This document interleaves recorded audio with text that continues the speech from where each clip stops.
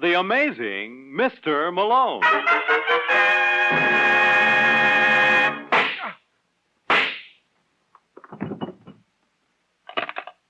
Operator, get me the office of John J. Malone.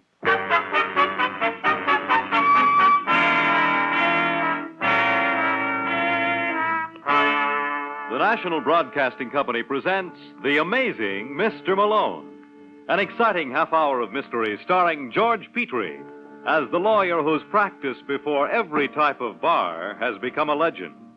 Our locale is the city of Chicago, the time, the present, and the hero of these weekly adventures, the amazing Mr. Malone.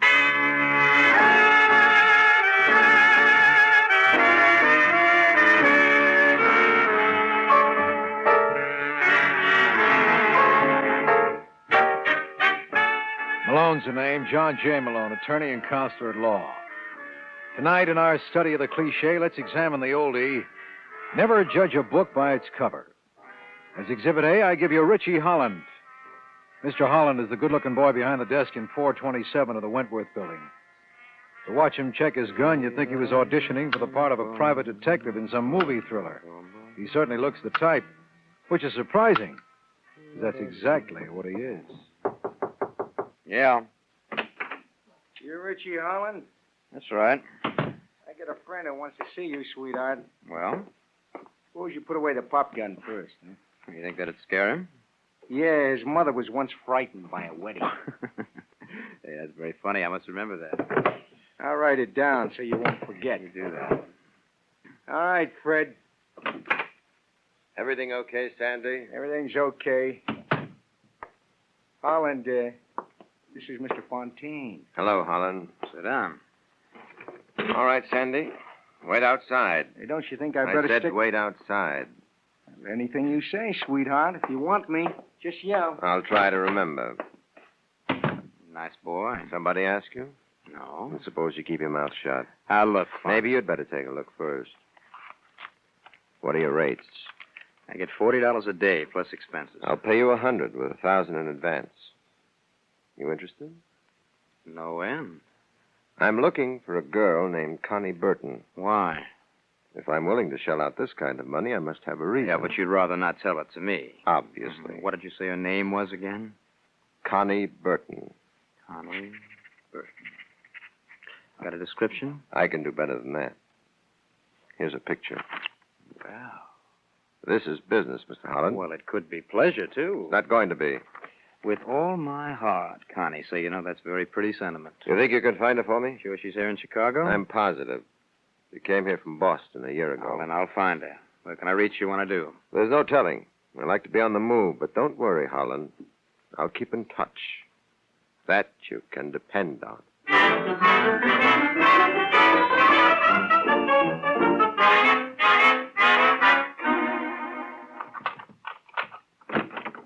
That you, Richie? Yeah, June. You realize what time it is? I've been waiting with dinner for 3 hours. It must be pretty cold by now. That's not funny. This is the 4th time this week. Where have you been? Working? So that's the new name for it. Look, June, I've had a tough day. Would you mind very much if we dispense with the arguments for one night? I bet she never argues with you. Who never argues with me? That girl. Look, June, there is no girl. I told you I'm working on a case. Then why didn't you phone me? Or were the wires down? Where's the paper? Richie, I'm talking to you. Well, fortunately, I can't hear you. You'll hear plenty before I'm through. Is this the girl? Where did you get that picture? I found it in one of your suits, and I love the inscription. With all my heart, Connie. It's not what you think. It never is. Well, you can tell her that the next time I see her, What do you I'll mean make it... the next time? I know where she lives. What? You thought you put one over on me, didn't you? What do you mean you know where she lives? Let me go. Well? I saw her in Marshall Fields on Tuesday, and I followed her. Oh, you two are real clever. What are you babbling about? She must have thought that by bleaching her hair and going under the name of Lila Grayson, I wouldn't be suspicious. Well, you're crazy. I suppose she doesn't live at the Beverly. You saw this yes, girl? I did. And she's living at the Beverly? You're not fooling me with this act. Richie, where are you going? Richie!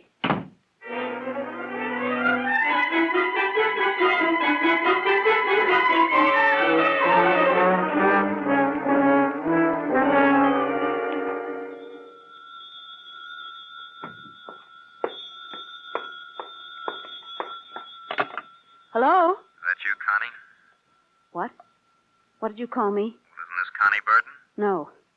No, you've got the wrong number. My name is Isla Grayson. Well, then I guess you wouldn't be interested in my message. Sorry if I... Wait a minute. Who are you? What difference does it make? Well, I just thought that I recognized your voice. My name is Richie Holland. Oh, well, assuming that I was Connie Burton, what's the message? A couple of your friends looking for you. Who? Fred Fontaine, boy named Sandy. Why are you telling me this? Well, darned if I know. But I once saw a picture of you, and it did something to me. Look, if this is a trap, Would I phone ahead and warn you? I'd like to be your friend. I could sure use one. Well, consider me a volunteer. Can I drop around? How does 10 o'clock tonight suit you? Suits me fine. I'll be seeing you, girl. Take care of yourself till then.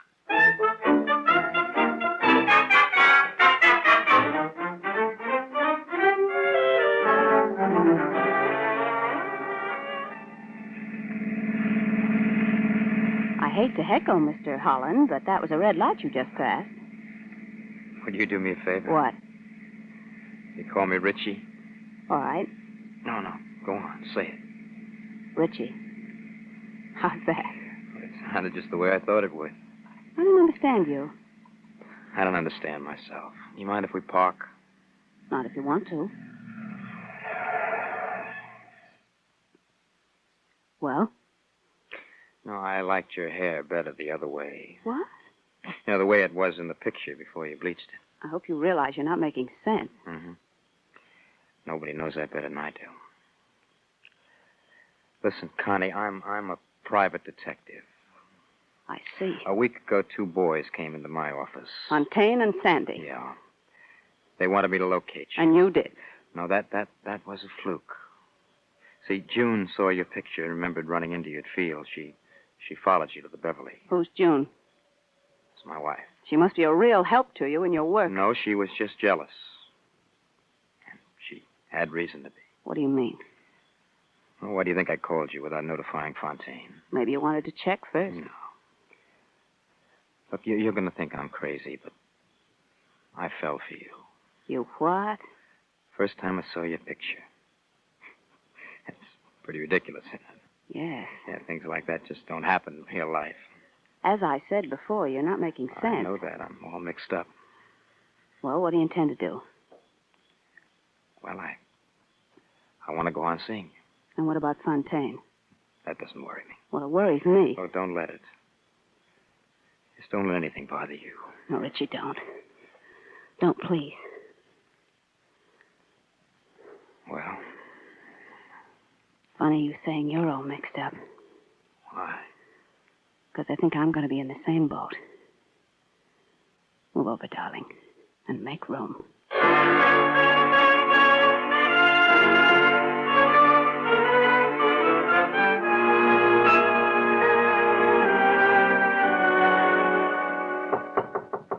Come in. Hello, sweetheart. Well, this is a surprise. We meant it to be. We? Mr. Fontaine is here, too. Oh. All right, Fred. Hello, Holland. How I am. Sandy and I were in the neighborhood, so we thought we'd drop by. It's very nice of you. Mind if we sit down? No, help yourself. Well, what's the story Story? on the assignment I gave you? Oh, well, I've been running into bad luck, Fontaine. I haven't been able to find the girl. It's been 6 weeks. Time sure does fly. Don't it? Well, I'm sorry to let you boys down. I don't think you did, Richie. Come again. You remember our deal? Certainly. You were to get $100 a day plus expenses. So? So, outside of that original 1,000 I gave you, you haven't asked for any more. That's not in character. Why not? Well, I pride myself on being a good judge of human nature. And I'd say you had a large streak of larceny in your makeup. Really? Really. And I can't figure out any reason why you'd miss an opportunity to clip me unless Unless what? you found Connie Burton. Well, then why wouldn't I tell you? Because you're real clever. Where is she, Holland? I have no idea. What do you think, Sandy? Well, if you want my humble opinion, I'd say he was lying. That's my opinion, too. You want me to try coaxing him? Please. Listen, you big lug, you put a finger on me. No, and- you don't. Oh, sure. Sweetheart was reaching for his pop gun, huh? That's not nice. If you don't get out of here, You know I'll... what? You no good, dirty bum. Where is she, Richie? What, do you think I'd tell you now? All right, Sandy. Carry on. Come on, sweetheart. Charge! I said, Charge! well, what do you say? Drop dead. Okay, sweetheart. I'm glad you don't give in too easy, because that's just how I get my kicks. And tonight I'm really gonna live.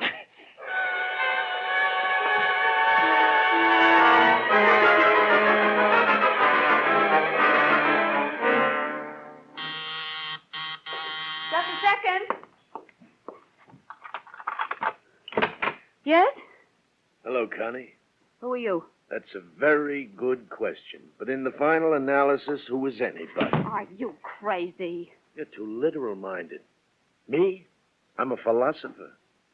Did you ever read Nietzsche or Schopenhauer? Listen, you. Should. Oh. Oh, isn't that silly? How are you going to find the time? What's the idea of the gun? I wish you wouldn't take this personally, Connie. Believe me, I got nothing against you. Who are you? Well, if you've got to call me something, try Harold. I don't know you. Does anybody know anybody else? It's hard enough to know yourself. As Spengler once wrote... Who put you up to this? Oh, now, you're not listening to me, Connie. You're like all the... Who put rest- you up to this? See, you're obsessed with your own petty problems. But if you analyze any problem, the solution is perfectly simple. In your case, a mere tightening of the finger. No! See how simple it was? Now you can sleep, Connie. Your problems are over.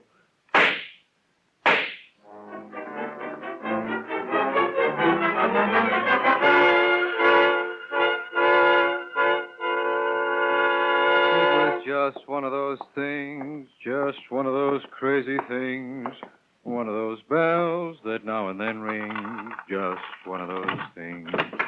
It was just one of those not... It's funny. It was just one of those things, just one of those crazy things. I must be in the wrong office. Uh-huh. Hello? That you, Malone? Who's this, Lieutenant Brooks? Yeah. I'm glad you called, Lieutenant. The darndest things happened. Just a second ago, I walked into the office singing just one of those things. And there was no one there. Ain't it amazing? You were 15 minutes late, Counselor. What do you mean? Well, that's when we picked up a little lady who was waiting for you. Who? Her name is June Holland. June Holland? Yeah. We're inclined to think she's responsible for the murder of one Lila Grayson, alias Connie Burton. And this June Holland wants me to represent her? Yeah, so it figures she must be innocent. Absolutely. Well, maybe this is our week to amaze you. Come on down, Malone. We're waiting.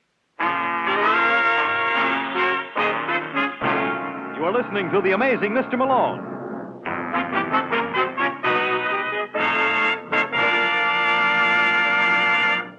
It's the Silver Jubilee on NBC. Here's a special program note on NBC's lineup of top adventure shows. This Sunday evening, 4 outstanding mystery features are yours over NBC, starting with Tom Conway as the debonair gentleman adventurer Simon Templar, alias the Saint. Then Lloyd Nolan, one of the nation's most popular screen actors, is featured as Martin Kane, Private Eye. Next, the second broadcast in a new series starring Carlton Young in the double role of Philip Galt and The Whisperer. Later in the evening, we travel to the Orient to join forces with Mr. Moto. Yes, for the best in Sunday evening listening pleasure, tune to NBC for Tom Conway as the Saint, screen actor Lloyd Nolan featured as Martin Kane, Private Eye, Carlton Young as The Whisperer, and Adventures in the Troubled Lands of the Far East with Mr. Moto. And now back to the amazing Mr. Malone.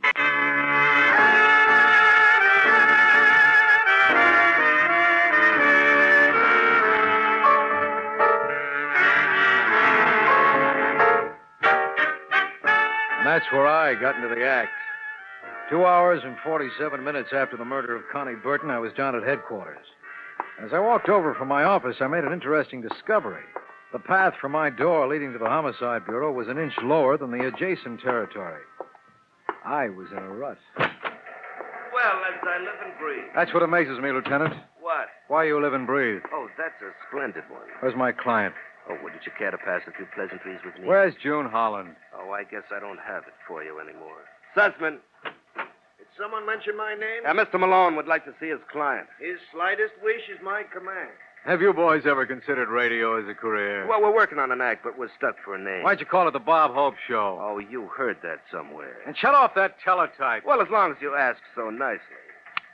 Where is it? Right here, Mrs. Holland. Are you Malone? Don't answer that, Counselor. It might tend to incriminate and degrade you. Don't mind him, Mrs. Holland. His mother was frightened by the Happiness Boys. Sit down. Thank you. Now, what do you know about this Connie Burton? Nothing. Absolutely nothing. I suppose you didn't know that your husband was running around with her. It's a lie. It's just business with Richie. He was hired to find her. What do you mean he was hired to find her? He's a private detective. Well, what do you got to say to that, Lieutenant? Oh, it was hardly business. You see, her husband was seeing this Connie for over a month. Right after they met, he made her move from the Beverly to the Marvin. That's not true. Then why were you around the Beverly checking on her? Because I was just trying to help Richie. Despite the fact that he moved out on you 4 weeks ago? Well, I didn't kill her. I never handled a gun in my life. That's possible. Well, you mean she hired a torpedo for the job? Yeah. You got a line on him? Give us time. Meanwhile, you expect my client to sit here. If you have no objection. I've got 100, but I don't think they'll do me any good. Well, sit tight, Mrs. Holland. I'll get you dispossessed as soon as I can.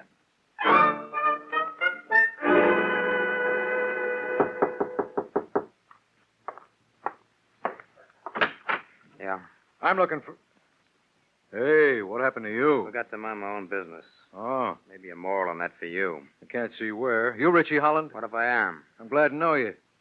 My name is John J. Malone. Well, I'm representing your wife. what for? Didn't you know the cops are holding her for murder? What are you mumbling about? A girl named Connie Burton was knocked off tonight. What did you say? Hey, easy, fella. You're ruining the I drape. asked you something, Malone. Obviously, the police haven't been here yet. What did you say about Connie? She was murdered. And I must have told him.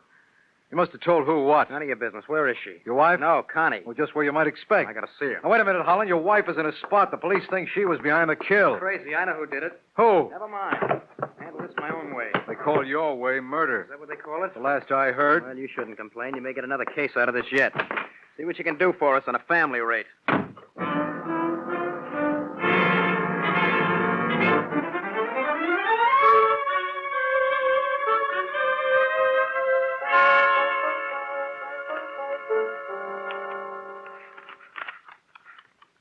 Did you see tonight's paper, Fontaine? No, I haven't, Sandy. There's a wonderful story on the front page. I mean, wonderful. If the sordid appeals to you. And it certainly does to you. Yeah, you betcha. Seems a little girl named Connie Burton was shot and killed last night. Let's see that. Connie Burton. Haven't I heard that name before? I wouldn't know. I'm probably confusing it with two other girls. Anyway, they're holding the wife of a private dick named Richie Holland for the murder. This may come as a shock to you, Sandy, but I know how to read. Well, I didn't want you to strain yourself. Seems this June Holland was just... Who's that? Get behind the door. I got you. Just a moment. Hello, Fontaine. All I can say, Holland, is your recuperative powers must be tremendous. They are. Sandy will be awfully disappointed in himself. What can I do for you? I just wanted to check something. Did I tell you where to find Connie before I passed out? What do you think? I'm asking the questions now. Well, put away that gun, Richie. Might give people wrong ideas. Yeah, who, for example? For example, me. What? No, as you were, sweetheart. Just drop the cannon. Would you be kind enough to dispose of that, Mr. Fontaine? Gladly. Hey, you made a field goal. Now, listen, you guys. Take it easy, sweetheart. We'll get back to you. What do you suggest? Well, he's pretty persistent. Let's dream up something very special for the boy. Something that'll really discourage him. Hey, I got an idea. Well, suppose you illustrate on Mr. Holland.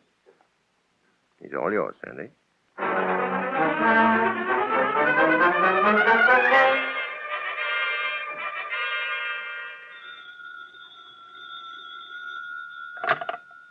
Hello? Well, let me talk to John J. Malone.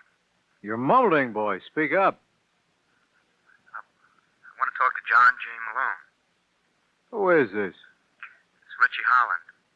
You sound like you had another accident. Listen, Malone. I'll tell you who killed Connie.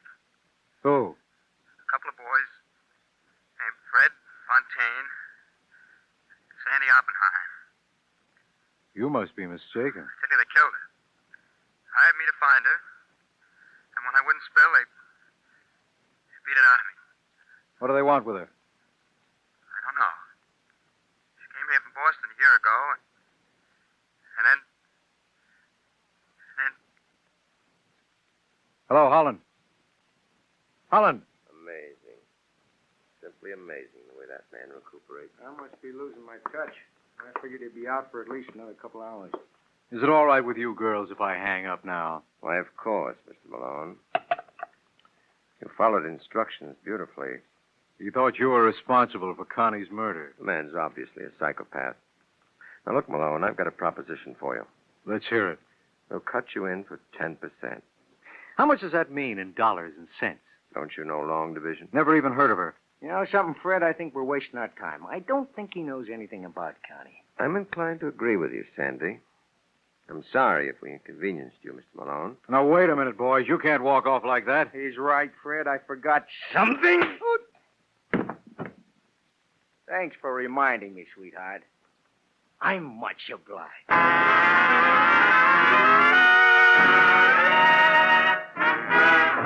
You're listening to The Amazing Mr. Malone.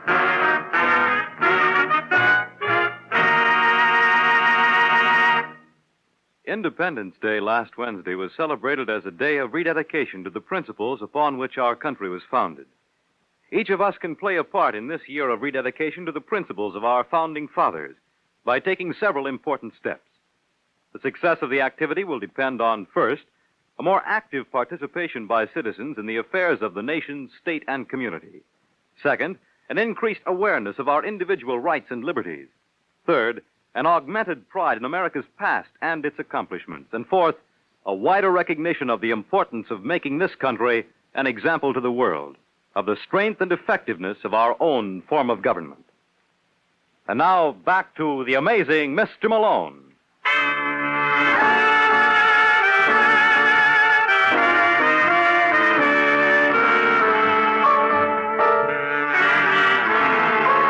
Well, that's what I get for using my head. It never fails. And after Sandy threw me that kiss, I took off for Cloud 16. It's lovely up there this time of the year. There are 20 beautiful maidens for every man, and I'm the only man allowed. And then someone went and yanked my cloud from under me. All right, Malone, time to wake up. Come on. Uh-huh. Oh, I wish I had my camera here. I'd love to have a picture of this. Oh. What happened? Well, you tell me. You were here. I'm not so sure. Oh, my head. Oh, it's real pretty. Who does your makeup? Shut up. No, I mean it. That streak of red running through your hair gives you a certain, je ne sais quoi. That's French, you know. Stop showing off your education. Actually, I never got out of kindergarten. Well, I guess this ought to convince you. Convince me of what? That June Holland didn't kill Connie Burton. Now, what's one thing got to do with another? What do you think Fontaine and his boy went to work on me? Which Fontaine is that, Fred? Yeah, you know him? Not as well as I'd like to. He's a Boston product. What do you know about a Sandy Oppenheim? Well, it's rumored that he's been associated with Fontaine in several banking ventures. Well, there was at least one other member in the firm. Who? Connie Burton. You're crazy. Listen, Lieutenant, they came to Chicago expressly to find her. And it's your contention they did? Definitely. Pick 'em up and pick up Richie Holland. Anything else you'd like? Well, while you're at it, you might as well pick me up, too. I'm not doing anybody any good on this floor.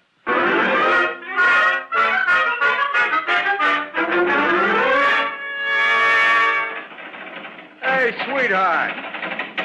Me? Yeah. How long do you intend to keep us here? I really don't know. Now, look, sweetheart. That's enough, Sandy. You don't hear Mr. Holland complaining. I never do, Fontaine. That's what I admire about you. You always take your medicine like the little man you are. Listen, why don't All you... right, hold it, Holland. That'll do. Open him up, Sussman. Hi, Hank. Hello, Counselor. Hey, what's the idea with the towel on your head? I'm doing a mind-reading act at the Orpheum. Everybody here? Everybody but Mrs. Holland. Well, suppose you get it. Aye, sir. I think you gentlemen all know Mr. Malone. Sure. Hello, boys. My, it's awfully quiet all of a sudden. What's the matter, Fontaine? Don't you remember me? I don't believe I've had the pleasure. Sure you did. You and your friend were up to see me this afternoon. You remember that, Sandy? Well, you can't prove it by me. Well, that's understandable. I've changed a little since then. Look, Lieutenant, I got a headache of my own. Do I have to sit through this? How about it, Counselor? All right, Holland. In deference to you, we'll make it short and sweet. You all know why we're here. I don't. Okay, Fontaine, we'll take it from the beginning. We're here to find out who is responsible for the murder of Connie Burton. According to the paper I read, it was a lady named June Holland. That was just enemy propaganda. Then suppose you tell us the truth, sweetheart. All right, Sandy. Connie Burton came to this town a year ago from Boston. That's the place that's noted for its beans, isn't it? It has a more recent claim to fame. About 14 months ago, 7 men entered a bank messenger company there and waltzed off with close to $1.5 million in cash. Hey, remember that, Fred? Vaguely. Seems to me they never caught the culprits. You ought to know, Why? because I got a hunch you were the brain behind that operation. Thanks for the compliment. Well, that's all you're going to get out of it. What do you mean? You had a girlfriend named Connie Burton. You slipped her the loot, and she was supposed to meet you later so the mob could divvy up. Instead, she took off for Chicago. That's very interesting. It gets better as it goes along, because that's where Richie comes in. What kind of a crack is that? They hired you to find Connie, didn't they? So? So you held out on him. Why? Well, not that it's any of your business, but I went for the girl. Tell me something, Holland. What did she have that got you? I mean, besides all the money. How's that? Well, the money is why you had her killed, wasn't Look, it? Malone, I don't like those kind of Neither jokes. do I, Richie. Somehow I can't see anything funny in murder, but then I've got no sense of humor. Okay, Lieutenant, he's all yours.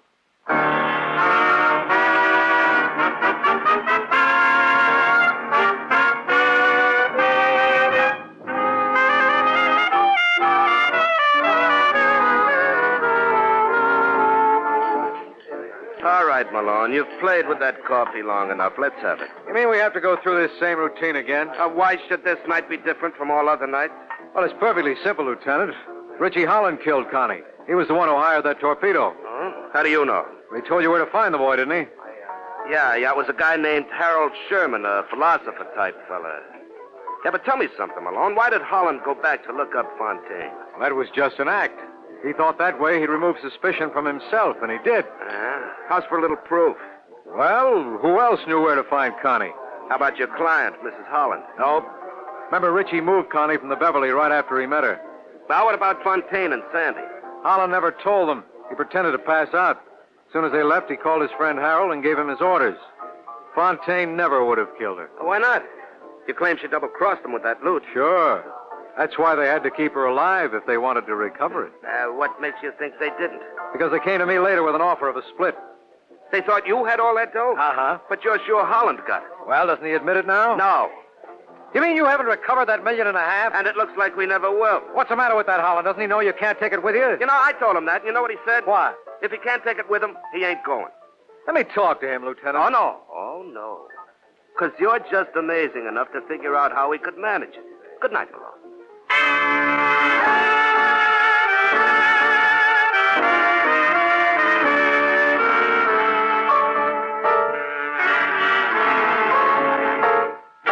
Ever hear the story of the Dixieland Band?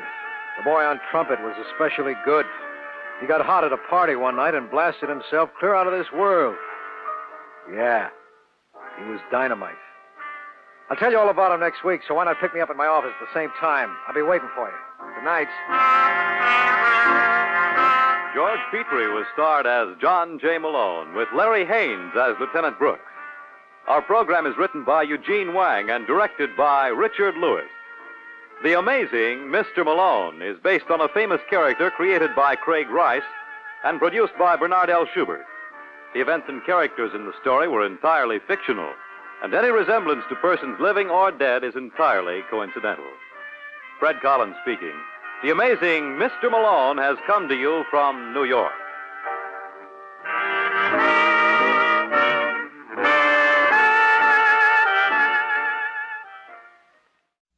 I have another story to tell you today. This one is about a crime in which a murderer is trapped by one of the most powerful forces of nature. Do you want to hear it?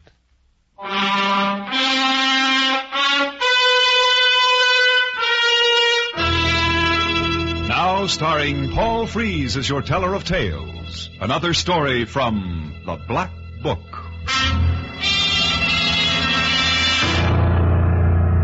Yes. From the world's most fabulous collection of strange and unusual stories, The Black Book, I have selected a story called The Vagabond Murder.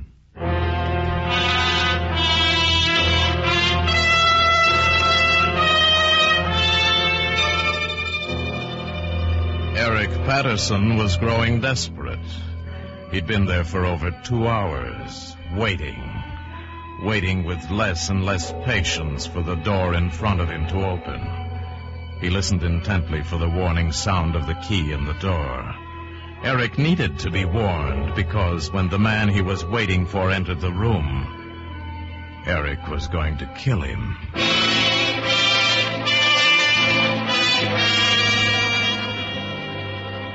As the seconds ticked past in the darkness, Eric thought back to the beginning of all this. It was in New York. He had taken his wife, Karen, along on a business trip. It had been quite successful, and one of the best contacts he'd made was Henry Drucker. Drucker, the richest, most influential man in the whole investment business. And he seemed to like Eric from the start. And with Karen, they made a gay trio the last few days. Rounds of cocktail parties, the theater, endless nightclubs.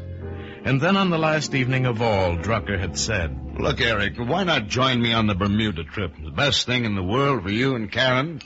My yacht sails tomorrow. What do you say?"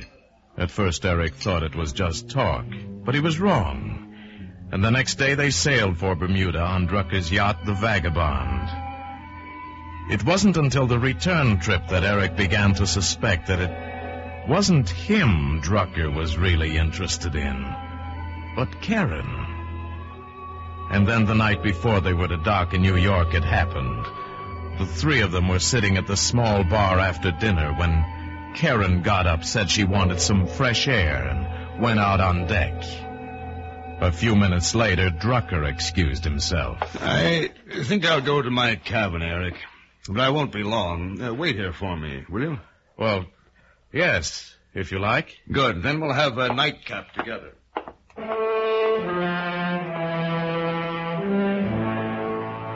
And so Eric was left alone. As he sat there, disturbing images began to form in Eric's mind. Pictures of Drucker, handsome, virile, wealthy, and of Karen, young, beautiful, and oh so impressionable. With a suddenness that overturned the bar stool, Eric was on his feet, and half running, he crossed the room and went down the corridor to Drucker's stateroom. Drucker, open the door. Drucker, do you hear me? Open this door, I'll break it down. Just a minute, Eric. I'll be right there. Just take it easy. I'll take it easy till I count to 5, then I'm coming in. 1, 2... All right, Eric. Where's my wife? Well, you must be drunk, Eric. Karen isn't in here. Was she in here, Drucker? Tell me the truth. Don't be a fool, Eric. Of course she wasn't. Then why was your door... I guess I have made a fool of myself. I'm sorry, Drucker. Forget it. I'll tell you why I locked the door. You see, Eric, I'm diabetic and have to give myself an insulin shot about this time every night. Naturally, I don't talk about it, nor do I like anyone barging in while I'm at it. Eric stood there feeling like a fool while Drucker washed the hypodermic needle and put it away in a box. Eric watched him place the box next to a packet of insulin capsules in the drawer of the night table by his bunk. I can understand your jealousy, old man, with a wife as lovely as Karen. But I know women, Eric, and Karen is in love with you. She always will be. Look, I'm terribly sorry about this, Drucker. Oh, now, let's just forget all about it. Matter of fact, I've been wanting to talk to you about something I've already told Karen. It should prove how I feel about you, Eric. Here, pour yourself a drink. Thanks, I need it. You know anything about uranium? Oh, it's expensive. Know anything about Peru? What are you driving at? Uranium in Peru, Eric. Big. Really big. And the payoff is so big that I was going to put in $750,000 on my own.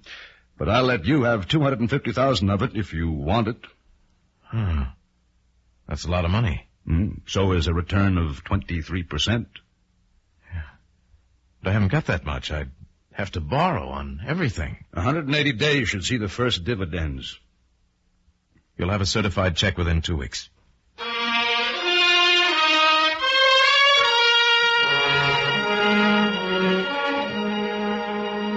Back in New York, Eric and Drucker spent hours poring over graphs, reports, charts, surveys to make certain their investment was sound, and they could find no flaw.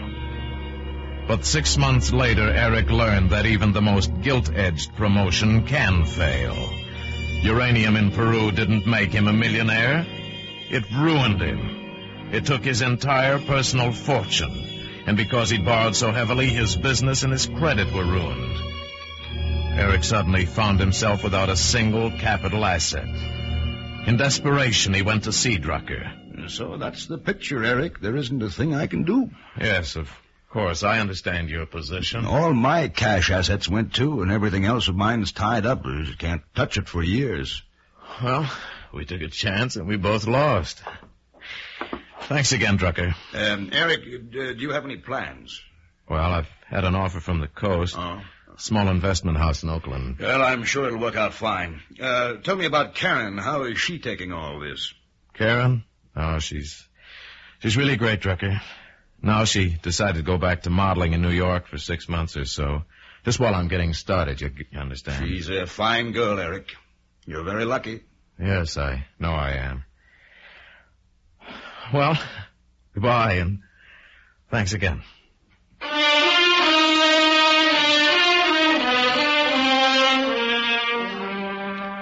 Out in California, Eric thought often of Drucker.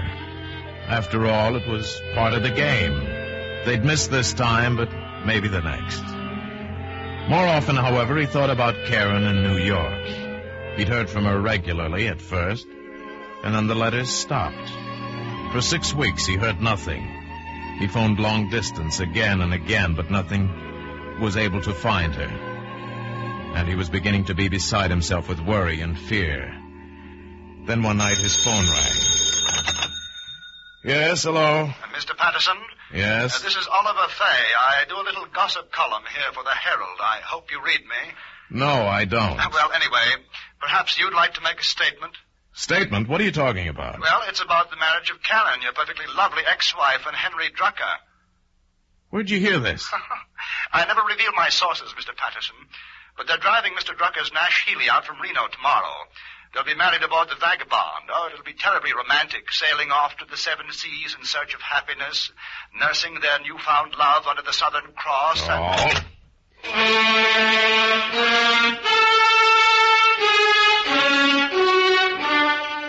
At first, Eric thought it was all a lie, that perhaps he was the victim of a cruel prank. But he had to find out.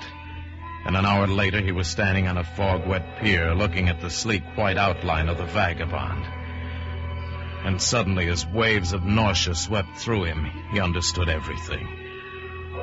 Drucker had deliberately ruined him, and undoubtedly with Karen's knowledge. These last 6 weeks, Karen had been in Reno, divorcing him by default. Everything had been taken from him. His money, his wife, his pride, and he hated them for it. Eric stood there raging, his eyes fixed on the porthole he knew to be that of Drucker's own cabin. And suddenly he realized that he was going to kill Drucker. And a second later he knew how he was going to kill him. He returned to his rooms and dialed the number of the Herald, asking for Oliver Fay. Fay speaking. Mr. Fay, this is Eric Patterson. Oh, yes. Look, I want to apologize for my rudeness earlier this evening. Oh, that's all right, Mr. Patterson. People are often harsh. Yes, well, I'm sorry. I would like to give you a statement now. It's simply that Henry Drucker and I are close friends, and, well, there's no ill feeling between any of us. You understand. I certainly wish them the best of everything. Well, good. I'll print that, and I'll show it to them tomorrow night. You know, there's a pre-wedding party aboard the Vagabond. Oh? What time are they sailing? I might want to send them a wire. Well, I have my little notes right here. Let me see now. Cocktails at 5:30, then dinner at about 8, and finally the sailing around 2 a.m., I think. You know, it's going to be such fun. I'm the only one of the literary crowd they've included. Oliver Fay gushed on, but Eric wasn't listening now. He had all the information he needed. Henry Drucker was as good as dead right now.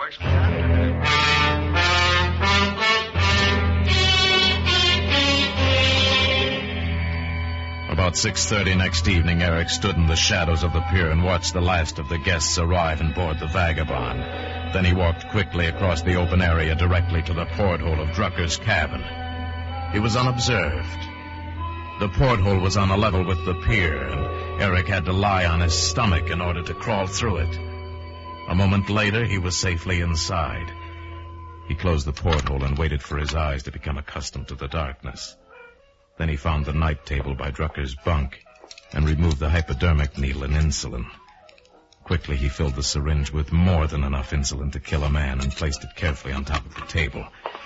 Next, he found a towel and rolled it lengthwise. With it, he could choke Drucker into unconsciousness without leaving a mark. Now he was ready. An hour passed, then 2, and a third, more slowly than ever. And for the first time, Eric grew nervous. Another hour, and the towel in his hands was wet with perspiration. What had happened? Had Drucker, in the excitement of the evening, forgotten his injection? Panic began to rise in Eric, and he fought it back desperately. And then suddenly he heard a key in the door. He stood back and waited. The door opened, and Drucker, a black figure against the light of the corridor, entered the cabin. Eric waited until he'd blocked the door behind him. Then he moved. The towel went around Drucker's neck, and Eric twisted it with a frenzied snap. After a moment or two, Drucker ceased to struggle, and Eric finally released him. He might have been dead already, but to be sure and to make it look like suicide or an accident, he injected the overdose of insulin. Then it was over. Perfect. Eric sighed deeply with relief and satisfaction. Mr. Drucker? Mr. Drucker! Oh, come now, I know you're in there. You promised me an interview, you know. Terror-stricken, Eric moved to the portal. His hands trembled as he opened it and prepared to climb through. But something was wrong. The porthole was open, but he couldn't get out. Blocking it 6 inches from his hands was a solid wall of pilings, great timbers side by side.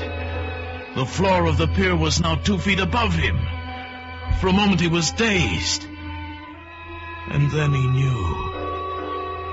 The tide. The tide was going out, and the ship had dropped a few feet with it. The tide had cut off Eric's only escape.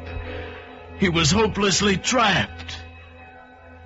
He sat down heavily, almost ready to cry. I'm still here, Mr. Drucker, and I'll wait right here all night if necessary. Do you hear me?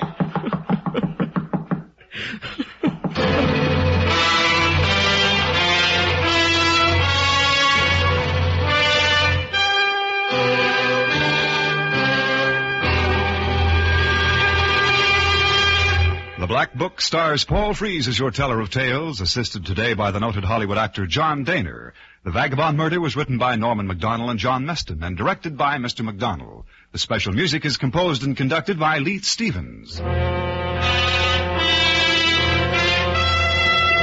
Every Monday night, a top Hollywood star plays the leading role in a thrill-packed story on suspense on most of these same CBS radio stations. Clarence Cassell speaking. Remember, Broadway Playhouse brings you top stars and top stories Sunday nights on the CBS Radio Network.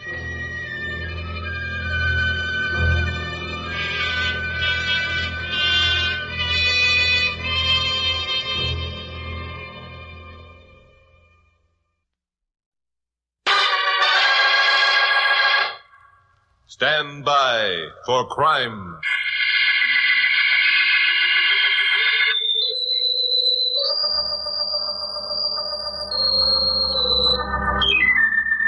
Hi, Chuck Morgan talking. You know, speaking of unusual stories, they never happen as frequently as most people think.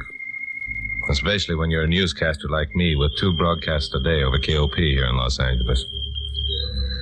I made the mistake a couple of times of coming up with some off-trail material that really made good copy. Now my listeners expect me to do it every time. It isn't easy. But occasionally I do get a break. Like last week. Things had been pretty dull, and I was beginning to think my reputation might be at stake unless I pulled off some kind of scoop within the next few days. And Well, on Friday, I got back to my apartment just before midnight. Looking forward to a nightcap and bed.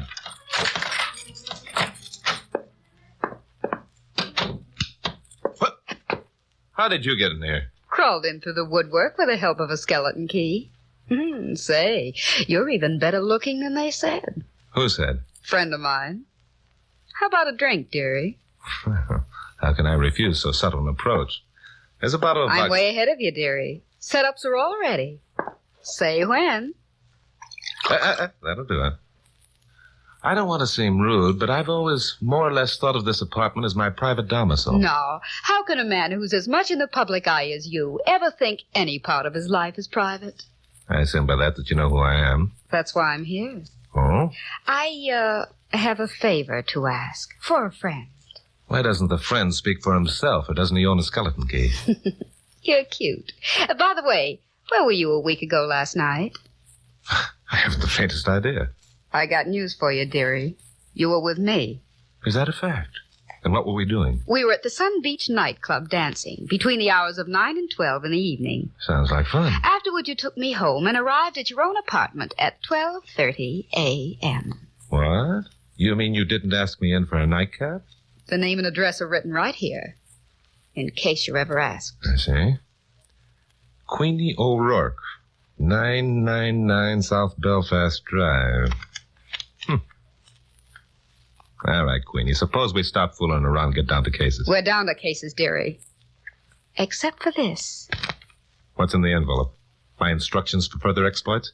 Open it after I'm gone, dearie. And, dearie? Yeah? Don't be sucker enough to get any ideas. Now, wait a minute. So long, dearie. Here's hoping you enjoy good health for a long time. I didn't like that last crack. As a matter of fact, I didn't like any part of this. I felt like a dope for letting Queenie get out of there. Well, it was done now. I walked over to the table, picked up the letter, and studied it for a minute. It was a plain brown manila envelope, rather bulky. Well, I'd never know what was inside unless I looked. If the Japanese peace treaty had fallen out of that envelope, I wouldn't have been more surprised. I stared down at the pile of banknotes lying on the table. Stared down at $10,000 and $100 bills.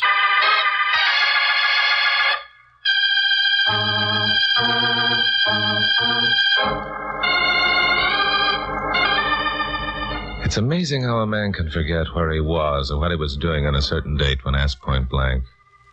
March 28. Only 8 days ago.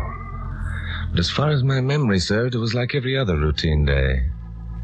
Something must have happened, though. Some tiny incident that was worth $10,000 to a gal named Queenie. Maybe to a lot of other people.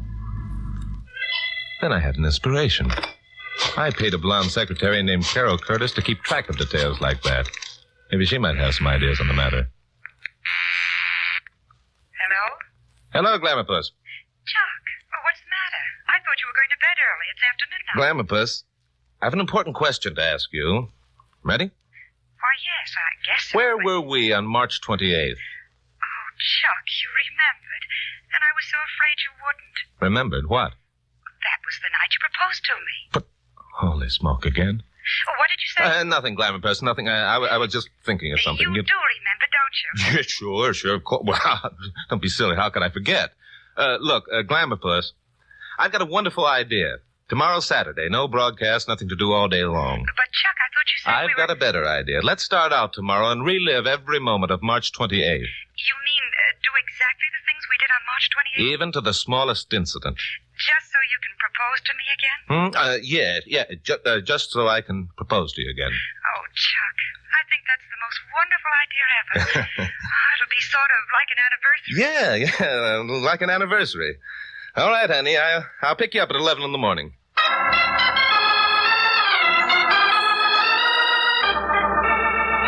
I picked up Carol at 11 straight up the next morning. I was tempted to tell her about Queenie and the $10,000, but she was so excited about the anniversary gag, I didn't have the heart to spoil her fun.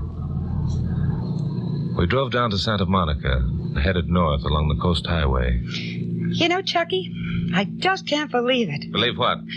Oh, that you could be so romantic as to think of an idea like this. My Glamabus. I come from a long line of romanticists. As a matter of fact, my great-uncle, Charlie Morgan, had 5 wives. I've got news for you, Chucky boy. You're only going to have one. On the other hand, my great-uncle Phineas Snodgrass on my mother's side supported the school of thought that 1 wife was too many. He lived to be 97. Did you bring along the lunch? Of course I brought the lunch. And your Uncle Phineas Snodgrass on your mother's side can go jump in the lake. Okay, Glamourpuss, I was just kidding you. Now, the idea of today's adventure is to do exactly what we did last week. As I recall, we drove directly to Santa Barbara without a stop, right? That's right. We had lunch on the beach, and then we went swimming, and then...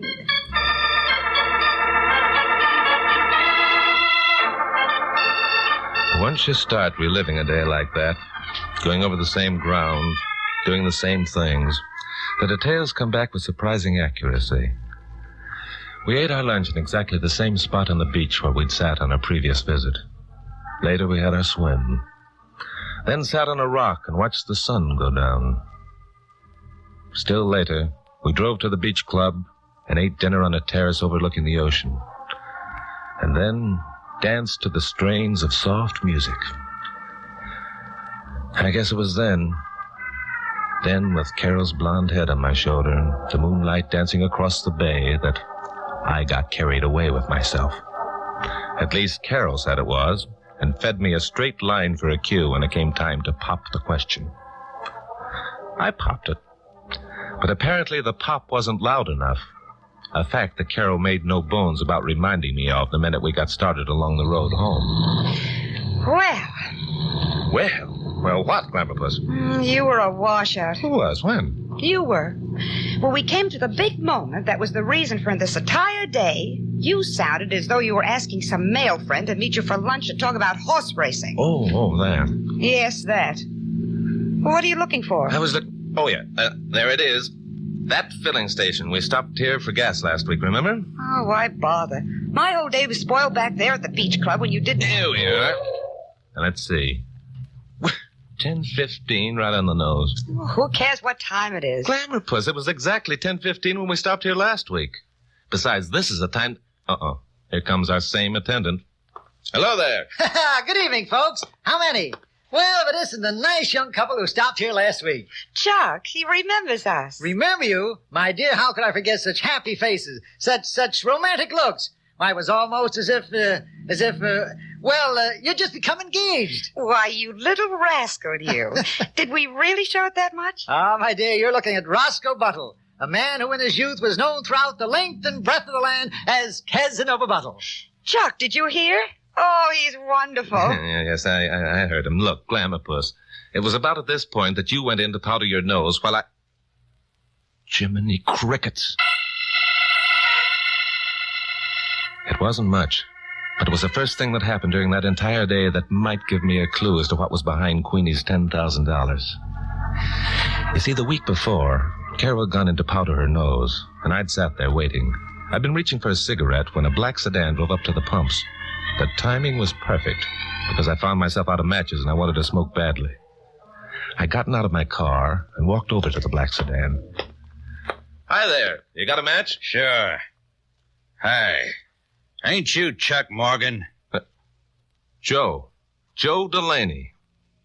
When did you get out, Joe? Don't be funny, Morgan. I ain't been in and you know it. You haven't been in for 6 months, you mean?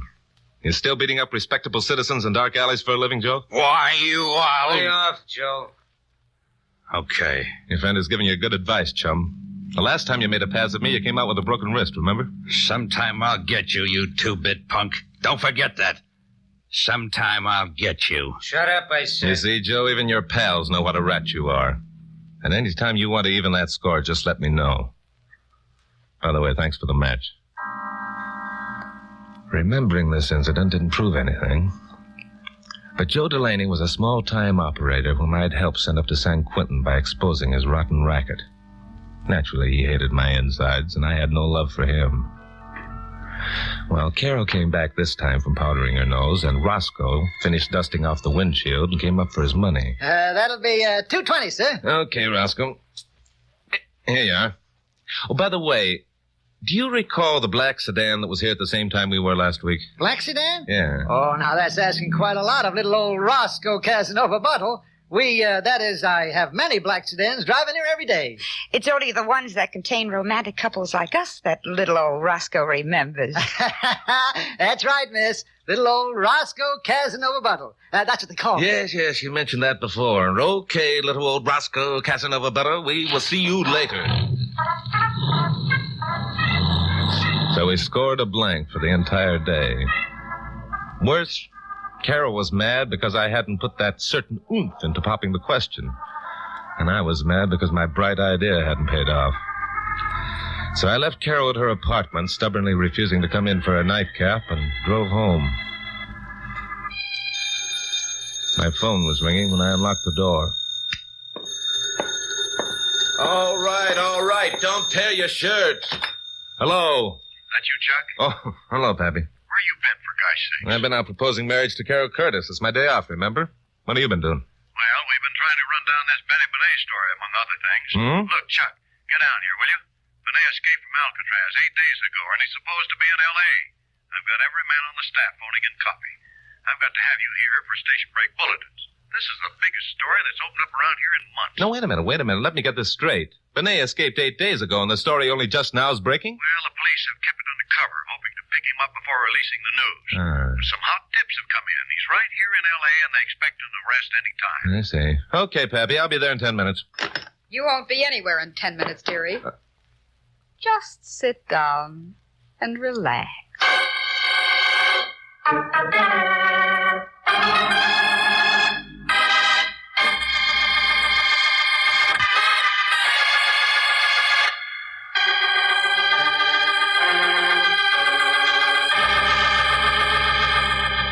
Well, now I had all the answers to the puzzle.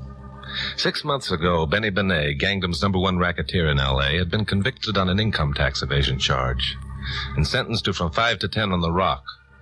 He'd promised to escape, and now he'd apparently succeeded. The police had kept it quiet, hoping to pick him up before the press found out and lost up any plans they might have by snooping around. The escape occurred 8 days ago. 8 days ago, I had stood 5 feet from Benet when I was talking to Joe Delaney. I've always thought that a girl with a gun presented a rather ridiculous spectacle. Queenie was no exception. I figured I could talk her into listening to reason easy. That hope was short-lived. Well, if it isn't Queenie O'Rourke, you must be getting to feel at home around here. More so than you think. Stay right where you are, dearie. You handle that gun like an expert. And shoot it like an expert. Huh? Keep away from me. Hey, you guys! All right, Morgan, quit making like a hero. Well. Benny Benet, the big shot himself. And Joe the Rat, too. I told you I'd get you, you two-bit punk, and now my time's here. Hey, up, Joe. Morgan, get on that phone, call your radio station. Tell them you got a lead down in the southwest section, you're following it up. And then what? Then we'll all just sit down and relax and enjoy ourselves till the heat's off. Don't be a fool, Benet. If I don't show up at the station in 10 minutes, half the staff will be here looking for me. No, they won't, Morgan, because you're going to do like I said. Call old man Mansfield and tell him you got a lead. And you're going to keep on calling him on and off all night, making him think you're hot on the trail of Benny Benet. And if I refuse to make those calls? You won't, friend. You got feelings just like everybody else. You ready, Joe? You're darn right I am. Got your gun on him? Makes one move and I'll blast him wide open. Then let's go. This is what I waited a long time for. Punk! So you...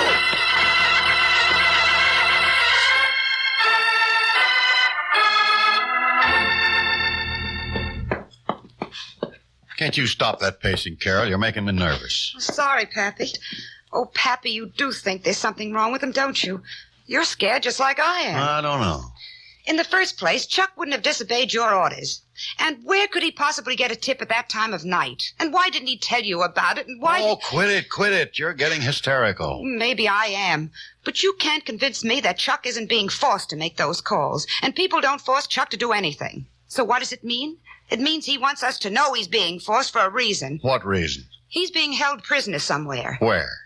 Carol, are you sure Chuck didn't talk to anyone while you were celebrating your anniversary yesterday? I've already told you 100 times. No one but that character at the filling station. And just what was the nature of that dialogue? Chit-chat. He said he remembered us, and we said we remembered him. And he said he was a romantic creature at heart, and then just before we left... Oh, say, wait a minute. Well? Just before we left, Chuck asked him if he recalled that a black sedan had been at the filling station while we were there 8 days before. Well, did he? No, but I do. It contained 2 men. Chuck borrowed a match from one of them. Sounds normal. What happened to make you remember it so clearly? Because Chuck recognized the man. He said his name was Joe something, and Chuck was responsible for sending him to San Quentin. That must have been Joe Delaney. Chuck really laid that guy out. That was it. Joe Delaney. Could it mean anything, Pappy? Well, Joe was a bodyguard for Benny Benet. That's it, Pappy. The other man in the car was Benny Benet, and they thought Chuck recognized him. No, if they thought Chuck recognized Benet, they wouldn't have waited this long. Oh, yes, they would. They knew the story wouldn't break for a week, so they took their time, knowing that when the story did break, Chuck would remember Joe Delaney. Oh, you're grabbing at straws, Carol. Oh, no, I'm not. Listen, they were waiting for Chuck when he got home last night. They let him answer your call, and then they grabbed him. And did what with him? Kept him right there. That's where he is now, and so is Benny Benet. Oh, don't you see it, Pappy? It's the perfect hideout for Benet. Well, it's just a wild enough theory to have some merit. Still, It's the only answer. Chuck's taking a beating from them to make it look authentic when he makes his phone calls. He knows if he can keep them there long enough, we'll figure out what he's doing. Oh, Pappy, I know I'm right. Well, but first we've got to find out if he is there. And I know just how we can do it. Listen, Pappy, if you'll just lend me your ear a couple of minutes.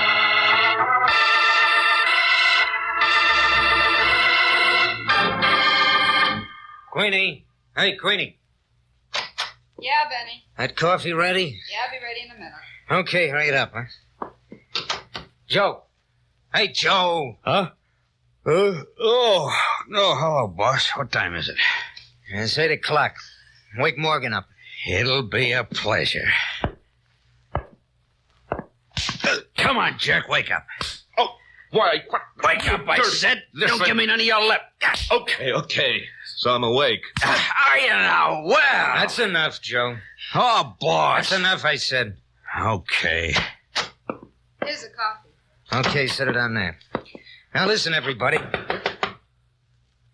Who would that be, Morgan? I don't know. The paper boy, I guess. Let him go away. We don't want no one to know Morgan's here. Now, wait a minute. I got a better idea. Answer the door, Morgan. Tell the kid you just got in, but you got another hot tip on Benet and you're leaving for Long Beach in 5 minutes. The kid'll be sure to tell someone. His phone calls are beginning to sound like a setup. That's smart figuring, Benny. Sure it is. All right, Morgan, get going.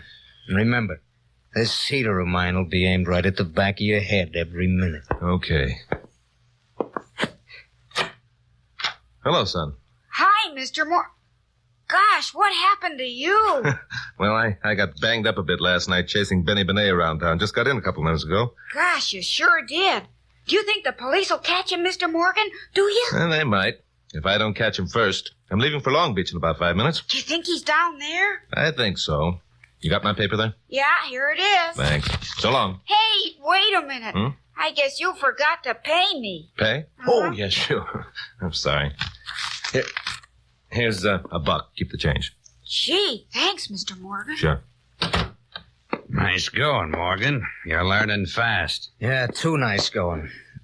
Morgan, you ever seen that kid before? What's the matter, Benet? Getting the jitters? I asked you a question. Sure, I've seen him before. I see him every morning. Didn't you hear him call me by name? Sure, boss. This punk is so slap-happy, he ain't got sense enough to try pulling a fast one. I still ain't so sure. You give him anything besides that $1? Sure. I handed him a large manila envelope containing a full story of your escape. I composed it while I was sitting here with my hands tied. Funny man, eh? Boss, you want me to work this joker over again? Now, wait a minute. Let me think.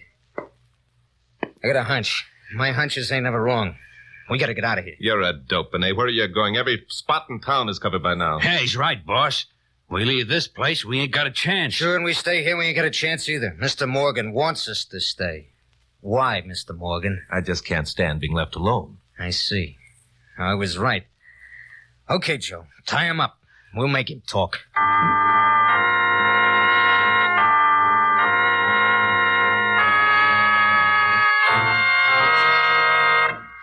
And that's all he said, Jimmy, that he was going to Long Beach? Yeah, that's all, Miss Curtis. Gee, was his face a mess. Oh, poor Chuck. And when you asked him for your money, he gave you $1 and told you to keep the change? That's right, Mr. Mansfield. Well, that proves Chuck knew it was a gag. Well, how does that prove it? Well, never mind now, son. Carol, you're sure you want to go through with the plan? Oh, yes, Pappy. Let's hurry. Okay.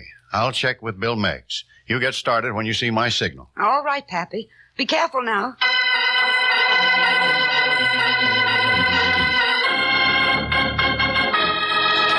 Hold it, Joe. He's had enough. That guy can sure take a lot. Hey, he's out cold. Get some water, Queenie. Okay. Hold it. Chuck! Who's that? I don't know, but I don't like it. Chuck, let me in. It's Carol. That's Carol Curtis, Morgan's blonde secretary. Yeah, quite a dish, too. Never mind that, Joe. You and Queenie get over there behind the door. What you gonna do, boss? Gonna let her in? She knows Morgan's here. She wouldn't keep pounding on that door. We gotta talk to that babe. Now, get going, you two. Chuck, please let me in. Pappy wants to see you. Chuck, who are you? Come on in, sister. I want to talk. Hey, boss, the window! All right, Benny. The cops!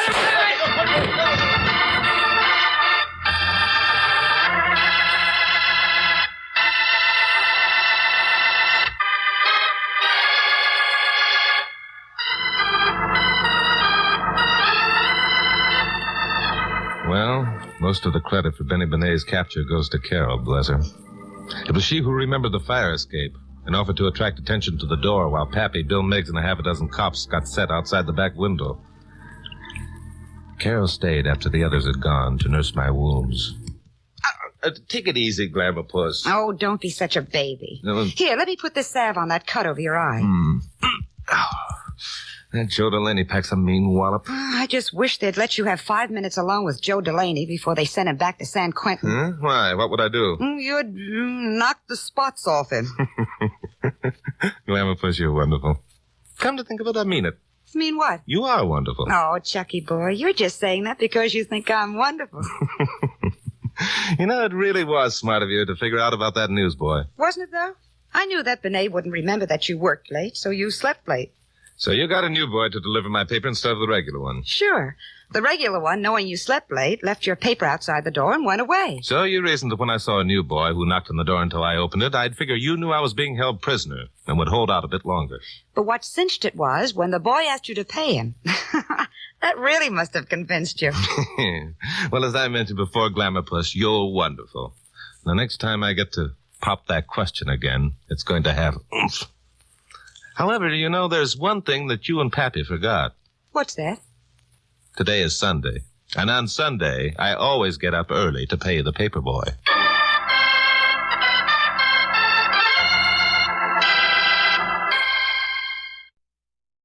And now, the Mole Mystery Theater, presented by M-O-L-L-E. Mole, the heavier brushless shaving cream for heavy beards.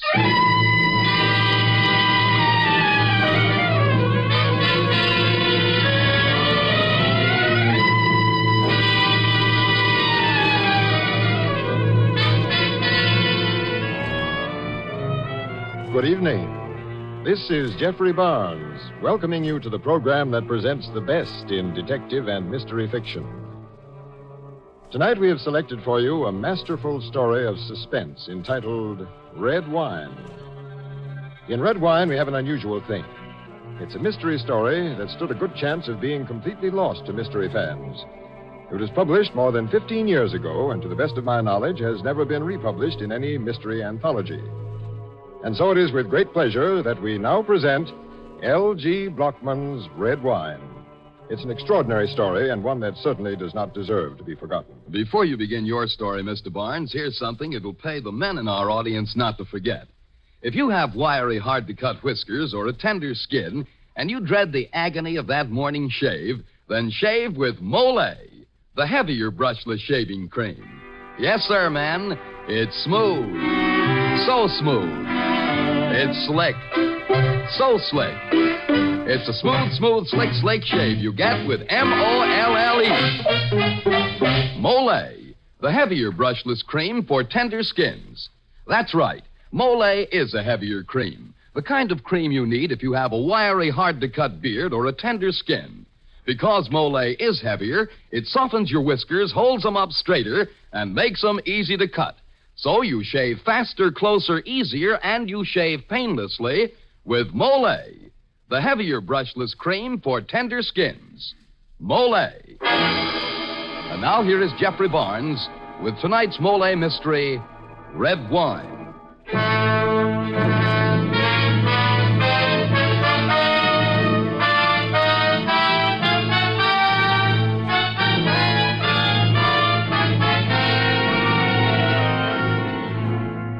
This happened at Bohar Plantation, down in the valley of the Amazon. And the men who grow rubber in the jungle will vouch for the story, and they tell it nights in the bars of Maracas. And they say that it had to do with 3 who were hunted, and the 4th the hunter. 4 in all, they say, and the bitter ending in a bottle of red wine.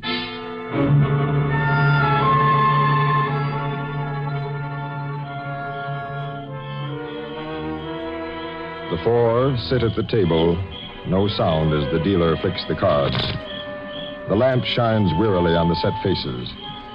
The dealer's eyes move slowly, watching each man. Joe Best, hard, heavy-lipped, sensual. I open for $2. Dick Hallop, easy, full-muscled, sometimes smiling. I'll bump that 3.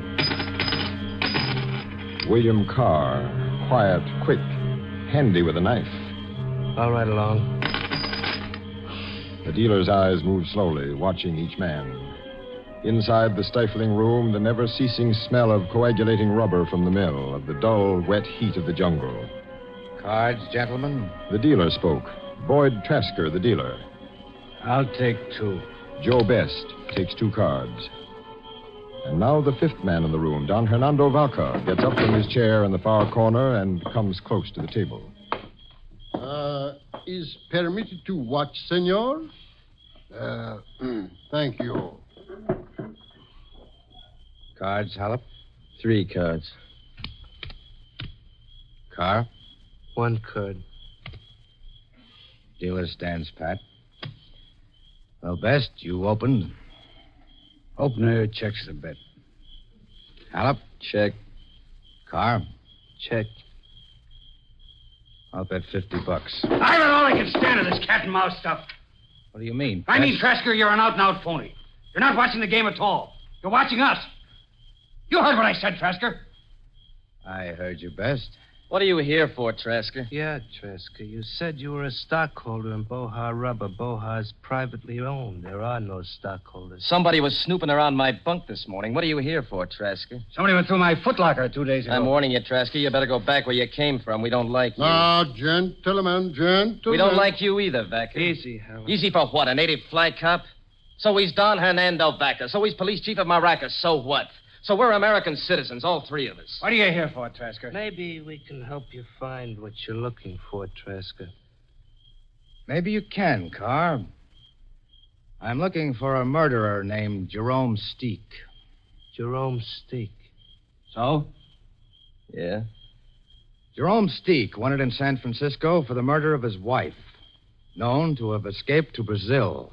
Brazil's a big place, Trasker. Also known to have paddled down the Amazon Valley to Bohar Rubber Plantation. Appearance, of course, will be altered. Dark hair, probably bleached blonde now. I'm blonde, Trasker. See, all 3 of you are. That is what I told the Senor Trasker when he first came to my office in Maracas. I said, all 3 men are blonde, senor. I said... Go on, 3... Trasker. Jerome Steek is an American. Quite cultured, very well read. Connoisseur of wine. Fond of horse racing, women, good clothes. Also a heavy gambler. So that's why you arranged this poker game, to see how we bet. Jerome Steek is also very clever. He's a good actor. He's capable of concealing his breeding, of passing himself off as a ship's engineer, say, or a stevedore. Field hand. Or... I'm a ship's engineer. You want to see my papers? I don't want anything, Hallop, except... Except what? Except to admit I've made a mistake. Okay. Yeah, that's better. Don Hernando, I apologize. I should have listened to you. I told you it was a wild goose chase. I had to see for myself. Well, have you? Yes, it's quite obvious that none of you is Jerome Steek. So when the launch comes up the river again, I'll take it and return to the United States. The launch won't be here for a week. That's unfortunate, Best. You'll have to put up with me until then. A week is a long time, Trasker. 4 guys could get on each other's nerves in a week. We'll have to take a chance on that, Carr. My nerves are pretty good.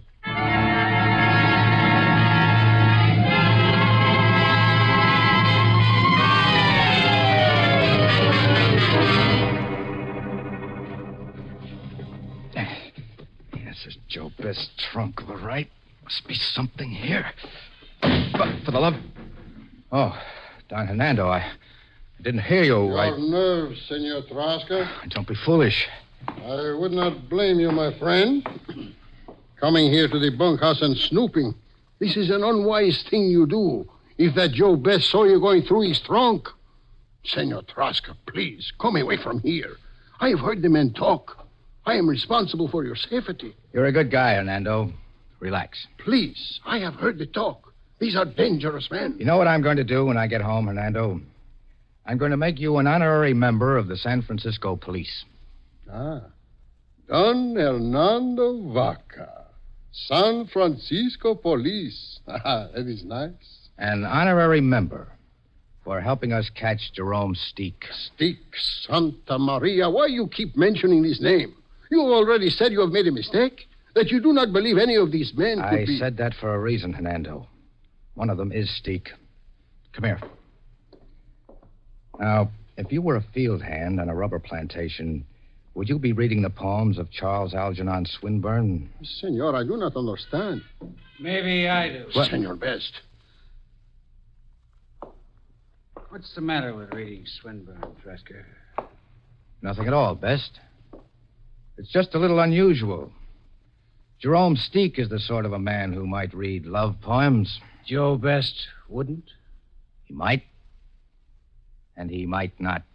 Now put that book back in my trunk, Trasker. Close the trunk and get out of here before Jerome Steek was known to have a severe temper. Why, you... No, Senor Best.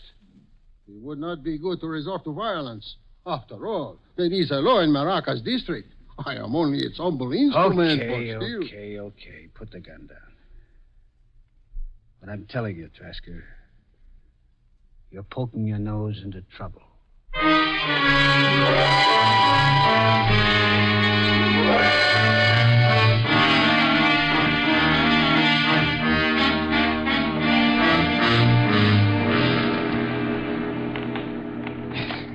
Carr seems to have enough bottles hanging around here. Looking for something, Mr. Trasker? What? Oh, hello, Carr. I cut myself. I was told there was some peroxide in this first aid cabinet. Funny they told you to come all the way down to my shack for peroxide. Is it? I think so. They have iodine up at the main office. Is that so? Yeah. Iodine's much better for cuts, particularly little scratches like that. Thanks, Carr. I'll remember that. I would if I were you, Trasker. You can't be too careful. That's right.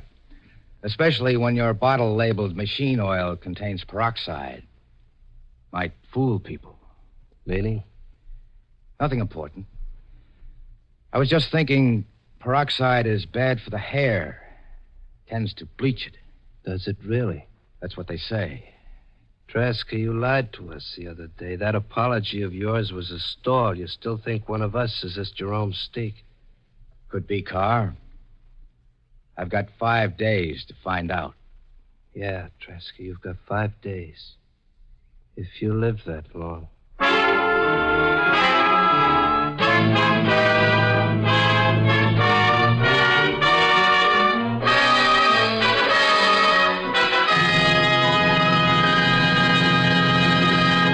As the curtain falls on Act One of our story, it looks as though Boyd Trasker is in for plenty of trouble, and very shortly. The chances are Mr. Trasker would much rather be back in San Francisco right now than risking his life in the Brazilian jungle. Well, Mr. Barnes, I don't know about Mr. Trasker, but I do know this. There are a lot of men who'd rather face all the tortures of the worst jungle than go through the punishment of a morning shave. Well, almost.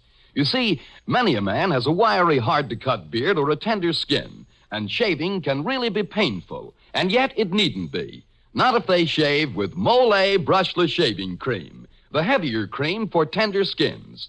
Yes, Mole is a heavier cream, the cream that softens your whiskers, sets them up straighter, and lets your razor sweep right through them. With Mole, you shave faster, closer, easier, and you shave painlessly. Try it and see if you don't say, it's smooth, so smooth, it's slick, so slick. It's a smooth, slick shave you get with M-O-L-L-E. Mole, the heavier brushless cream for tender skins. Mole. And now back to Jeffrey Barnes and Act Two of the Mole mystery, Red Wine.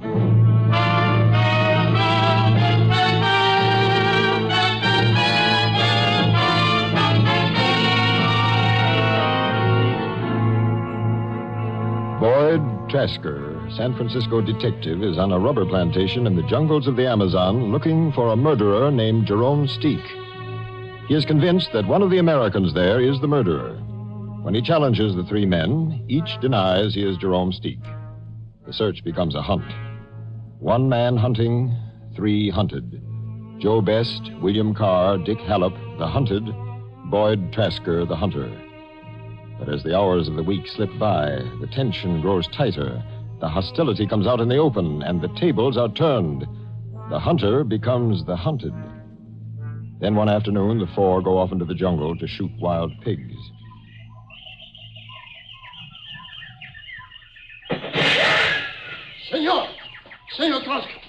Senor Trasker, you are all right. Where did you come from, Hernando? You are all right. I told you not to worry about me. I could not help it. I had to come when I heard you had agreed to go pig hunting with those men. I can take care of myself. But such unnecessary risks. In this jungle, anything What would you want me to do? They came to me this morning, all three of them, and said they always hunt pig on a day off, and would I like to come along? But it would be so easy. A hunting accident. Ping. Everybody is so sorry. And you are dead. Yes, I'm expecting it any minute. What? The hunting accident. One of those men out there on the brush is Steek. I feel certain of it. He already has one murder to his credit, and I'm going to find out if he has nerve enough to try a second. Senor Trasker. You see that little rise of ground ahead? See. They gave me that as my post when a pig is sighted. Now, Carr is somewhere to the left. Best is over there to the right by that clump of trees.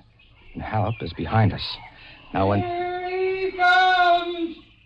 Stand ready, Trasker! Please, do not go to your post, Senor Trasker. I don't intend to. Huh? But my sun helmet is going.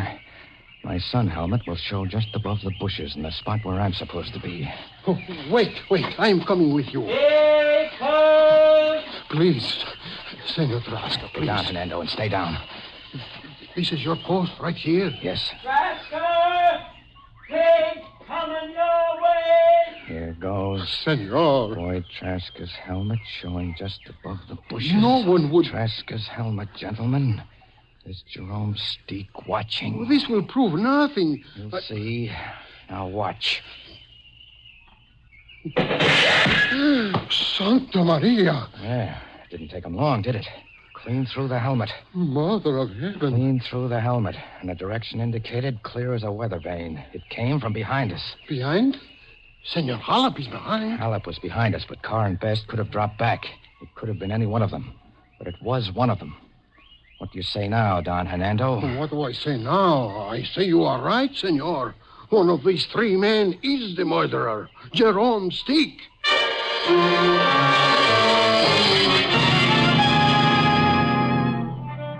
That was the first attempt on Boyd Trasker's life. The second attempt involves a Malay man-catcher, that horrible machine that is set off by a concealed wire and plunges spiked bamboo stakes into its victim.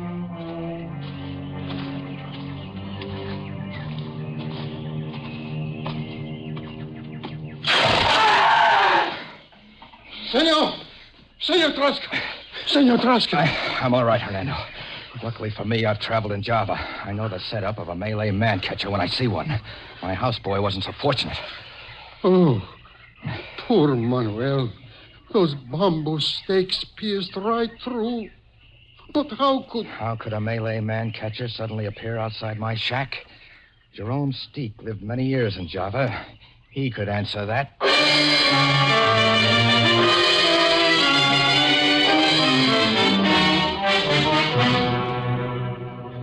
That was attempt number 2 on Traska's life. And then that night, attempt number 3. Don Hernando! This way, quick! See, senor. See, what has happened? Mother of heaven. A bushmaster. Yeah, it was curled up between my bed sheets. I got it just in time. If I hadn't been on the lookout for something... The deadliest snake in all the world. Yes. Another quaint device of our friend Jerome Steek.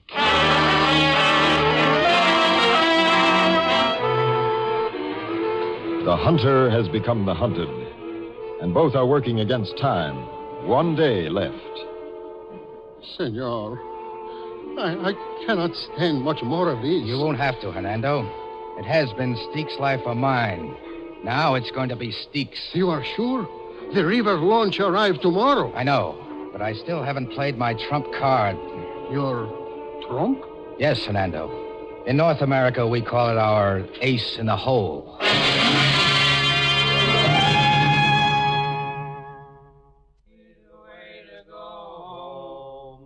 I'm tired and I want to go to bed. I had a little drink about an hour. Mind if I come in, gentlemen? And it's gone. What are you doing here, Trasker? This is a private party. I don't expect to stay, Best. Good. Amen. I came to extend an invitation. Yeah? How far you'll get with any of your invitations, Trasker? Will you listen or not? If it'll help get you out of here any faster, go ahead. Spill it. Tomorrow, I'm leaving Bohar for good. Oh, hooray! Best news of But I'd like to leave with no hard feelings, if you let me. Boys, I want to throw a party for you. We're having a party. A real party, on board the steamer before I sail. I know the skipper of the Salvador, and the skipper knows food. He has a top-notch wine cellar aboard, specializes in Chateau Malheur. He also has a fine Chinese cook. Now, what do you say? The devil with you and your party. Now, wait a minute, fellas. Wait a minute. We don't like Trasker, and we've made no bones about it. But I think we should take him up on this offer. After all, good food and wine don't turn up around here every day. I'll eat your chow, Trasker. Thanks, Halep. And you, Carm? Well, if it's okay with Halep, it's okay with me. That leaves you, Best. Well, I won't like you any better, Trasker, but count me in. Thank you, gentlemen. You'll come on the launch with me? No, we'll paddle down the river ourselves. As you like. Well, good night. I'll see you on the steamer tomorrow. But I have an idea. It'll be a party you'll never forget.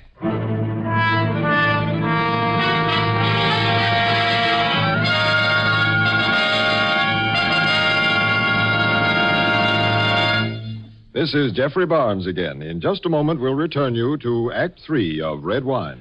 Don't let specks of dandruff on your coat or collar embarrass you. Do what thousands are doing for relief from this social and business handicap. Use Double Danderine. You'll quickly discover that Double Danderine is unlike so many hair preparations available today. Preparations that really do no more to fight a common type of dandruff than plain water does. That is, they simply remove loose dandruff. Double Danderine, you see, actually combats this dandruff by killing on contact the germs that many outstanding authorities contend are a cause. I repeat, it actually kills them on contact. Now, the amazing effectiveness of Double Danderine is due to a special ingredient called Alzan, an active antiseptic so remarkably efficient that many hospitals use it. And among hair preparations, Double Danderine and Double Danderine alone has it. So try Double Danderine and see if you don't agree that most ordinary hair preparations can't compare with its dandruff-combating effectiveness. If you're not satisfied, return the empty bottle and get your money back. Buy Double Danderine at your druggist's.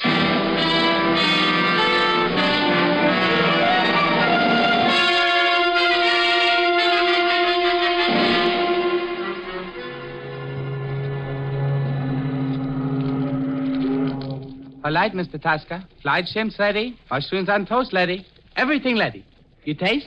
No, Yang, everything smells perfect. That's proof enough for me. You agree, Don Hernando? See, as the Chinese say, Ho Yang is number one cook. My guests have arrived? They are waiting in the ship's salon. Let's go, then. Everything is all ready. Now, don't forget, you bring in the ice cubes when I call for you. See, I will bring them. I will remember. It's all planned. Good. Now, Don Hernando, I'm ready for my ace in the hole. Yes? I've told you before, Jerome Steak is a connoisseur of good food and rare wine.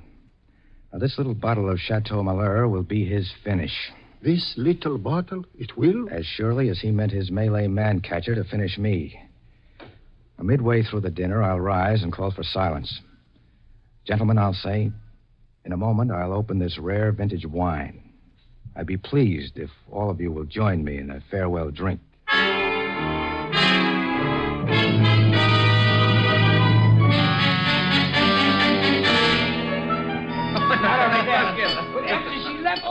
I was standing out in the Oh, you're having a good time, boys? Fine. Good. Now, may I have your attention for just a moment? Gentlemen, please. Gentlemen, in a moment, I'll open this rare vintage wine.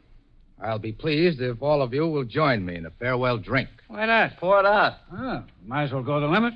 This wine is Chateau Malheur, 1911. Pour it out. Never mind the buildup. The vineyards produce real nectar that year. Let's drink and not talk. Okay, Best. Here she comes. The bouquet. I'll pass the bottle around, just have a whiff of it.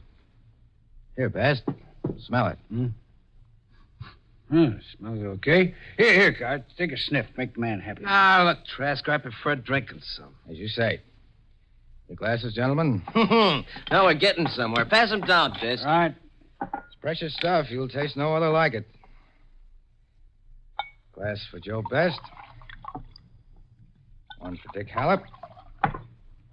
And one for William Carr. Well, let's hope it tastes as good as you've tried to make it sound. It will, Hallop, I assure you. Don Hernando. Don Hernando, what's he doing here? He was with me in the launch. Don Hernando. Oh, coming, Senor Trasker, coming. You have the ice pail? See, right here. Ice pail? Yes, Hallop. Look, are we going to drink this wine or not? We're going to drink it, Carr. We just remove the cover from the pail and drop a cube of ice into each glass. It'll add to the refreshment. Oh, it's all right, huh? It's all right. This guy's not so bad. One cube for Joe Best. Can't wait to have it.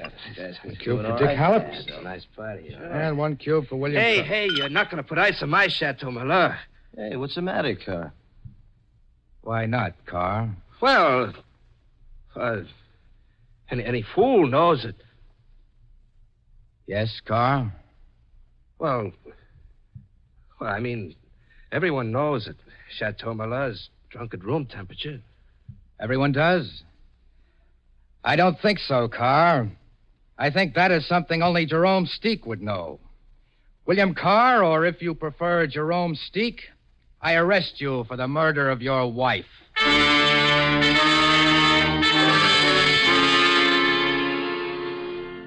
William Carr was arrested, but Joe Best and Dick Hallop are freed. The next morning, Best and Hallop push their canoe into the river and start paddling upstream toward home. Two of you are at liberty to return upriver to Bohar. That pompous fool. Yeah. I just can't get it through my head. Quiet Billy Carr. Who'd have thought it could be our friend, Billy Carr? Yeah. Nice guy all the same. You know, Best, when you come to think of it, that was pretty darn clever, Trasky. He figured only a guy who really knew his liquor would balk at having ice put in his wine. He sure enough trapped Bill with those cubes in the Chateau Malheur, 1911. Pretty clever, I'd say. Maybe. And maybe not so clever. What do you mean, not so clever? Any wine merchant could tell you, Hallop, there was no Chateau Malheur in 1911. It was a bad year. The vineyards didn't bottle. Yes, that's... Hey, Best, wait a minute. Only one man around these parts would know a thing like that. Jerome Steak. That's right. Oh, keep right on paddling, Hallop, and don't turn around. You might be sorry. You're gonna kill me. I suppose so, yes. You're the only man alive who knows I'm Jerome Steak. I can hardly allow you to return to Boar with that knowledge. I'd be embarrassed. Yeah. You'll be even more embarrassed when you try to shoot that revolver. I emptied the chambers this morning. What? You see, Bess, Trask and I have been trying to find you for months. We narrowed it down to you and Carr, but we were stymied from there. We had to hear it from your own mouth. We chose this way, counting on your ego. I wouldn't try anything, Joe. The chambers in this gun are quite well loaded. I see. Shall we be getting back to the Salvador? Trasker will be waiting. I guess so. We can finish the bottle if you like. Finish the bottle? If you like. Okay, Hallop. I always was a sucker for red wine.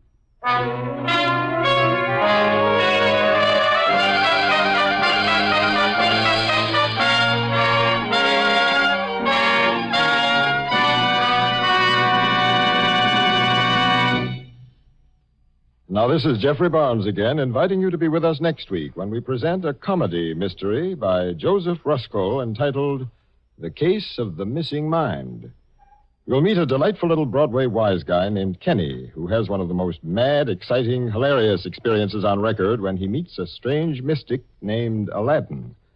So join us next week to meet two wonderful characters in The Case of the Missing Mind.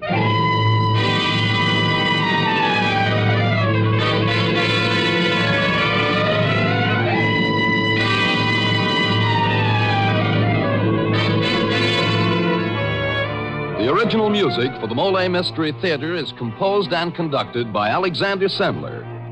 Red Wine was written by L.G. Blockman and adapted for radio by Louis Pelletier and Jacques Fink. Kenneth Lynch was featured in tonight's program. This is Dan Seymour saying goodnight until next Friday when the Mystery Theater presents The Case of the Missing Mind.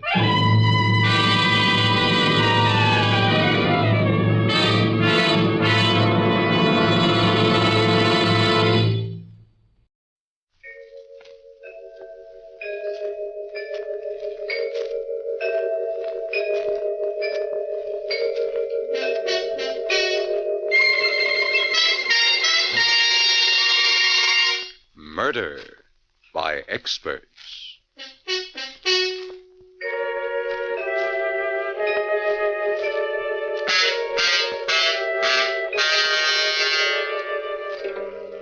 The Mutual Broadcasting System presents Murder by Experts, with your host and narrator, Mr. John Dixon Carr, world-famous mystery novelist, whose books have been translated into 17 languages and have sold over 10 million copies, and author of the recently published detective novel, Below Suspicion. Good evening. This is John Dixon Carr.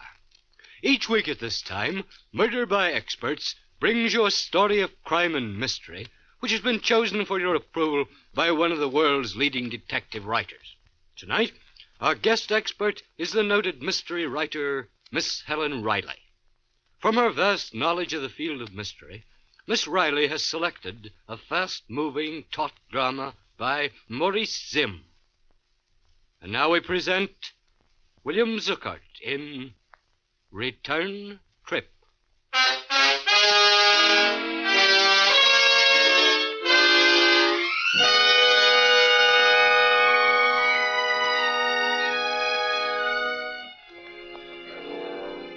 Our scene, a small, plainly furnished hospital room, late at night. The patient, a man in his late 30s, is flat on his back, staring up with pain-filled eyes at the ceiling. He raises his head slowly as the door to his room is opened. Nurse? Yes, there's someone to see you. Yeah? This is Superintendent Andrews of the State Institution. Oh. What have you got there? I've set up a recording machine out in the hall. Careful of the wire, nurse, when you close the door. The doctor said not to keep him. Yes, I'll make it as brief as possible. You may go now, nurse. Very well. Do you, mind if I hook this microphone at the head of the bed? Suit yourself, fella. Well, it was a choice between a recording machine and a stenographer, and I figured that in your condition, Well, who said I was beefing? Go on, ask. Ask your questions. I have only one question. What happened? You mean I can tell this in my own way? That's great. Had an uncle once, that was a writer. He wouldn't have gone near this kind of a story, though, with a 10-foot pen. No, he went in for happy endings.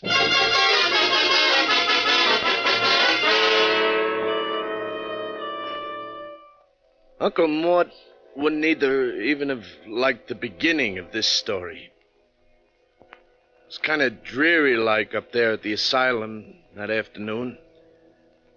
There'd been quite a snowfall the week before, and as far as the eye could see, everything was a dirty gray, like a corpse that's been waiting too long for the undertaker. Well, around 4 o'clock, it got so dark the lights had to be turned on in the institution. Then the wind started moaning like a lonely banshee. Fine day for a murder, as the fella said. Well, there were 3 passengers sitting in the bus when I went outside for the return trip. 2 men and a woman. Maybe I ought to call her a girl, because she wasn't much more than that. Anyway, these 3 passengers all had return tickets, and I went down the aisle collecting them. Driver, how soon do we start? Right away, miss. We're 2 minutes late already. These little jerkwater bus lines never keep to their schedules.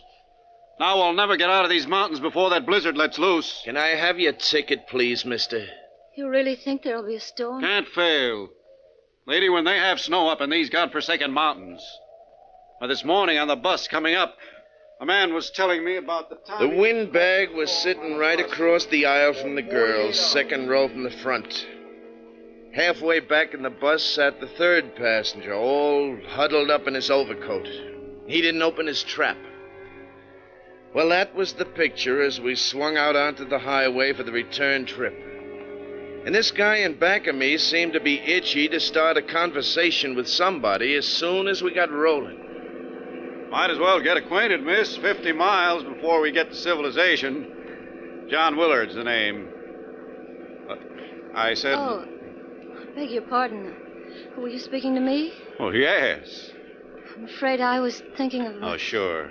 Sure, these visits to the institution, always depressing, aren't they?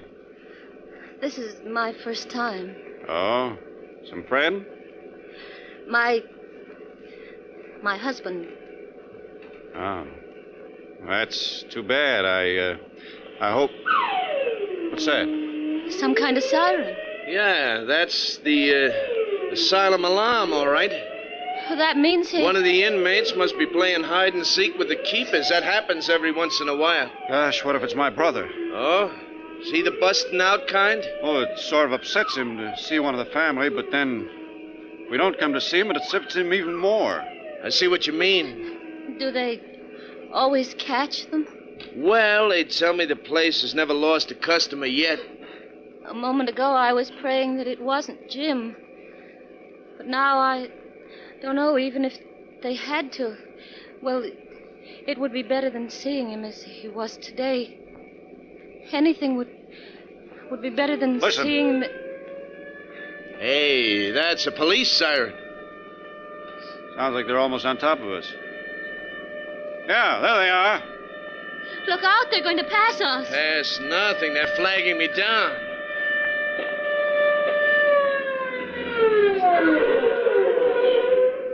All right, now just keep your seats, everybody. Guards. With rifles. We're looking for somebody. Yeah, we heard the asylum alarm and... Seen anyone along the road? No, not even a jackrabbit. Officer, who is it you... Gregg, Steve Gregg. Oh, That's a relief. Holly, take yourself a walk down the aisle. Keep your rifle ready when you look behind those back seats. Are you kidding? Hey, when was this coming out party? I don't know. Maybe as much as a couple of hours ago. Huh? Does this Greg have a gun? I can't guarantee he hasn't. But it was a file that sprung him. A tiny steel file. Must have been working away at the bar since the day he was committed. A month ago. His stay was short. Nobody back here. Now check the gents for identification. I know how it is, driver. Can't take chances. Well, of course not. Here's mine. Okay. I didn't really mean that. Your name, Frank Keniston? You can read, can't you? Friendly cuss, ain't you? You know, that's the first peep that passenger has let out. I was beginning to think he was a deaf mute. Yeah. Well, here, driver, you can have the stuff back. Oh, thanks. What about you, mister? It's okay, Hawley. His name's John Willard. I checked his identification. Okie doke. Come on, Denton, let's scram. We gotta find Greg before he finds anybody. Yeah. Driver, you can turn around and go back. Go back? Go back why? Look, this Greg is a killer. A ruthless, senseless killer. What I mean is, when the mood strikes him, he strikes. Well, what's that got to do with us turning back? Didn't I tell you this guy kills even without reason? Now he's got plenty of reason. He's got to get out of these mountains, but quick. If he's down the road, there are a lot of ways he could stop a bus. I say turn back. But that blizzard's liable to break any minute. We could be snowbound up here for days. If I had to spend even one night in that institution, so help me, they'd have to keep me there. Listen, driver. Now, just a second, Mr. Willard. You're just one passenger. There are three. What about you, miss? Well, whatever you say. Mr. Keniston? I say keep going. That settles it. Hurry up, Denton. No, wait. What does this killer Greg look like? Height about 5'10", weight about 165. Dark hair, brown eyes, 37 years old. Denton, get the lead out of your britches. But I still think they We warned them, didn't we? Now, if they meet up with him, it's their funeral. Yeah. Well, we can take care of ourselves, fellas.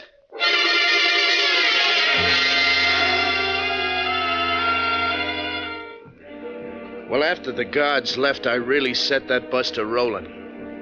Out of the mirror up above the driver's seat, I could see that the girl was plenty scared, but she had nerve, I'll say that for her. Willard, the windbag across the aisle from her, gave up trying to draw her into a conversation.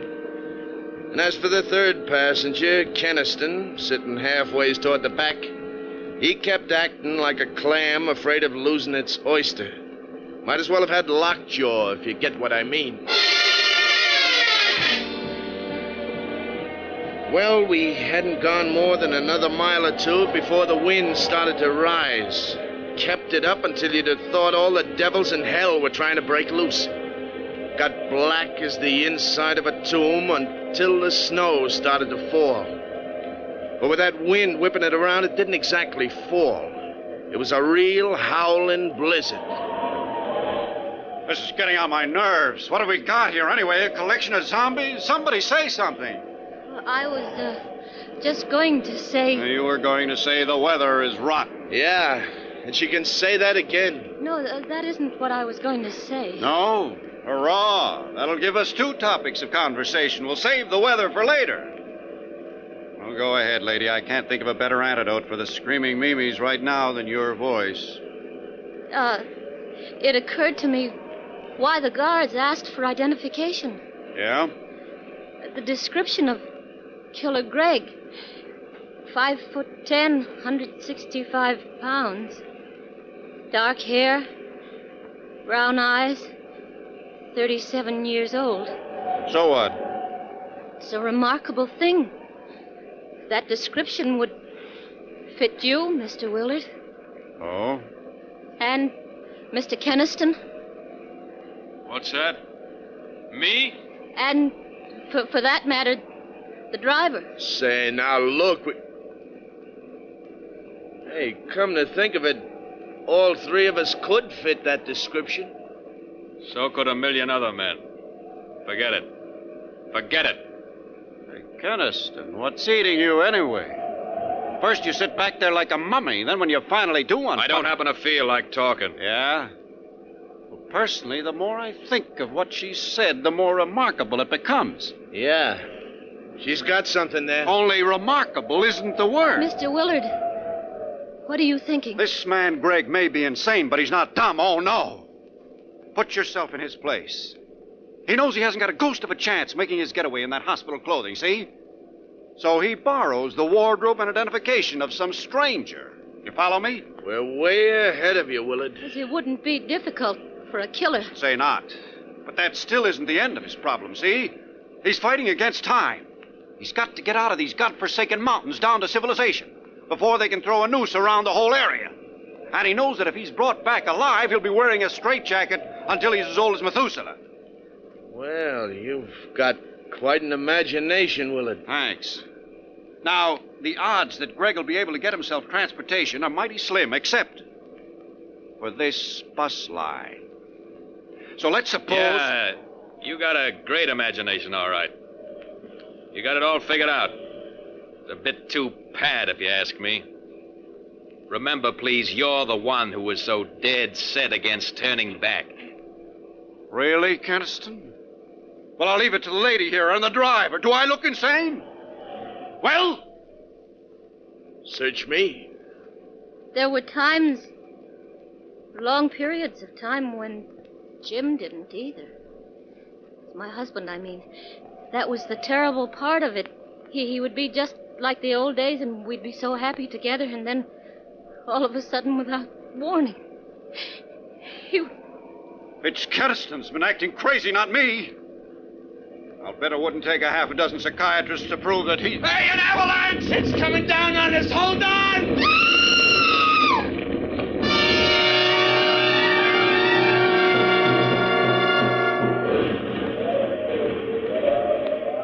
After the avalanche struck, I sat there gripping the steering wheel, sort of stunned. And there wasn't a sound except for the wind. And it was muffled by the snow barrier that packed us in. Even on the far side, the bus was buried up to the middle of the windows. Well, all this was only a matter of seconds, I suppose. And then suddenly the quiet was broken by the most gosh-awful racket. It was as if somebody had up and given the signal for my passengers to go completely crazy. Get me out of here! Now, take it easy, will you? Get me out of here! Look out! Willard's got an axe! The axe! Take it away from me! Let go of it, Willard. Let go of that axe. Well, that did it. He's the one. He's the one. Lucky I saw him grab the fire axe from up on the rack. It's what the district attorney likes to call a lethal weapon. And then some. Step back, he's coming too. Yeah, tie him up. Here, you'll find a rope in the dashboard compartment. Get it for me, huh? Driver, I'll report you for this. You will, huh? I was going to smash a window so we could get out of here. Oh, yeah? Sure. What'd you think? Oh, so that's it. Here's a rope, driver. See here, you can't do that. You can't tie me up, you fools. I'm not Killer Greg. Maybe he isn't. Maybe. But like the guard says, we can't take chances. Now, if you're innocent, mister, you can prove it to the authorities. If we ever live that long. Have you forgotten that we're trapped here by an avalanche and a blizzard that could go on and on and on? Just the same. Stop. This is ridiculous. What do you mean, miss? Well, it's just that there's no proof that Killer Greg is on this bus. Well, if you put it that way, It's all my fault, and I'm very sorry. My only excuse is that I was so upset by seeing Jim, my husband. I still say that... No. We've got to start acting like rational human beings. You let poor Mr. Willard up from that floor. Thanks, lady. All right. But I'm warning you, Willard, no funny stuff. Oh, snap out of it, driver. We've got to get out of this mess. Hand me that axe. Do I look that dumb? All right, then use it yourself. Smash a window so we can crawl out. Willard, what makes you think the windows won't open? Huh? Then open one. What for? To let in the blizzard? But we've got to get out of here. Not me. Take a bear to make even a city block in that blizzard. But we can't stay here. Why not? We're not freezing yet. Driver's right. Our best chance is to sit pat until the storm lets up. But what if it doesn't? If and when the weather clears, we can send out a party for help, huh? Yeah, or maybe a road clearing crew will come to our rescue. Yes. I suppose that's the sane thing to do. Wait here. Well, how about you, Willard? You also decided to do the sane thing? I don't like that crack, Keniston. One more like it. Now, look, we're not starting that again. That's going to be a long night. We might just as well make ourselves comfortable and try to get some sleep. Sleep? Cut it out. Miss, you take the back seat. That's the only one that runs the full width of the bus. You can use your lap robe for a quilt, huh? All right, driver. I want to apologize again to everyone for the way I behaved, casting suspicion. Forget it. Need any help? No, thanks. I don't know what came over me, starting that idiotic talk. Please What? What's the matter? Why are you staring at the floor? Well, say something. Look. A file. Tiny steel file. One that... After the avalanche hit, there was a mad scramble. One of you lost it then. One of you is Greg. Killer Greg! Let me out of there! Let me out of there! Well, we just let her wear herself out, kicking and banging on the door. Nobody said a word. Willard and Keniston just stared at me and at each other. By and by, the girl stopped her fussing to stand and stare at the three of us in rotation. Would have made your flesh crawl. And outside, the blizzard was getting worse, if possible. Finally, I reached into the watch pocket of my pants and brought out the old timepiece. What time is it? Broke the crystal. Still says 4:15. It's 5:30. It's only an hour and a half since we started out. Only an hour and a half. 5:30 in the afternoon. And at the very best, we're stuck until morning. 16 hours. Might as well be forever. Now, look, miss, we just got to make the best of it. I still think you ought to go back to the rear seat. And sleep? If you can, yeah. Willard, the driver, and myself will be keeping a rather close eye on each other in the light of recent developments. You'll be all right, especially if you take that axe away from the driver. Huh? Let her have it for her protection. Sure, let her have it. Yes. You give it to me. Okay. You, holding on to the file, too? Of course she is. The file could also be a lethal weapon.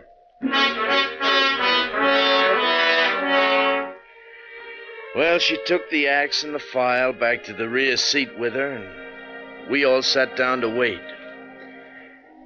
Have you ever fought against sleep? With the cold numbing you and the wind lulling you? You know, sometimes even the fear of sudden death can't win against those odds. Time and time again, the girl's eyes would close just for a second. And then they stayed closed longer, and her head nodded and her body slumped over against the corner of the seat. I got up and started down the aisle. Where you going? Shh, Keniston, can't you see she's asleep? Where you going? Her lap robe slipped to the floor. I was going to pick it up and cover her so she wouldn't freeze. Any objections? I'll do it. Oh, no, you won't, Keniston. Go ahead, driver. There you see, Keniston, Willard thinks I should do it. That makes it 2-1.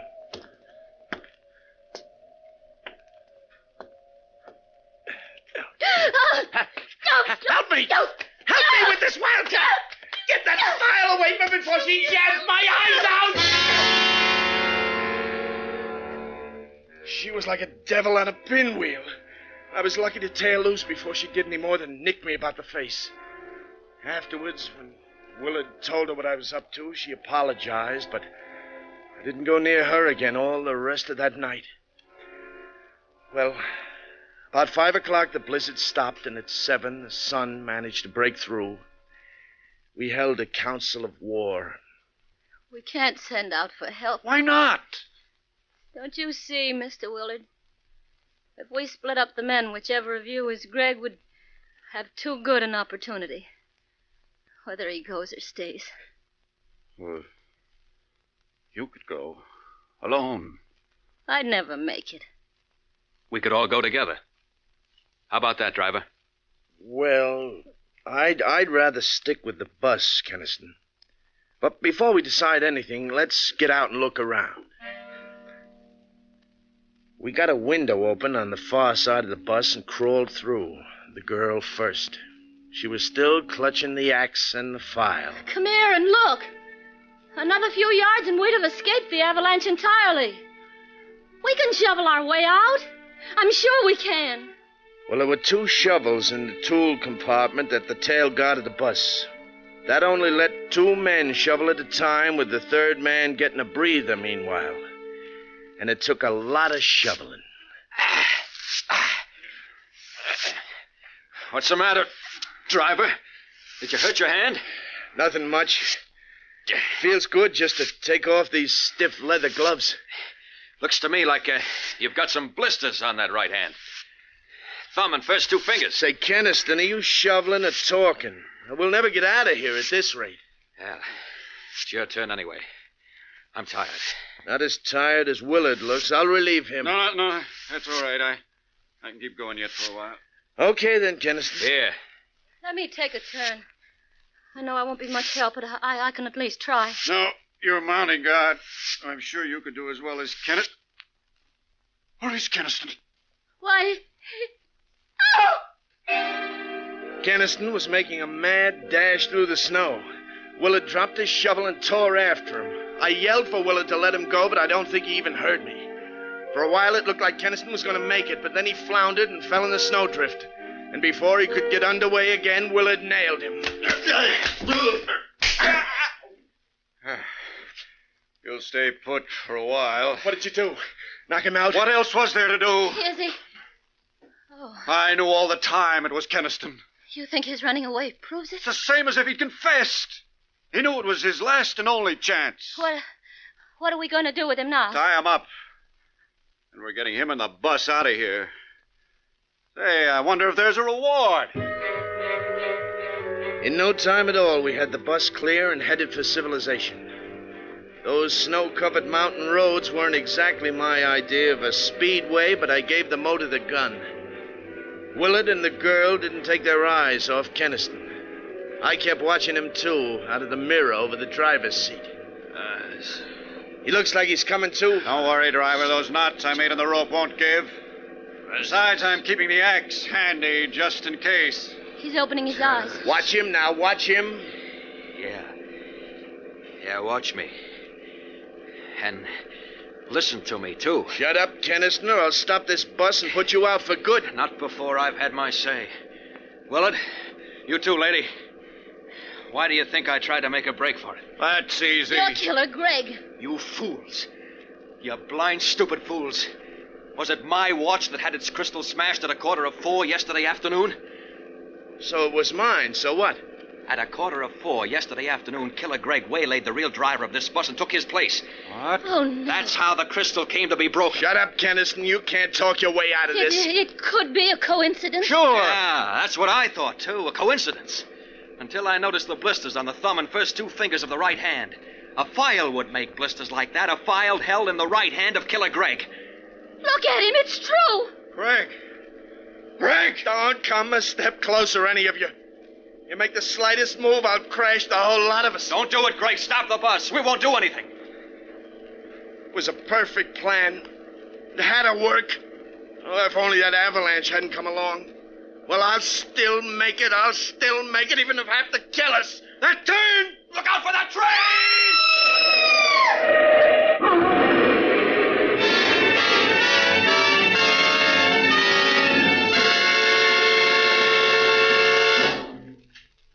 You got all I said on your recording machine, huh, Super?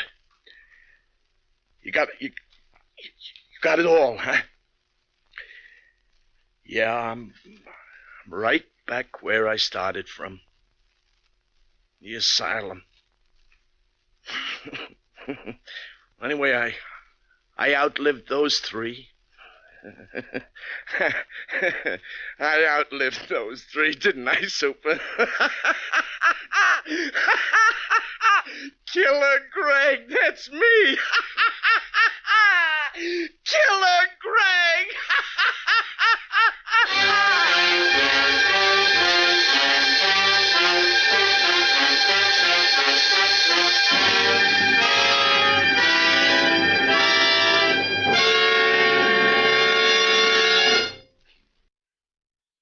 And so the curtain falls on Return Trip, which was chosen by guest expert Helen Riley, whose latest thriller is Staircase 4. Next week at this time, Murder by Experts brings you a story of a woman who awakened from a nightmare to find reality even more frightening, as selected for your approval by one of America's leading detective writers. Until then, this is your host, John Dixon Carr, hoping you'll be with us next week at this time.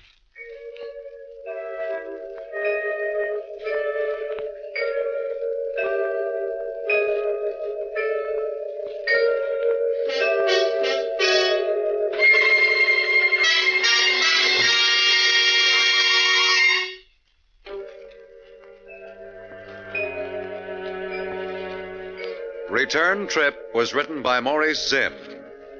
In our cast were William Zuckert, Ann Shepard, Roger DeKoven, Frank Behrens, and Alan Manson. Music in our program is under the direction of Emerson Buckley, composed by Richard DuPage. Murder by Experts is produced and directed by Robert A. Arthur and David Kogan.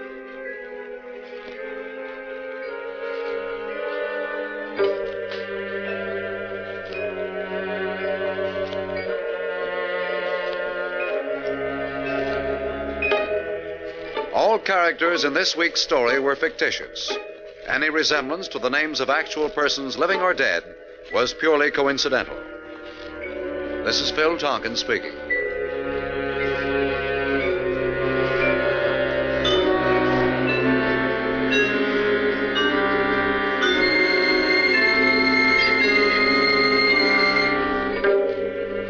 This is the world's largest network serving more than 500 stations, the Mutual Broadcasting System.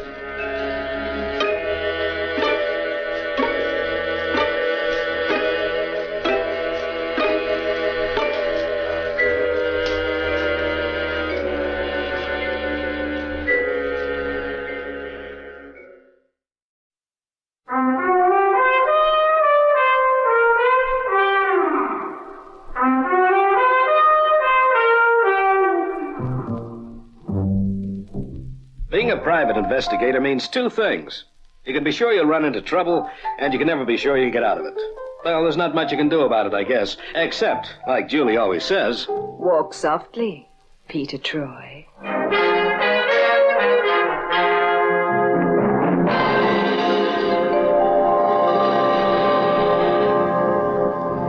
And now, Peter Troy investigates the trouble with Tanya.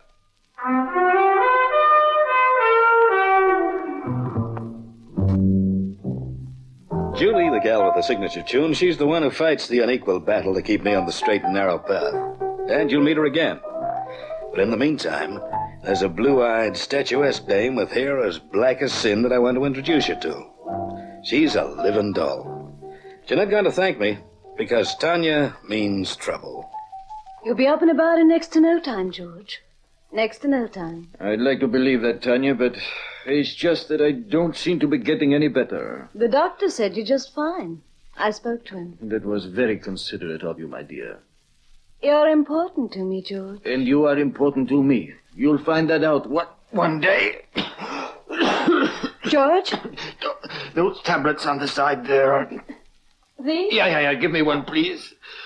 Certainly. Hurry. You know, George, I've been wanting to talk to you about your will. With the tablets. You're a very rich man, you know. Tanya, please. Tanya, unless you give me one of those tablets. What, did you hear me? Why are you looking at me like that? Tanya!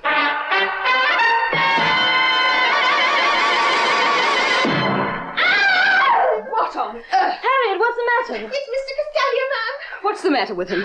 He's dead. Dead? Are you sure? I just went into him, bringing him afternoon tea. Ring for Dr. Townsend, quickly. Oh, yes, ma'am. Tanya, Yes, Adele. He's dead. I heard it. Was it... Did I kill him? I should imagine it's what everyone will want to know.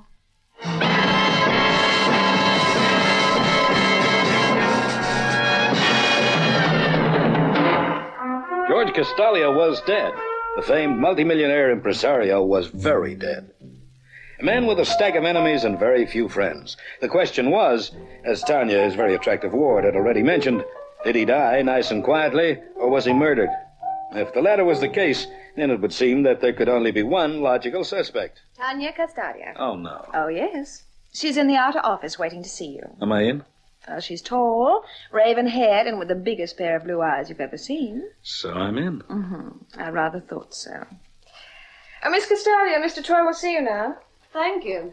Scream if you need anything, Pete. Oh, bless you. Oh, don't mention it. Why don't you sit down, Miss Castalia? Thank you. You can guess why I'm here, Mr. Troy. Yeah, well, the newspapers have a story. I was reading it just before you called. Famed impresario's mysterious death. Your father... My guardian. George Castalia looked after me following the death of my own parents in 1946. Uh-huh. The police refused to give out any details about the cause behind my guardian's death. Well, that's strange. Still, they must have a reason for it. Yes, they have. I suppose they believe he was murdered. And if that's the case, then I'm the logical suspect. I see. You see, it's common knowledge that there was no love lost between George Castalia and myself. On top of that, I'm his next of kin. And as he left no will... How do you know that? His solicitor told me. Oh. George Castalia didn't like wills. He said they reminded him too much of death. Nevertheless, his estate will come to me. He took out formal adoption papers in 1947. Okay, so where do I come in, Miss Castalia? I think it's only a matter of hours before the police arrest me. They'll charge me with his murder, but I didn't kill him. Well, then surely this... But I'm the only one who could possibly gain by his death. Oh. I want you to prove that I had nothing to do with it, Mr. Troy. Nothing at all. Well, now, the odds aren't altogether in your favor, are they? No. Is there anything else you have to tell me? No. Now, think carefully before you answer. I'll take the case, sure, but you better be warned that I only deal in the truth. Now, if you're innocent, you have nothing to fear from it. But if you're guilty... The truth will hang me. Exactly. So if you're holding anything back, you'd better spill it out now. I have a horrible habit of ferreting out people's secrets. Very well, then. That's better. I was the last person to see George Castalia alive. And? And I need his money. Desperately.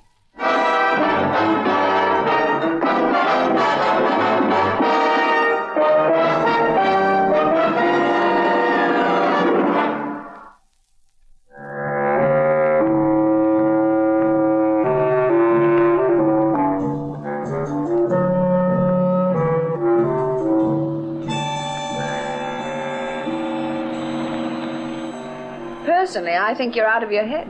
Oh, that's nice. If the police find out Castalia was murdered, then obviously the girl did it. Obviously? Well, if you ask me, she as good as confessed to you. She merely said she was the last to see him alive. She needed his money. And there was no love lost between them. You know, come to think of it... Oh, Pete. Okay, but why'd you retain my services, honey bun? It makes a good cover, don't you think? Yeah, but it also pays a couple of bill collectors, too. And there was nothing phony about that £100 retainer she handed me. Well, I've got that old feeling again, Peter. Huh? Oh, why don't you just stick to insurance claim cases? Because they don't pay so well. But you live longer. Live fast, die young, and have a handsome corpse. Well, you'd better slow down. Otherwise, you'll be the proud owner of that handsome corpse before you're ready. Oh, that looks like Castalia's house over there on the hill. There must be a drive around here someplace. The place looks like a castle. Look, sweetie, look for a driveway on your side, huh? 100 yards further on. I think there are some gates there. Where? Oh, yeah. Oh, Pete. Yeah?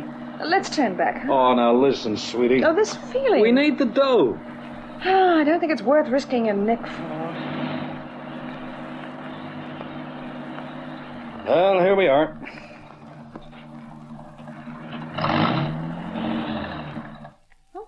Gates are closed. Simple. I'll open them up. Oh, Pete. Relax, please, Julie. I think there's someone watching us, Pete. It's a free world.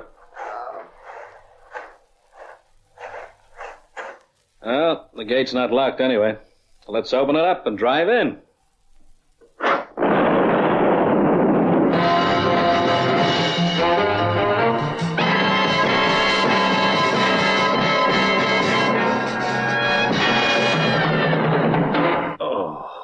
Mr. Troy, Huh? how do you feel now? Like I've been blown up. You had a narrow escape. Hey, I was blown up. Someone had booby-trapped the gates. Why aren't I dead? I don't know, Pete, but I think we ought to say our fond farewells. Mr. Troy. Who are you? My name's Adele Lester. I was Mr. Castalia's housekeeper and private secretary. Hey, where's Miss Castalia? I don't know. What do you mean you don't know? Miss Lester says that no one's seen Tanya Castalia since she left here yesterday to come up to London. To see me. But she told us she was coming straight back home. I'd venture to say that by now she's probably on her way to Europe. What, Skip? I think that's what they call it. Well, the police... I've told them she's disappeared. Weren't you a little premature with that assumption? I don't think so. Look, Miss Lester, I wonder if you could rustle me up a cup of coffee. My head feels like it's suddenly going to leave my shoulders. Coffee'd have anchor in, I think. Certainly, Mr. Troy. Thank you. Oh, that woman gives me the shivers. Oh, you know the sort of girl you take home to meet Mother. Now, listen, as soon as we're settled in, make some inquiries about the place. Down the village, maybe, huh?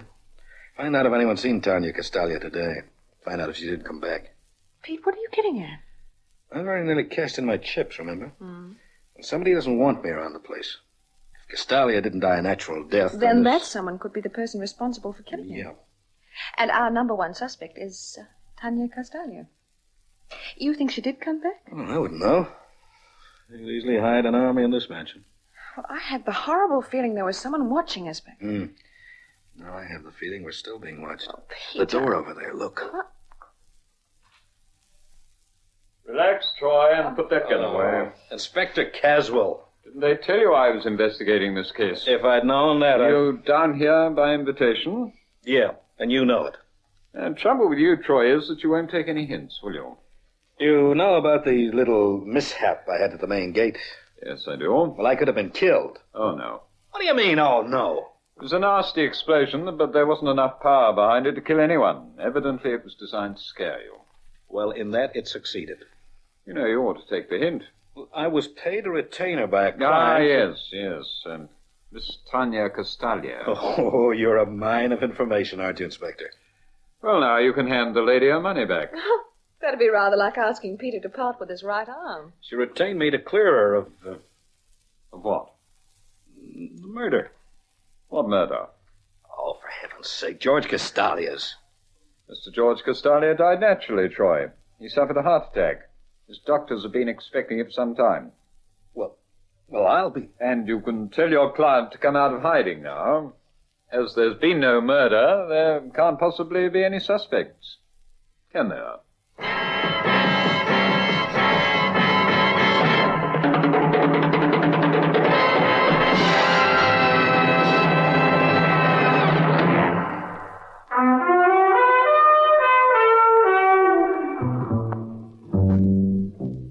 I wasn't going to leave the Castalia household, no matter what the inspector would have me believe, until a couple of very important questions were answered to my complete satisfaction. Now, firstly, if there was no murder, then why had somebody gone to all the trouble of booby-trapping the gate? Secondly, if George Castalia had died naturally, what was Inspector Caswell still doing at the scene? Now, I think maybe the delectable Tanya could have answered the questions if she'd been there. But she was another query. Where the devil had she got herself to? No murder, no suspects. No sense in your hanging around the place, Troy. Ah, you're just a little bit too eager to get rid of me, Inspector. Oh, no, I just think you're wasting your time, that's all. Inspector, if you aren't a staunch upholder of the law, I'd be inclined to believe that maybe you had something to do with that firework display at the main gates. Oh, dear, you have a suspicious mind. Yeah, well, whilst we're on the subject of suspicious minds, would you like to tell me why you're still here? No. You're so cooperative. Personally, I think we should take the inspector's advice and go home. Oh, I couldn't do that, Julie. Wouldn't be ethical. No, I have to find my client and return her money to her.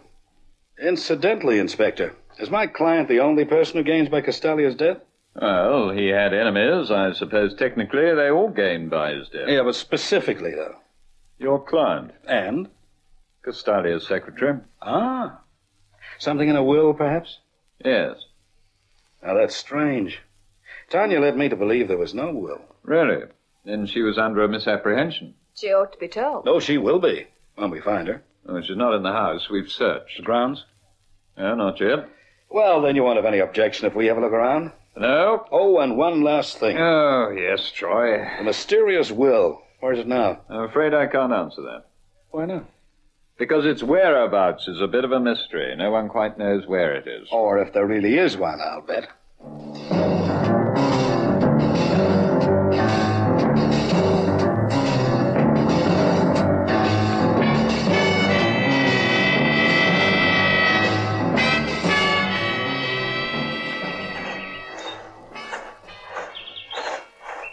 Just exactly what are you looking for, Pete? I'm just trying to figure out whether or not that booby trap was meant for me. Huh? Yep. Here's the gimmick. You pull back the gates to a certain distance, and that pulls this wire, which leads to what used to be a detonator and charge. And Caswell was right. It's only meant to scare me or somebody. Well, I'd settle for Adele Lester as being responsible for the little surprise packet. You could be right. Hello, what do we hear? What are you staring at? Look, through those trees. Caught the reflection of the sun on glass. Window pane, maybe. Now, I think there's a little house or something tucked away in there. And well, let's go and have a look-see, huh? Oh, Pete. I know. You're getting that old feeling again. Hey, there's an old path here. Hasn't been used in ages. It's overgrown. Oh, you're right. It is a house or a lodge. And it looks deserted. Looks, my pet, can be deceiving. Oh, in this case, I hope they're not. Well, do we knock? No, I don't think it's necessary. Just stand back, sweetie. I'm going to kick in the door. Here we are. After you.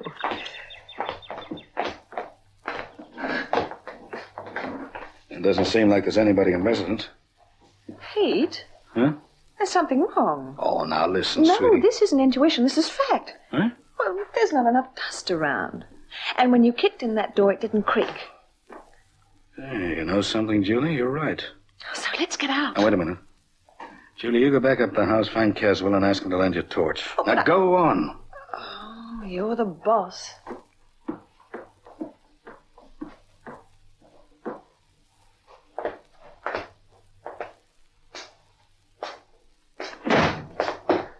Julie?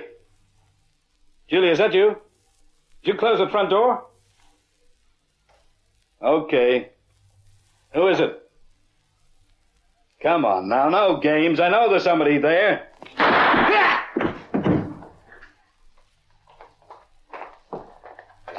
Is he... No, he's not dead. You can't do anything, right, can you? The bullet creased his skull. He's out to it. All right, then finish the job. I can't risk another shot. They could hear it up the house. Well, then what? The well. Push him down there, and that'll be an end to him. Well, hurry, then. Let's get the snooper out of the way. For good.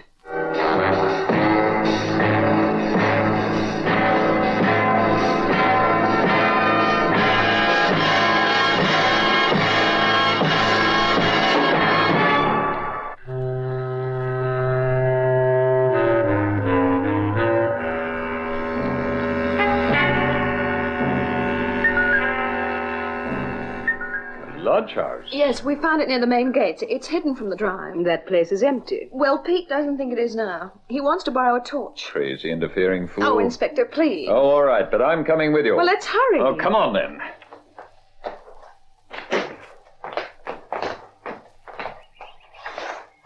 Oh, you're taking the long way round. Here, follow me. There's a path back this way. It's the one Mr. Castalia used to use. Castalia used? Yes. The lodge house used to be his hideaway. He made the place into a study. Well, then that explains the door that didn't creak and the lack of dust around the place. He used it right up until the time of his death. Who knows about the lodge house? Well, I knew about it, and Tanya most certainly did. What was that? Sounded like a splash.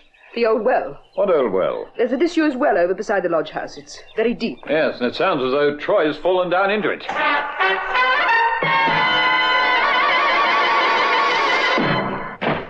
They'll never find his body down there. Vince, I thought I heard someone coming. Your imagination's working overtime. Come on, let's get back to work. I don't think we're ever going to find it, Vince. I don't think there is a will. Oh, of course there is. I witnessed it, remember? It has to be around here somewhere. It has to be destroyed. But he always said he disapproved of wills. He said there were more there. Then he changed his mind. After he learned about your many gambling debts, my love. He didn't want Adele to be left out in the cold. He wanted her provided for. With 3/4 of the estate. She worked for him a long time, you know. Oh, that darn thing must be hidden in here somewhere.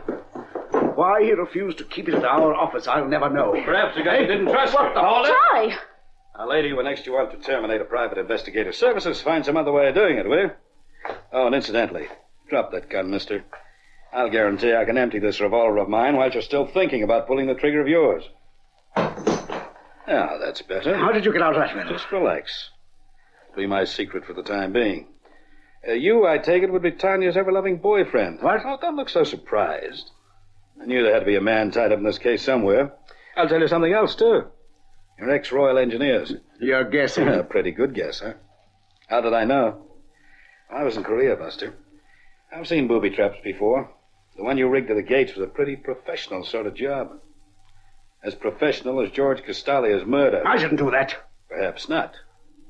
But it was a murder, wasn't it? Would you shoot a woman, Mr. Troy? What's that got to do with it? Just this. I'm standing right in front of you, and Vince is going to pick up his gun. Now, if you want to stop him, you'll have to shoot me. Get out of the way. Too late, Troy. Get him, Vince. Not on your life, Tanya. I'm getting out. Lady, you've been He ditched. can't get away with this. He just did, and you're left holding the bag. Well, they can't prove anything. I've got him, Sergeant. Well, it would seem that your boyfriend's just run into some trouble. Oh, I did forget to tell you. It was Inspector Caswell who pulled me out of that deep well.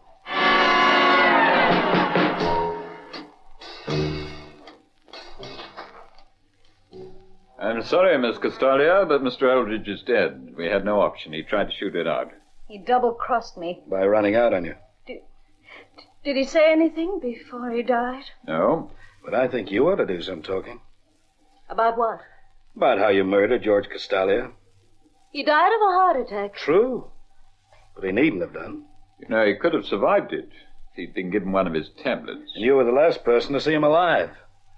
All right, so he had the heart attack whilst I was there, but I couldn't help him.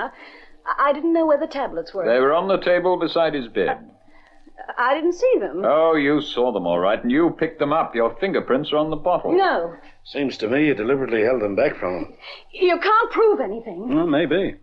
But the judge and jury will think differently. It wasn't my idea. Was it Eldridge's? Yes. Yes. All right, Sergeant, open the door and let him in. Let who in? Me, Tanya. But they said you were dead. An unethical lie, but it seems to have done the trick. All right, but it was still his idea. He was George Castalia's lawyer. He knew about the will, but he didn't know where to find it. If he had come to me, I could have told him where it was. You mean to say he didn't hide it? Well, he didn't hide it down in the lodge house anywhere. Tanya, you said you were sure it was there. It was under his pillow.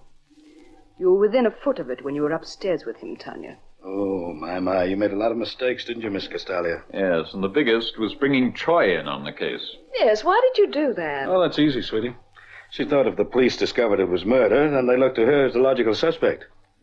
She knew the will stipulated that 3/4 of the estate was to go to Miss Adele Lester.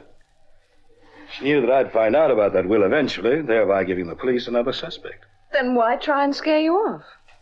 Because we made no official statement of our Castalia's death. But we put the rumor around that we were sure he died of natural causes. And then, of course, Tanya was scared that I'd snoop around until I found out the truth. And you always seem to make one mistake, don't you? I do? Mm-hmm. You never seem to remember to walk softly, Peter Troy.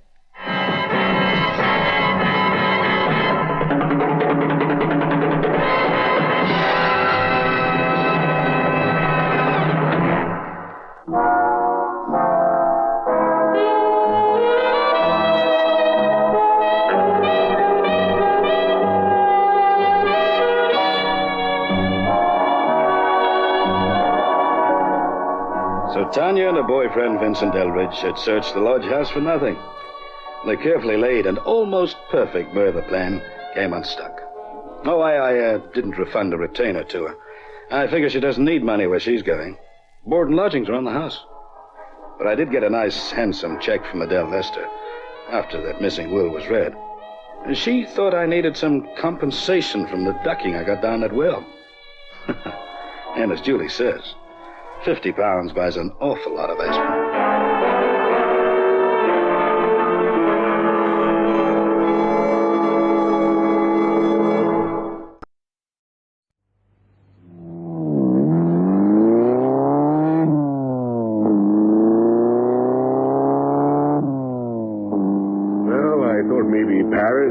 London, too. Great places for a honeymoon. We can go any place we like, Bran. You're cute, Mary. Yeah, I'd be happy if we stayed right here. Life isn't all coasting downhill. Yeah, you're sure right. I'm going to take this business of being married real serious. Darling, you better slow down. Yeah. Hey, the brakes, Mary. That thing won't work.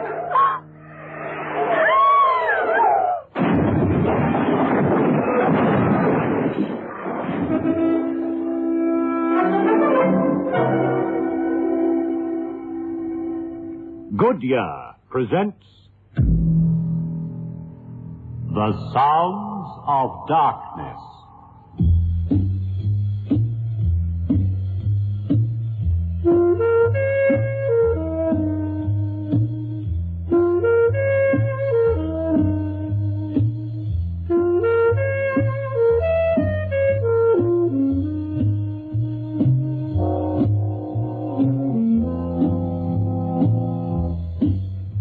Good evening.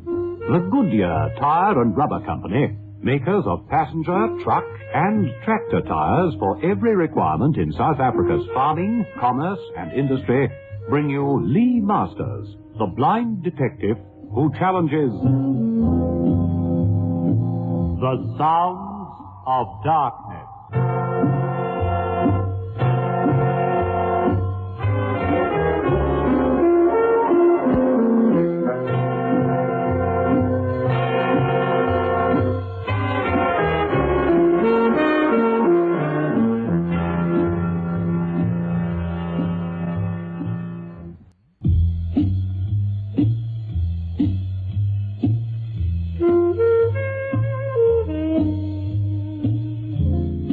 In tonight's Sounds of Darkness, you will hear Tony Jay as Lee Masters and James White as Johnny Bridges.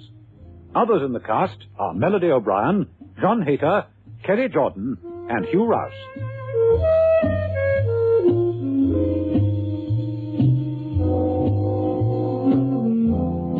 Now let's join the world of Lee Masters in tonight's Sounds of Darkness, Pressure Point.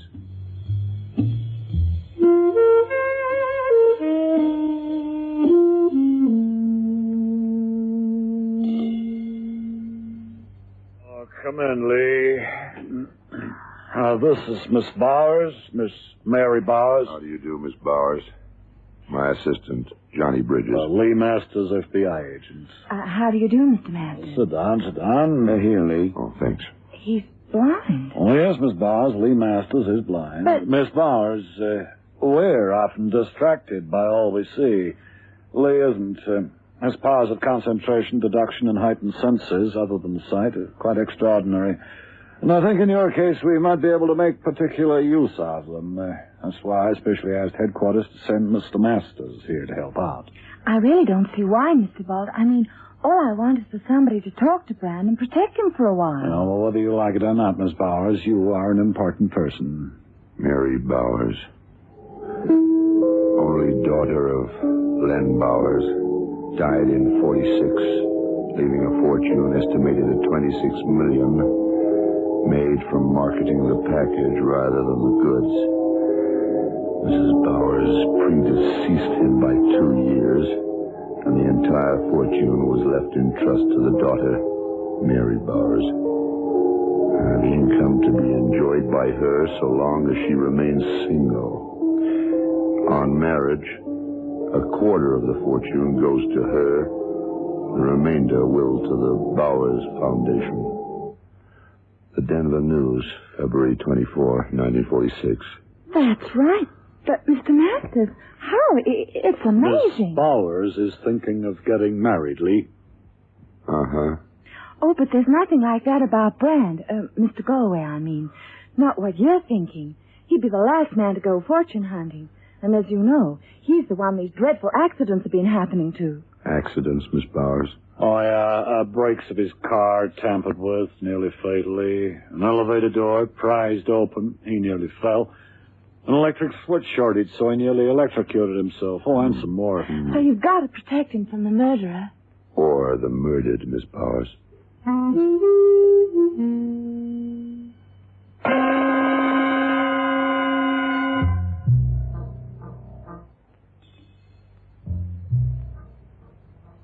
I told Mary, I told her I didn't want a fuss made. Not even when somebody tried to kill you? They didn't succeed. Let's forget the whole thing, Mr. Masters. Mr. Galway, your fiancée might have been killed. Do you want to forget that? I want to be left alone. For somebody to have a crack at you again, Mr. Galway?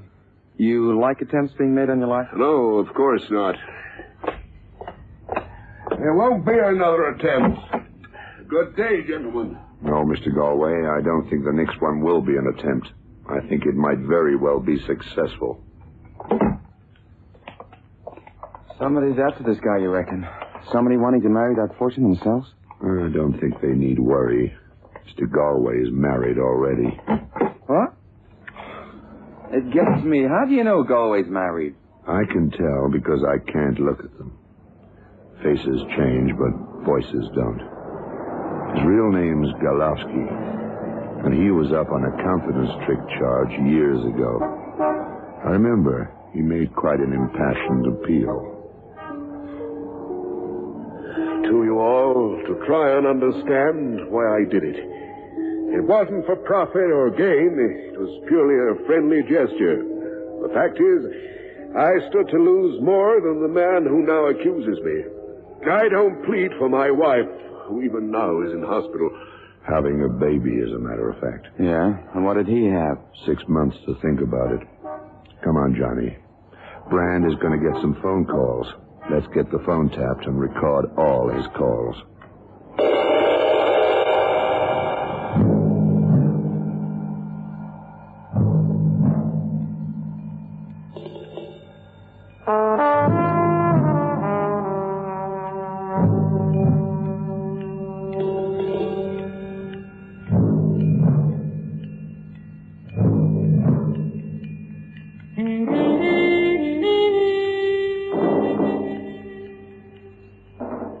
Mr. Galway got this first call just half an hour ago, Lee.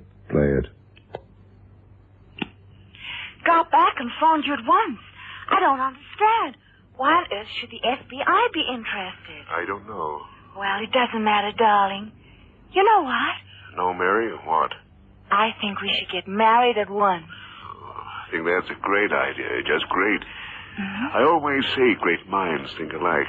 Funny enough, if you hadn't suggested... Did they get anything else? Yeah, there was I'll a call go right right after this downtown one. and Let's book hear your it. tickets.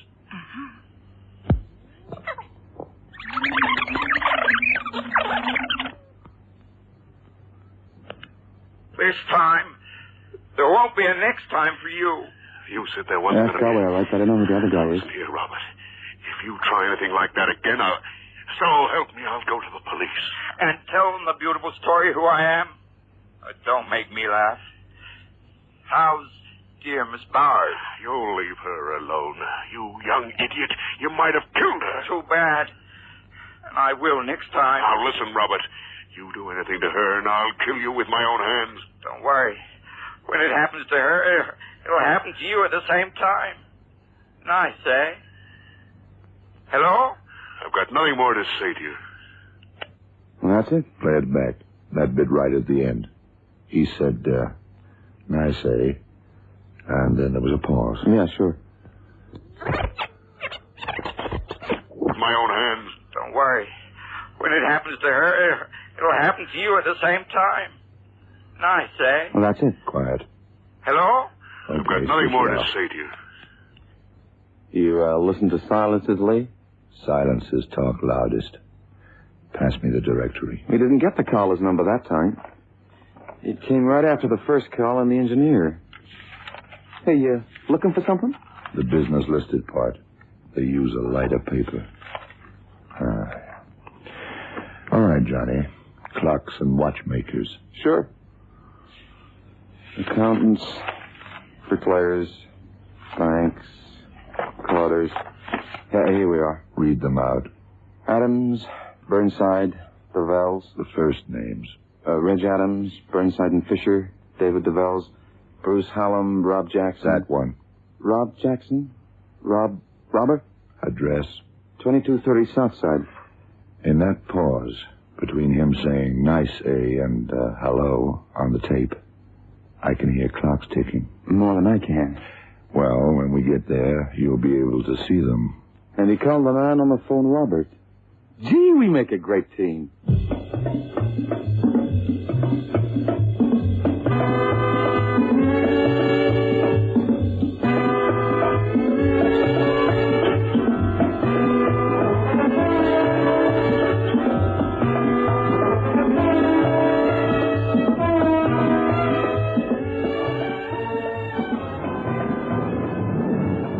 2228, 2230. Watchmaker? Yeah, watches, clocks, rings, usual sort of place. Well, let's go in and see if Robert's the usual sort of man. Sure, the door's this way.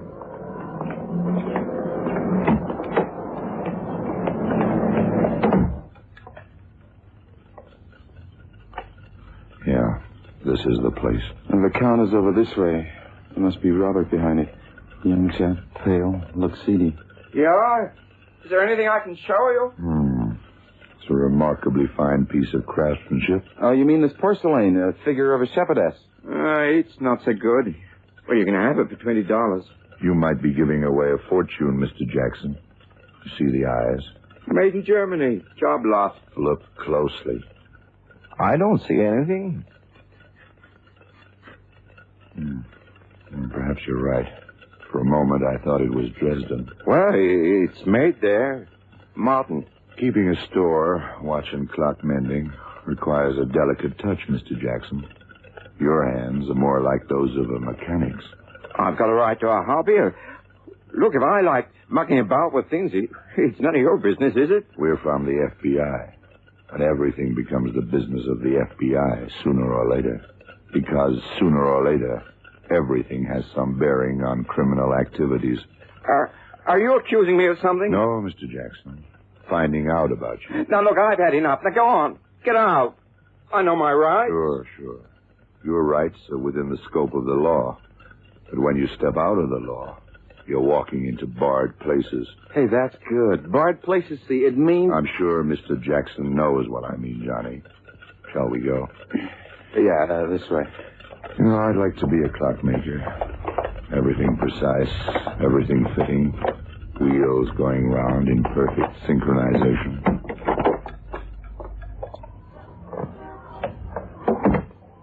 I gotta hand it to you, Lee. Neat. Very neat. Talk of the China shepherdess, and his hands get close enough for you to smell the oil and grease. I smelt more than that. Oh, yeah, the nicotine stains on his fingers. So, what do we know? He smokes too much. He's nervous. And those hands do car repairs more than watches. Not bad. But I learned far more than that. You did? Yeah. The stains on his fingers weren't nicotine. They weren't? No. Picric acid. Huh?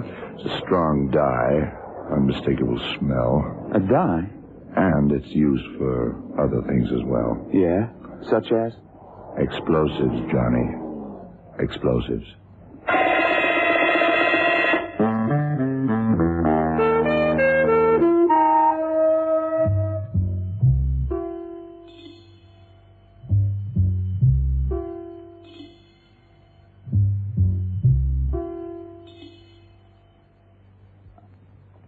I don't get it. Why?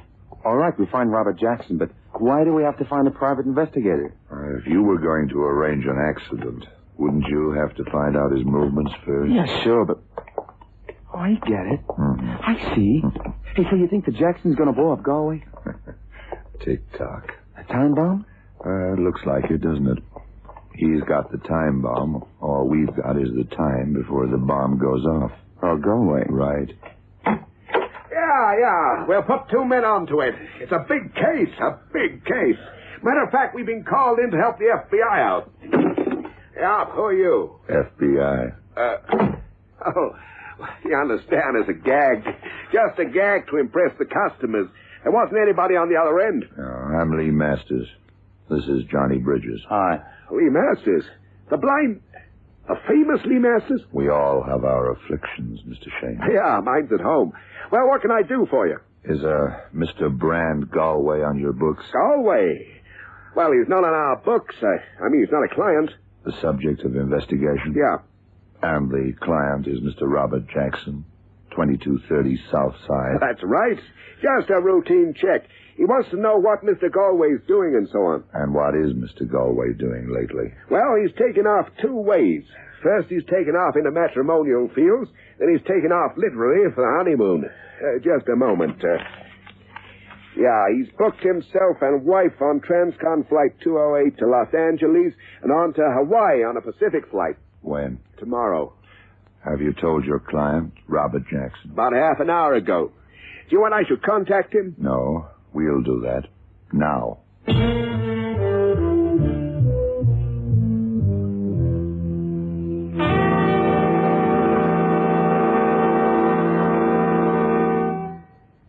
You are listening to Pressure Point.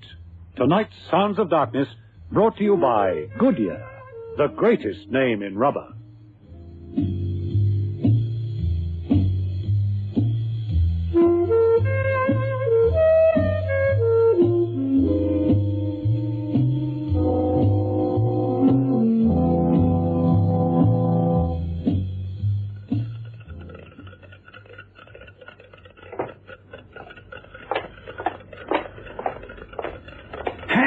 Hey, service! Service! Anybody there? Having trouble? Oh, isn't it always the way? You're in a hurry, call for a package, nobody's there. Oh, here. All right, I'm coming. Oh. I guess he's working on something out back. Huh? Oh, sorry to keep you, Mr. Buckland. A bit of repair work I couldn't... Yeah, but... Oh, it's you. In person. Now, look, mister, I was here first. I don't know what business you have with this man, but I'm here to pick up a package. Go ahead, Mr. Buckland. Oh, thanks. That package, Mr. Jackson, the one I ordered earlier, paid for it, too. Here's the check. Yeah, Mr. Buckland. Here we are. Oh, thanks. Yeah, well, I'll see you. I'm sorry to rush. Flying to Fiji first thing in the morning. Bye.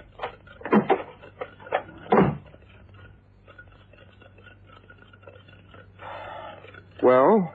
You're in touch with a private agent, Mr. Jackson. He's checking on the movements of Mr. Galway and passing the information on to you. So? That's a federal offense, is it? Mr. Galway's real name is Golofsky. And that's your name, too, isn't it? Well, so what? You can use a name without being arrested for it. And being Mr. Galway's son doesn't get you arrested either. His son? How did you... Well, of course it was obvious, but I didn't know you were onto it too, Lee. Your mother died 5 years ago. She died in a car accident. Your father was driving, and although no charge was brought against him, you believed he'd done it deliberately. And you decided to take the law into your own hands. You can say it, but can you prove it? You're using picric acid. Out in the back there, you're making explosives. You're a clockmaker. All right. So, what do you want to do about it? Take you in for questioning.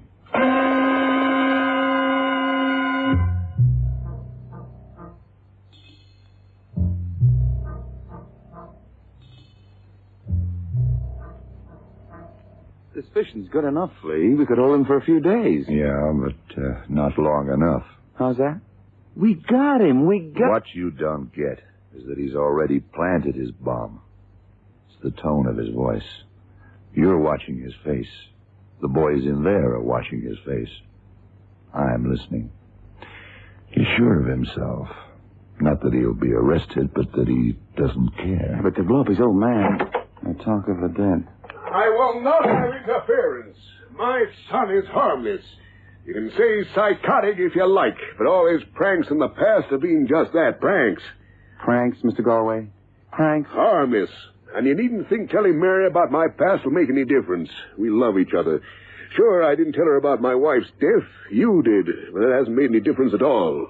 She phoned, I explained, she's happy. Mr. Galway, your son's a clockmaker. He knows about explosives. You're going on your honeymoon by plane.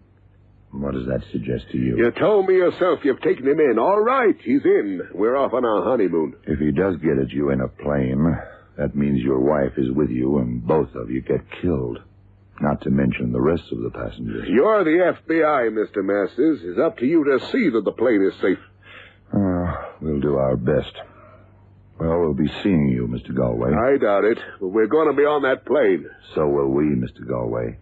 So will we. Oh, no.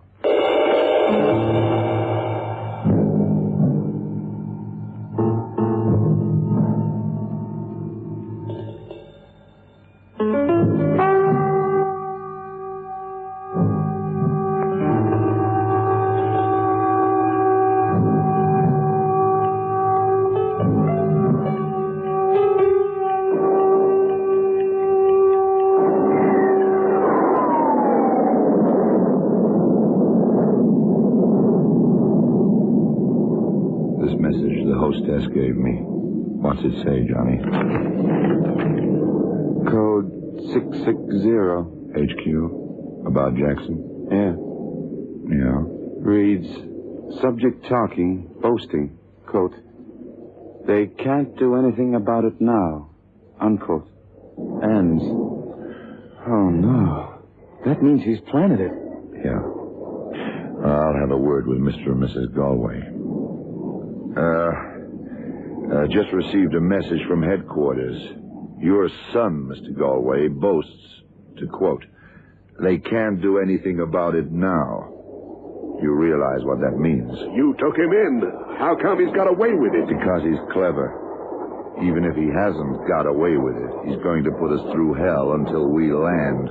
What is it, Brad? Nothing, dear. Just something that's come up. You're so clever, you do something about it. I tried to, but you didn't cooperate. What's that got to do with it? You're the FBI. It's your job. What's your job, Brad? That fool son of mine really has planted a bomb. You're not going to do anything about it. You're going to sit there and let us be blown up, Mr. Masters? Please, Mrs. Galway. Things are bad enough without having a panic on board.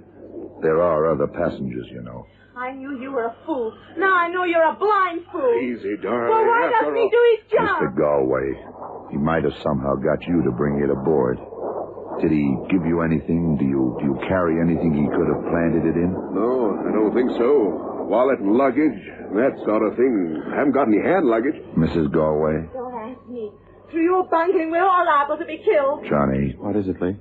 I may be able to hear. The jet noise might not drown out something ticking. You go along to the flight deck, tell the captain who you are and what's happened. Tell him to stand by. Right. Don't rush. Stroll. Okay. I'll wander down the aisle on my way to the washroom. Well, good luck. Very good luck. And good listening. What's happening now? Look at him. Wandering away as if nothing matters. Well, he's blind. Blind people can hear better.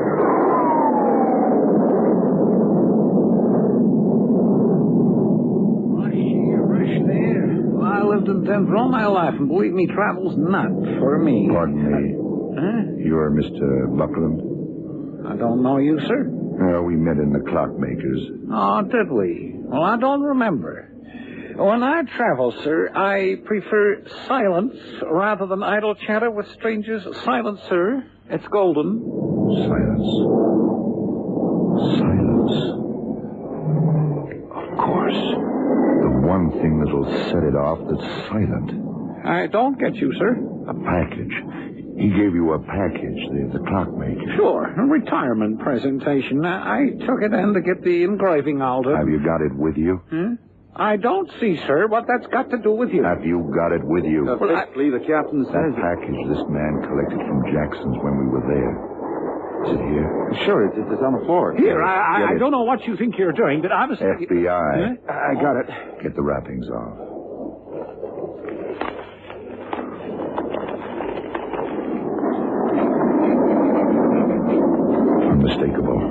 gelignite. Where would it be? In the base? Yeah, it unscrews. A barometer. Aneroid. The higher the plane goes, the lower the pressure. The needle moves. Yeah, there's a wire across, but just wait a minute, Lee. The plane is pressurized. Not the luggage hold, Johnny. That was the chance our friend Robert, the clockmaker, was hoping for. A bulky, awkward package like this will normally go in the luggage compartment. But Robert wasn't to know that we were going to search the plane and luggage. So, with the delay, there was no time for Mr. Buckland here to send his package luggage freight. Instead, he took it as hand luggage. And thank heaven for that.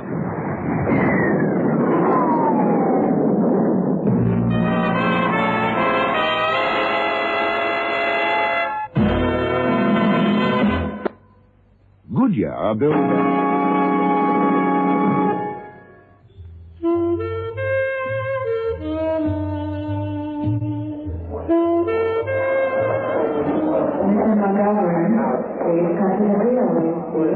L.A. Dear old L.A. and ground under our feet. Everybody's got to come down to earth sometime. I guess I owe you an apology, Mr. Masters.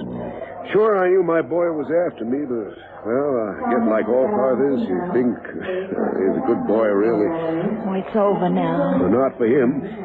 I didn't kill my first wife, you know. It was an accident, pure and simple. But Robert didn't think so. No. As a matter of fact, after the time I got engaged to Mary here, he didn't really mean me harm.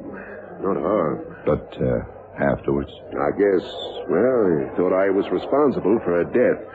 It was just too much for him when I'd marry again. What'll happen? To him, I mean. It'll be more treatment than penitence. But I think it'll be a long, long time before he can play any more pranks.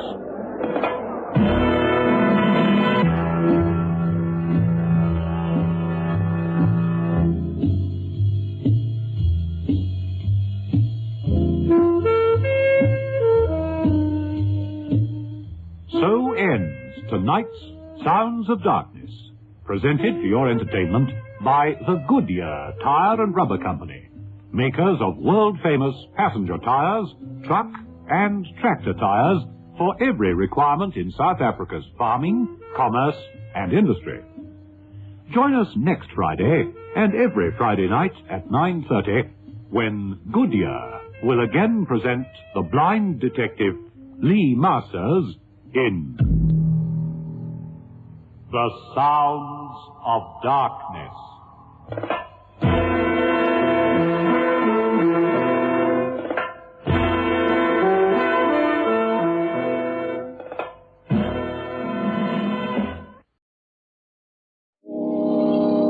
Mr. and Mrs. North, starring Joseph Curtin and Alice Frost.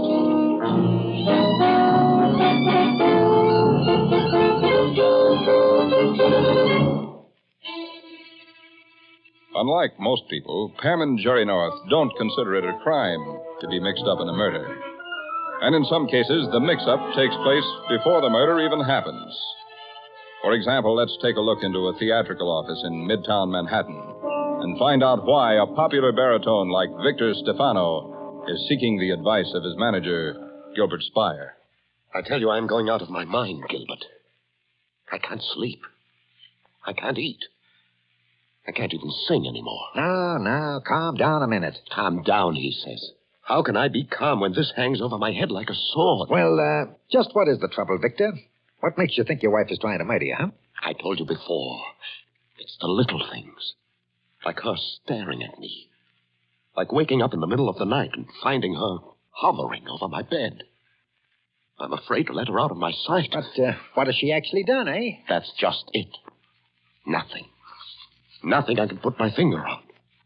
If I could only catch her at something, my worries would be over. If I could only fathom what is going on in her mind. Now, look, Victor, you've been working too hard. Too many appearances at the opera, too many concerts. What has that to do with it? You think I'm imagining all this? Well, if you seriously think your wife is trying to kill you, why don't you go to the police, eh? Because there is nothing to tell them. There is no evidence.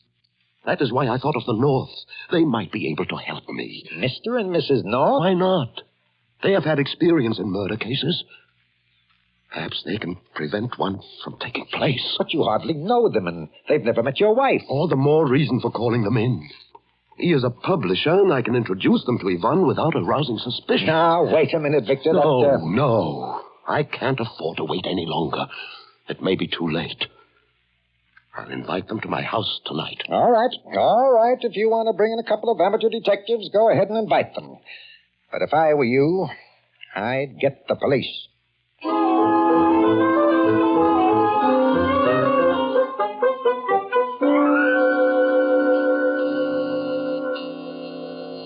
Are you sure this is the right apartment, Jerry? Darling, there's only one Victor Stefano in this building. Although I must say I can't understand why he insisted on inviting us over here. I hardly know the man. Well, aren't you going to publish his memoirs or something? I will if he'll write them, but the last time I broached the subject, he... Yes? Oh, good evening. How do you do? I don't believe we've ever had the pleasure of meeting you, Mrs. Stefano. I'm Jerry North. Who? Jerry North. And this is Mrs. North. How do you do, Mrs. Stefano? How do you do? Well, shall we go in? In where? Inside. I mean, we're Mr. and Mrs. North. Weren't you expecting us? Oh, no. Mr. Stefano didn't say a thing. Oh, now, isn't that just like a man? He invites people over for an evening and then forgets to tell you about it. Jerry does it all the time. Oh, wait, Mrs. North. Oh, wait? Yes, I'd rather you wouldn't go in just now. The place is a mess. Can't we make it some other time? Oh, but Mr. Stefano insisted on our coming tonight. That's strange. He's not home. Well, for Pete's sake. I'd ask you to come in, but I'm late for an engagement downtown, and I still have to dress. Oh, that's perfectly all right. Well, we'll just forget about the whole thing. Well, I'm terribly embarrassed. Oh, don't be silly. We don't mind. Come along, Jerry. Oh, yes. Good night, Mr. North. Good night, Mrs. Stefano. Nice to have met you.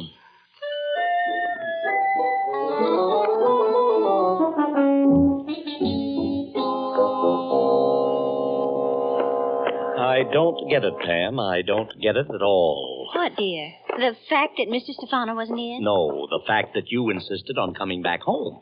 Oh. Any other night, you'd have tried to make a big mystery out of something like this. Well, it is a mystery in a way.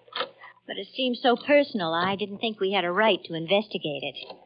Besides, I just know that Mrs. Stefano is innocent. Innocent of what? Anything. Well, I don't know who's responsible for the mix-up, but I had a feeling she was lying to us all the time we were at the door. That's why I believed in her. She lied so badly. Hmm? Well, isn't it true, Jerry? Bad liars are usually nice people. Sorry, but I don't follow that one. And if I... Uh-oh, there's a telegram on the floor. Oh, who's it from? Wait a second now, and I'll see. Well, here's the answer to the mystery. Please cancel engagement for tonight. Wife has theater date and can't be home. We'll call you tomorrow morning. Signed, Victor Stefano. Well, I knew it'd be something like that. Only Mr. Stefano should have called up instead of sending us a telegram. Maybe he did while we were out to dinner. I'll get it, dear. Hello. Hi, Bill. How are you? Oh, pretty good. Something on your mind? Well, it isn't exactly a blank. Say, how soon can you and Pam get up to the Lordo Apartments? Lordo Apartments? Why, we were just up there to see Victor Stefano. That's why I'm calling you, Jerry. Victor Stefano is dead. What? He was murdered less than an hour ago.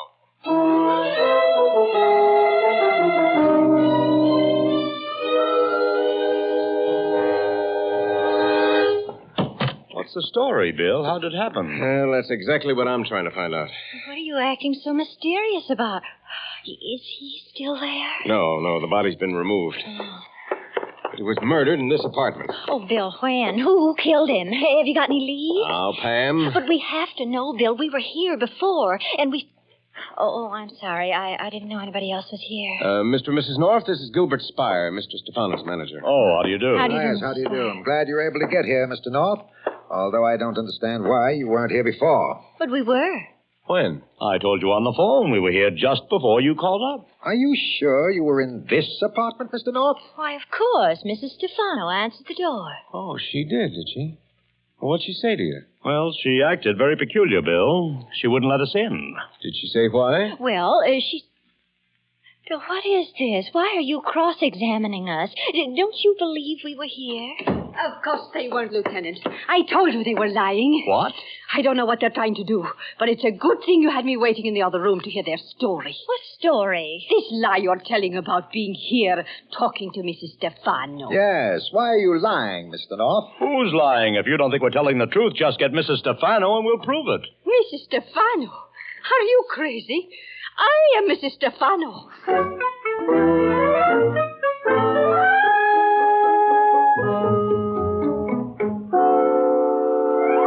Now, wait a minute. If this woman is Mrs. Stefano, who's the one who answered the door for us? That is what I would like to know. How did she get into this apartment, and what was she doing here? Well, it's beginning to look as if she was here to murder your husband, Mrs. Stefano. Oh, now, Bill, don't jump to conclusions.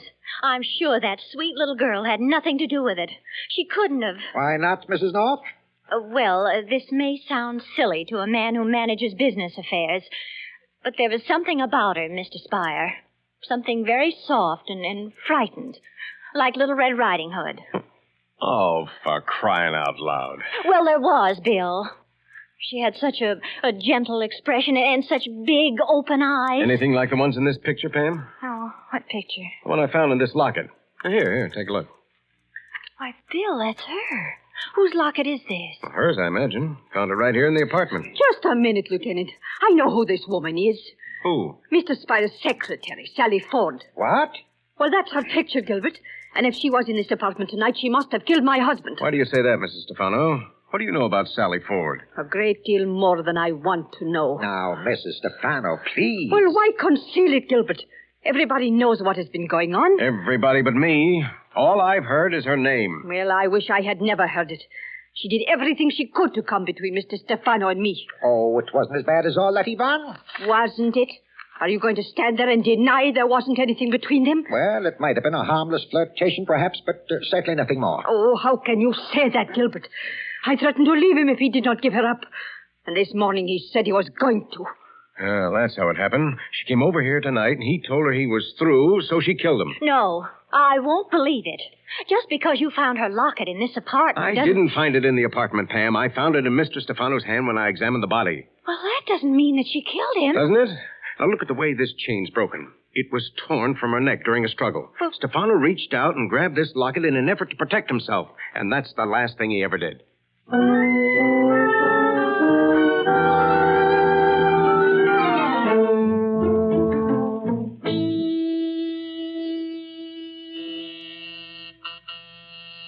Bill, are you sure you won't reconsider before Miss Ford answers her doorbell? After all, arresting an innocent woman... She's not an innocent woman, Pam. And it won't do any good to tell me about Red Riding Hood. But if you make a false arrest... Pam, will you let the poor man alone? Yes? Miss Ford? Yes? Don't be afraid, Miss Ford.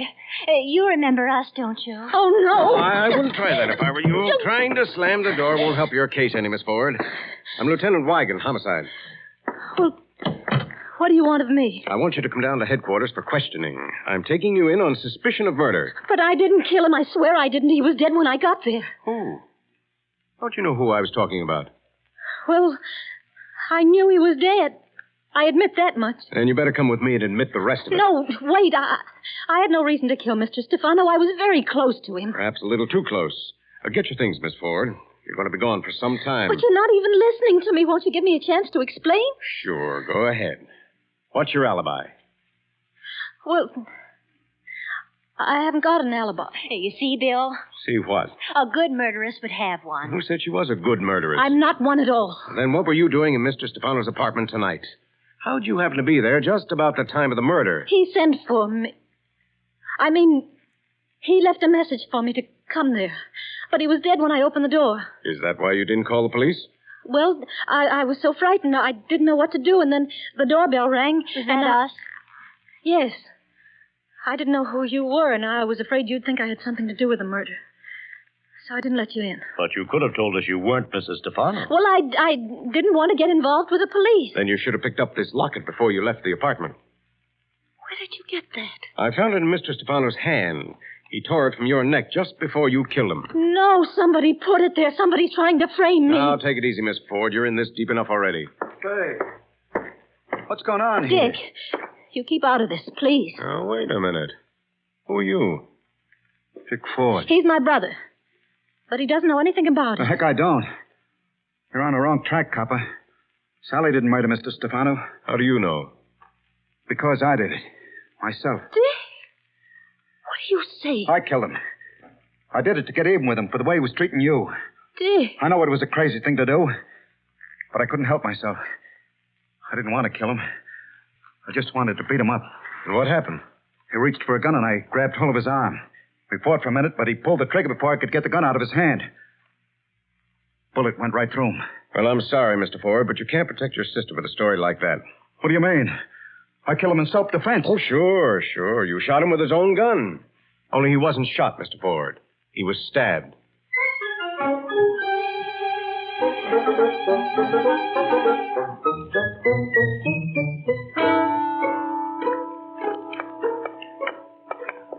It's no use, Pam. Bill's got an airtight case against her, and there's nothing you can do about it. Well, I'm not going to let her spend the night in jail just because he arrested her. I just know she's innocent. Well, I don't. That brother of hers looks like a cutthroat that probably runs in the family. Oh, don't be silly, Jerry. She isn't anything like her brother. All right. I'm sorry I mentioned it. Now let's go home and get some sleep. We've been walking all over the city of New York. Oh, but it's so nice out, Jerry. Let's just walk a little while longer. What for? Where are you taking me to? Oh, no place. No place, huh? Isn't that Mr. Stefano's apartment house on the corner? Oh, is it? As if you didn't know. What's the idea of dragging me back here? What are you up to now? Well, so much has been left undone, Jerry. I mean, there's no actual proof that Sally's the one who... What's the matter? Over there at the side entrance of the building. That Mrs. Stefano? It is, at that. I wonder what she's doing there. Well, let's ask her. Mrs. Stefano? Oh, just a minute, Mrs. Stefano. Don't run away. Oh, that's funny. She ducked into that alley as soon as you called her. You think she heard me? Of course she did. Quick, let's follow her. Oh, into that dark alley? It probably leads to the basement of the building. Come on, dear. We'll lose her if we don't hurry. Easy now. She must be around here somewhere. Oh, Jerry. Sort of creepy in here. Nothing but dark walls to look at. Well, don't look at the walls, dear. Look for Mrs. Stefano. She could be lurking behind any one of them. Oh, golly, what was that? I'm sorry I bumped into an ash can. Well, I wish you'd tell me when you're going to do things like that. I thought I was dead. Mrs. North. Good heaven. It's me, Mrs. North. Mrs. Stefano. Well, what are you trying to do? Scare the life out of her? Oh, I'm sorry. I did not mean to frighten you. What did you mean to do? Why did you run away from us just now? Well, I got a call to come downstairs. Just now, a man with a mysterious voice called up and told me to meet him here. Just now? Yes. He said he'd kill me if I told anyone about it. So I was afraid to speak to you. Well, where is this man? I don't know. Sounds awfully phony to me. Me, too. That phone call probably was a trick to get you out of the house. Somebody wanted to be in your apartment while you weren't there. What for? I don't know, but we better get right upstairs and find out.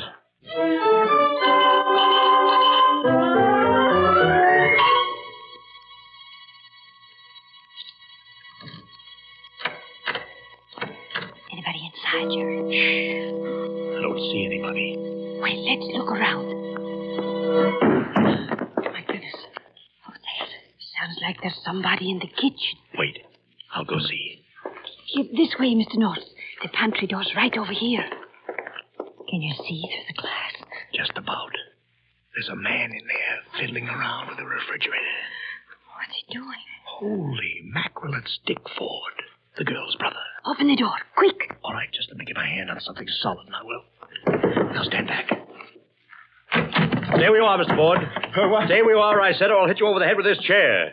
I wasn't doing anything. No? What'd you come here for? And why'd you call up Mrs. Stefano and threaten to kill her? Because I wanted to search this apartment. Search it for what? Evidence. Somebody's trying to frame my sister. Now I've got to prove she didn't do it. Well, that's no excuse for threatening my life. Maybe it isn't. But I'm glad I came here just the same. Look what I found behind the stove, Mr. North. What? The murder weapon. All wrapped up in some newspapers. With a pair of blood-stained gloves. Let me see those gloves. Just a minute, Mrs. Stefano. I'll take those gloves. But they're mine. You bet your life they're yours. They've got your initials on them. Then Mrs. Stefano is the one no, I didn't. We'll see about that, Mrs. Stefano. At police headquarters.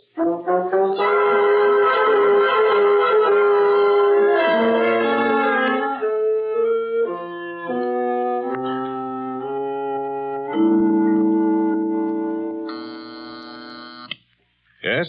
Mr. and Mrs. North are here to see you, Lieutenant. Okay, send him in. You want me to go, Lieutenant? Oh, no. Stay where you are, Mr. Spire. The Norths will be interested to know what you've been telling me about Mrs. Stefano and her husband's suspicions about her. At least it explains why... Bill, I've got to talk to you, Bill. Oh, well, what's all the excitement about, Jerry? We've got the murderer. Oh, really? We have, Bill. She's right outside. You mean she's downstairs in a nice little cell? I've got Miss Sally Ford under lock and key. Oh, well, you just better let her out, because she didn't commit the murder. It was Mrs. Stefano. What? Mrs. Stefano? That's right, Bill. We've got the murder weapon and the gloves she wore when she used it. Here, look. Hey, what kind of gag is this? No gag. Dick Ford found this package behind the stove in Mrs. Stefano's apartment. Well, he must have planted it there himself, the crazy fool. This isn't the murder weapon. How do you know? Because I've got the murder weapon right here in my desk. I've had it there for some time. Are you sure it's the right one? Well, of course I'm sure. I found it myself, didn't I? Where? How do you know it's the one that killed Mr. Stefano? Oh, I know all right. Because I found it in Mr. Stefano's body.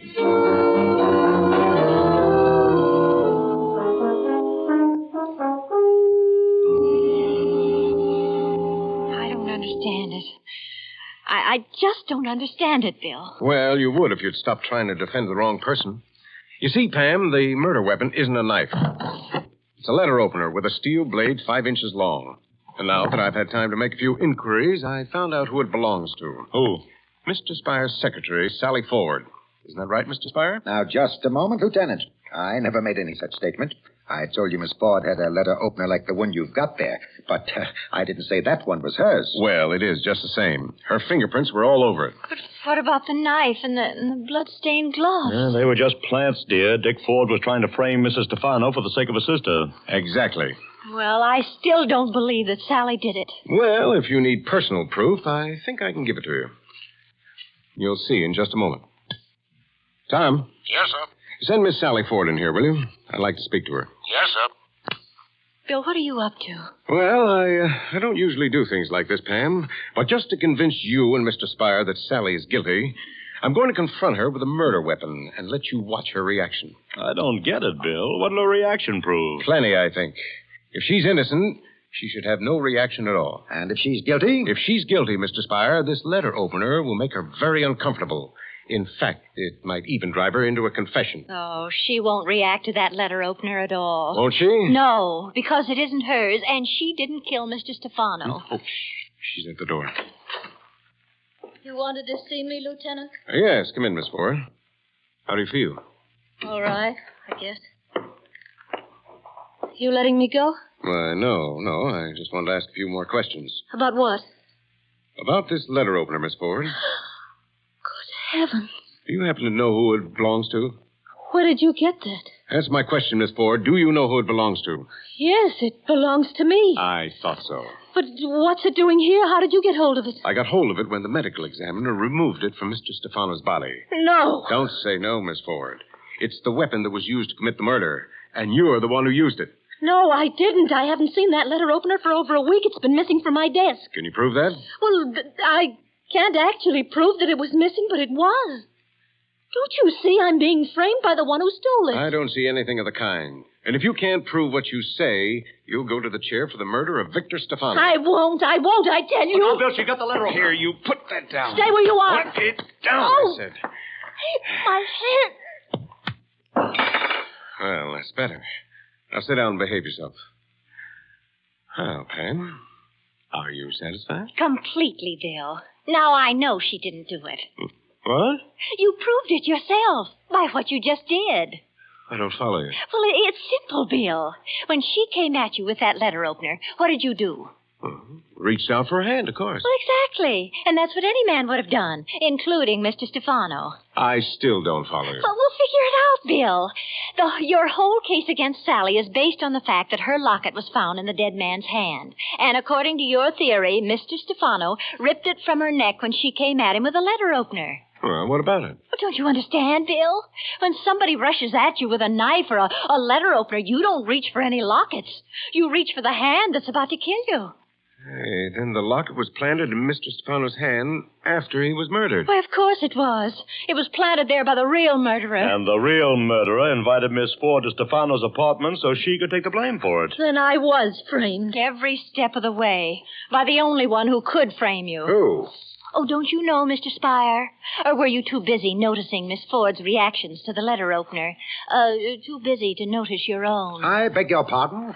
Your little trap worked, Bill. Only it worked on Mr. Spire instead of Miss Ford. He was scared to death she wouldn't react properly. That's a lie. You can't prove anything against me. I had no reason for killing Stefano. He was my best client. And you took him for plenty, Mr. Spire. As his business manager, you were in charge of all his financial affairs, and you could use his money whatever way you pleased. Don't be a fool. Don't you be one. What I'm saying is the truth. Mr. Stefano suspected you of misusing his money, and he told me so. He told me he was going to ask you for an exact accounting. And you were afraid to face that accounting. So you killed him and framed your own secretary. Watch him, Bill. Oh, no, you don't. You're not getting out of here just yet, Mr. Spire. You let me go. Not for a long time, Mr. Spire. Until we've had a chance to take your fingerprints and see that they match the ones on the inside of this locket. Come with me, Mr. Spire. You're going to have your picture taken.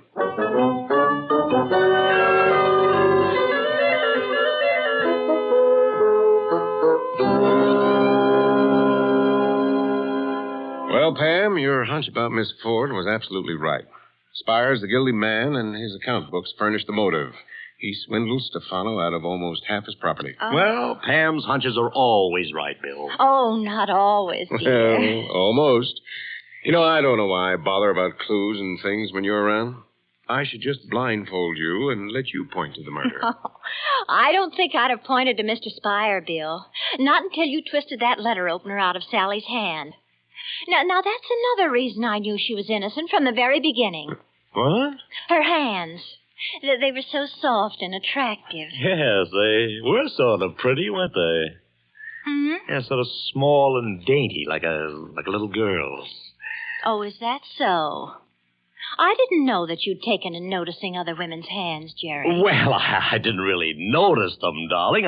I was just following one of your hunches. The adventures of Mr. and Mrs. North are brought to you through the facilities of the United States Armed Forces Radio Service.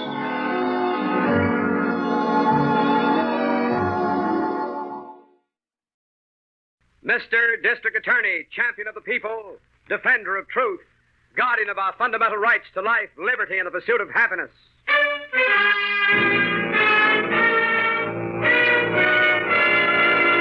Mr. District Attorney is brought to you by Vitalis, Vitalis. Vitalis, the famous preparation that keeps your hair well groomed. And used with a speedy 60-second workout, helps you to keep your hair.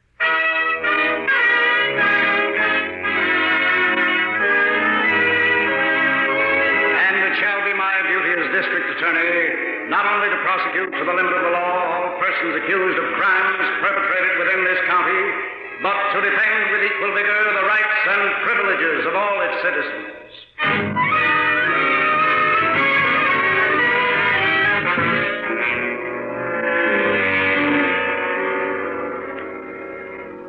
Our case tonight opens at the dairy farm of Samuel Putnam, a resident of one of the rural sections of your district attorney's county. Mr. Putnam and his 15-year-old son, Billy, are working in their barnyard. Their chores are interrupted as a car enters the yard, and a man hails them from the driver's seat. Hello there. Yeah? Are you Miss Putnam? That's right. Oh, very well. Who's that, Pop? I don't know. I never see him before. Nice-looking car. Yeah. How do you do, Miss Putnam? How do you do, sir? My name is Grant, sir. George Grant. I see. I wonder if I could have a few minutes of your time, sir. Well, if you're selling something, Mr. Grant, I can tell you right now. Quite the contrary, Mr. Putnam. Quite the contrary. I'm here to buy. How do you mean?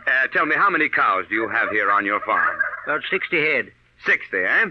Well, sir, I'm prepared to take them off your hands. Well, where'd you ever get the idea I wanted to sell? That's what your neighbors are doing. Pop, does he mean everyone's selling their cows? That's right, young man. Well, what's the purpose of all this? Haven't you heard of the meat shortage, sir? Yeah. Folks in the city need meat very badly. Oh, sure, yes, but this is dairy country. None of us has beef cattle. We all have milk cows. Well, they're beef, too. Sure, but supplying them folks in the city with milk is a lot more important than giving them beef. Now, look, Mr. Putnam, you farmers had better face the facts. There's a war on. That means a shortage of manpower needed to help run your farms. Well, me and my boy here can manage all right. Sure we can. Yeah, and so can most of the other fellows around here if they just put their minds to it. Now listen, Mr. Putnam. No, you do the listening for a change. Your coming up here to buy our stock is a pretty serious affair. How? Well, if my neighbors sell the cows to you, they're just killing off their only means of livelihood. Ordinarily now, I wouldn't pay no attention to their short-sightedness. But this very war that you speak of, that makes it more important than ever that we keep on producing milk. Is that so? Yes, sir. Youngsters and mothers down there in the city, they need all we can give them. I've got a little influence in this community, Mr. Grant. Really? Yeah. And I'm telling you right now that I'm going out and talk to these men you've been dickering with and get them to change their minds. Look, Mr. Putnam, I never get along very well with people who meddle in my affairs. You don't? You'd better lay off those other farmers. Listen, are you threatening me? No, just giving you some good advice. I came up here to buy beef, and you or anybody else had better not try to stop me.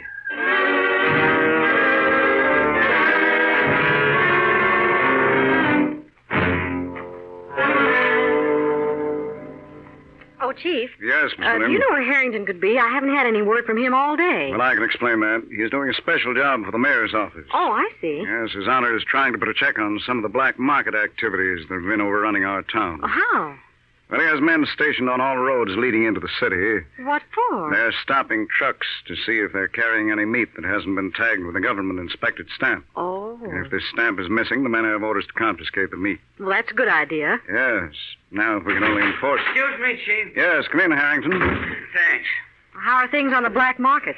Very good, Miss Miller. In fact, almost too good. Yes, what happened? Well, I was checking trucks that came off the ferry, and believe me, Chief, business was terrific. You found a lot of illegal meat?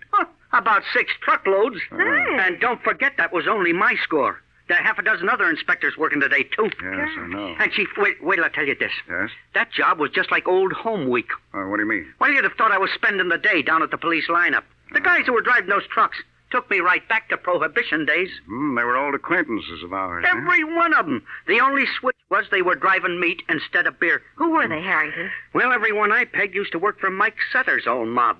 Mike Sutter? Yeah. I asked some of them if Mike was operating this racket, and they all claimed on me. Well, it's pretty safe to guess that he is. Well, here's one angle I did get out of him, Chief. Yes, what's that? Well, all of the trucks came from in and around Centerville. Centerville? Yeah. Well, that's dairy country. Sure. Yeah, I don't like the sound of that. Means this beef must come from slaughtered milk cows. Hey, I guess that's so. Oh, Chief, won't that have an effect on milk production? Yes, Miss Miller, very definitely. Well, isn't there anything we can do about it? I believe there is. What, Chief? I think we can carry the mayor's campaign one step further. How? By checking this racket at its source. We're going to pay a little visit to the farmers of Centerville.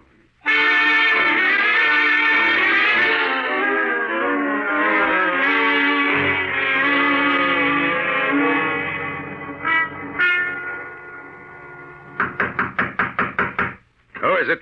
It's me, Grant. Oh, come in. Hello, Mike. What are you doing in town? I came in to see you. Yeah? Yeah. Looks like we're in a little trouble. You mean the trucks? Well, that's just the mayor trying to grab a headline. I put a mouthpiece to work. We'll get the meat back. Think so? Sure. Same thing happened out west.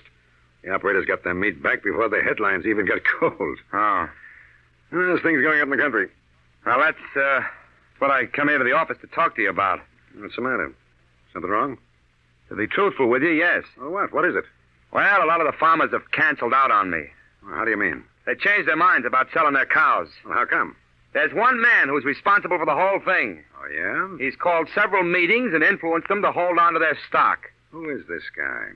Man named Putnam. What's his angle? Is he moving in on us? No. Just some stupid patriotic motive. Patriotic? He feels that milk is more important than beef. He's got the others thinking the same way now. Did you talk to him? Sure, but he just won't listen to reason. Reason? Now listen, Grant. You never get nothing with that stuff. I know, but... this guy has really jammed up the works, Sam. Yeah. Well, it looks like maybe it's time for me to take over. What do you mean? Now, listen. I put you in the front for this thing because you're the white-collar guy with the smart approach. I figured that would work a lot better than muscle. Yes? But the collar's no good on a deal like this. Your Putnam guy needs a different treatment. Oh, now, look, you're not going to use any violence. Remember, you promised me when I came in to work for you there'd be no rough stuff. Who said anything about rough stuff? But you... This old farmer just needs a lesson, that's all. And we can give it to him without our ever seeing the guy.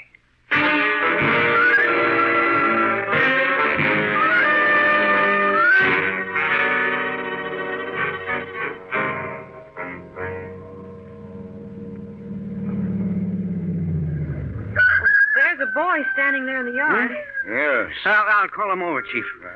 Hey, son. Yes, sir? Is this the Putnam farm? Yes, sir, that's right. Yeah, is Mr. Putnam around? No, sir, he's gone into the village. Are you his son? Yes, sir, my name's Billy. Hmm. Golly.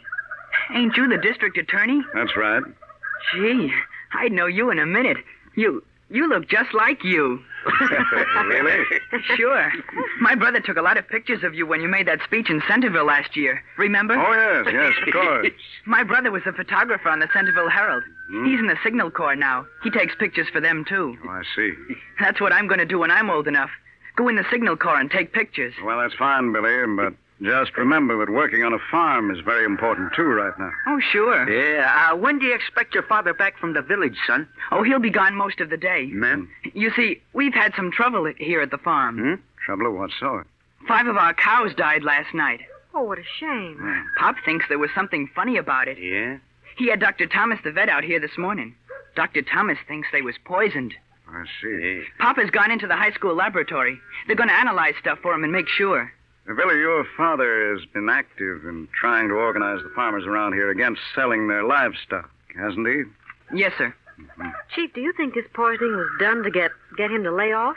Well, it could have been. Yeah, sounds like something Mike Sutter might do. Yes, but the description that the other farmers gave us of the man who tried to buy their cows doesn't sound like Sutter. Well, he probably has a front man working for him. He's always been a smart operator. If the cows were poisoned, you sure could find out who done it, couldn't you, Mr. District Attorney? Well, I could certainly try, Billy. I think we better be moving, Chief. We're going to cover the rest of this territory. Yes, you're right, Harrington. What shall I tell my pop? Well, just say that we were here to see him, and we'll come out again in the morning.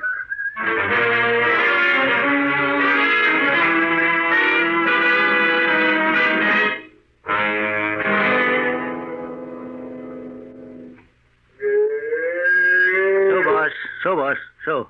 That's the girl. That you, Billy? I got a pail of water once this evening, son, but if you want to... Good evening, Miss Putnam. Huh? Remember me? Grant is the name. Oh, yeah. Yes, I'd like you to meet an associate of mine, Mr. Sutter. Hi. What'd you come here for? Just dropped in to see you. Yeah?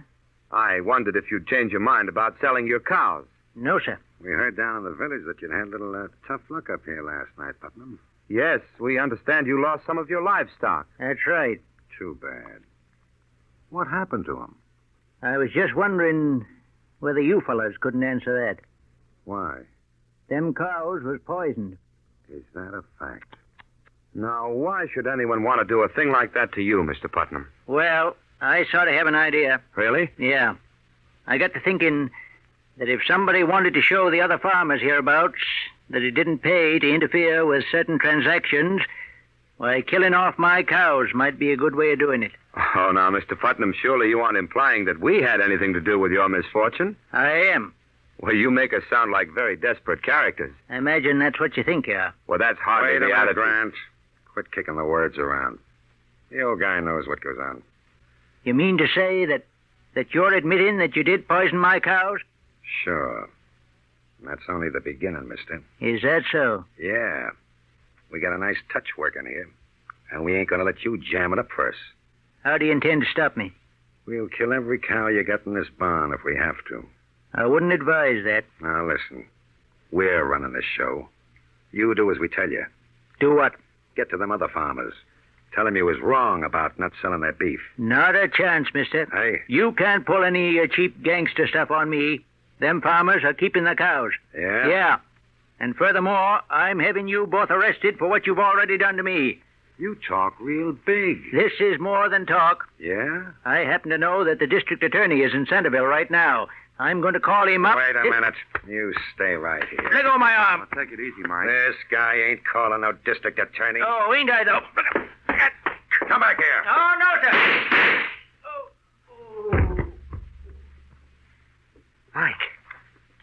Mike, why did you do that? The old bum had it coming to him. Hey, he's bleeding badly. So what? Mike, I think he's dead. Ain't that a shame? Pop! Pop! That's his kid. Yeah. He may have someone with him. We better get out of here, quick. Pop, what's the matter? Yeah, that door. There may be another way out. Come on, Mike. Okay. Pop! Yeah, this is okay. The car's right outside. Come on. Right. The kid didn't get in there in time to see us, huh? All right. Quit worrying. Yeah. All right, get in quick.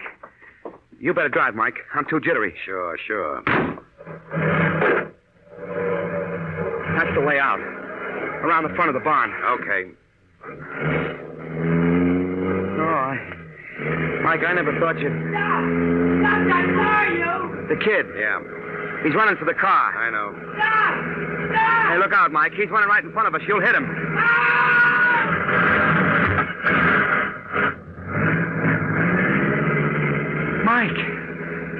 Mike, you ran over him. Sure. That's what I was trying to do.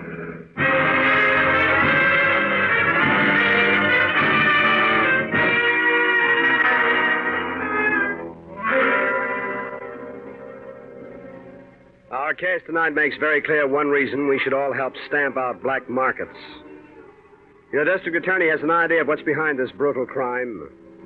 But securing proof is another matter, as we'll learn in just a moment. Right now, a word to the men. Do you know that you can have a smooth, close shave and, at the same time, have the cool, refreshed feeling on your face that every man likes to have when he's through shaving? Yes, you can have both benefits with Ingram's. Ingrams. Ingram's shaving cream. You get a close, smooth shave with Ingram's because Ingram's helps condition your face for the razor. Gives you an abundance of velvet, smooth lather that helps wilt the toughest beard. And in addition, you get a cool shave with Ingram's because Ingram's is made to be cool. Made to leave your face feeling delightfully fresh and invigorated when shaving is over. So remember, for a face that feels fine after a shave that makes you look your best, it's Ingram's. Ingram's shaving cream. Now back to Mr. District Attorney.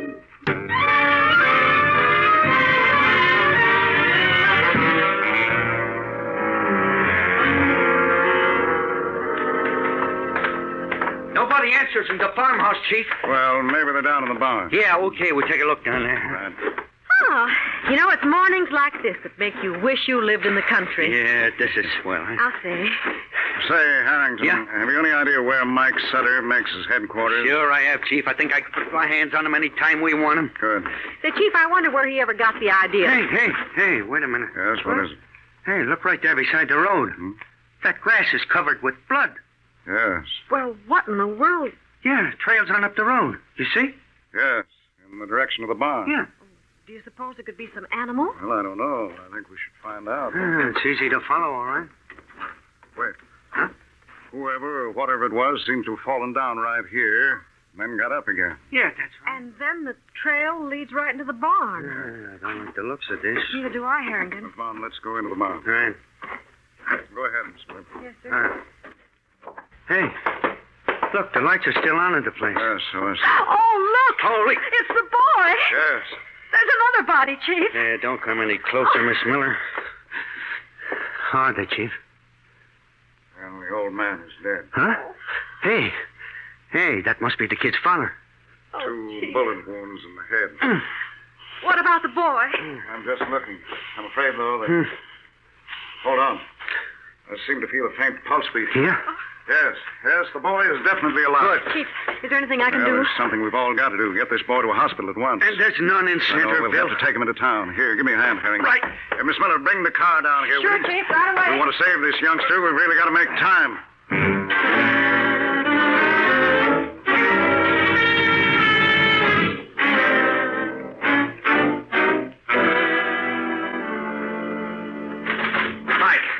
Mike, look at this. How many times have I told you to knock before you come into my office? I just got the afternoon papers. They got the whole story. About the farmer? Yeah, look here. The kid didn't die. So what? He may identify us. Is that what it says in the story? No, according to this, he's still unconscious, very close to death. Well, then what are you worried about? Well, I guess... Now, look, you said yourself last night that the kid never seen us when we did it. Huh? He didn't even know we were in the barn. I know, but... And even if he lives, what have they got on us? The boy might have seen the license plates, or the tire marks might even be traced. And that makes it tough on somebody else, not us. Why? That was a stolen car, you chump. Oh, Well, the boys picked it up for me before we went out to the sticks. I see. Now, listen, Grant. I'm going to get awful fed up on this crybaby routine of yours. Well, I can't help being concerned. Let that be my department. Well, Now, the only thing we got to do now is to let this thing cool off for a few days before we start operating again. you mean you're going to continue this thing? Why not? It's better set up now than it ever was. How? That old man being dead will teach them farmers a real lesson. I guarantee we won't have to poison no more cows to get them guys in line. Oh, but Mike, it'd be much too dangerous to operate up there again. I, for one, don't want any part of it. No? I should say not. Now, look, chum. You're in this thing whether you want any part of it or not. But I... Shut up. Now, sit down. Yes? You and me are going to go over the books this afternoon and figure just how many cows is left up there to grab.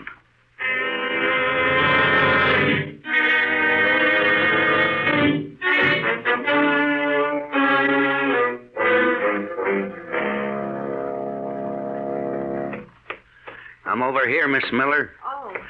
Did you call the office? Yep. No messages. Is the boy still in the operating room? Yeah, the chief's in there with him. Oh, I do hope they can save him. It's going to be a tough fight. That kid took plenty. He's been in there over 2 hours now. Yeah, I know. If it was my own kid, I couldn't feel any worse. Yes, I know. Harrington, do you think Sutter was behind this thing? Sure he was, the dirty punk. But how are we ever going to be able to prove it? We got to, Miss Miller. But there wasn't a clue even. I know. Our only hope is this kid. If he pulls through and can talk, we may get some. Oh, I wish that... Here's the chief. Oh, how is he? Well, he's still alive. Oh, good. Has he got a chance? We don't know yet. Is there anything I can do? Yes, Miss Miller, they're taking the boy up to one of the hospital rooms. Yes. I want you to go up there and stay with him. I'll join you up there as soon as I talk to Harrington. Yes, sir. He's on the 5th floor. Right, I'll find him. What have you got for me, Chief? I want you to pick up Mike Sutter and take him to my office, Harrington. Oh, Chief, believe me, this'll be a pleasure.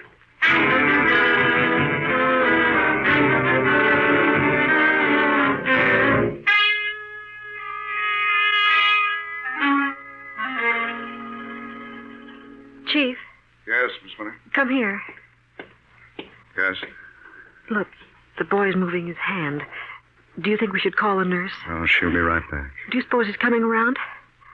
I don't know. Well, what should we do? Nothing. Just watch and wait. Oh. Did you hear that? Yes. Yes, he seems to be regaining consciousness. Bob. What happened, Pop? No, it's all right, son. It's all right. Just take it easy. Pop's been hurt. Don't try to raise your head, Billy. Huh? What? Where am I? You're all right, Billy. And just try not to talk too much. Mm-hmm. Yeah. Billy, you recognize me? Sure. District Attorney. That's right. Now, can you understand what I'm saying? Sure. Good. Now listen carefully, Billy. Can you tell me what happened to your father? To Pop? Yes, your pop. What happened to him? I don't know. Oh. I gotta get back to the barn, though. back to the barn. Oh, easy, son. Easy. The door. The side door of the barn. Hmm? District Attorney will get you. He knows. He's delirious, Chief. Yes. Signal Corps. Side door barn. Billy, please. Signal Corps. Side door barn. Chief, I think he's trying to tell us something. Miss Miller, I think he has.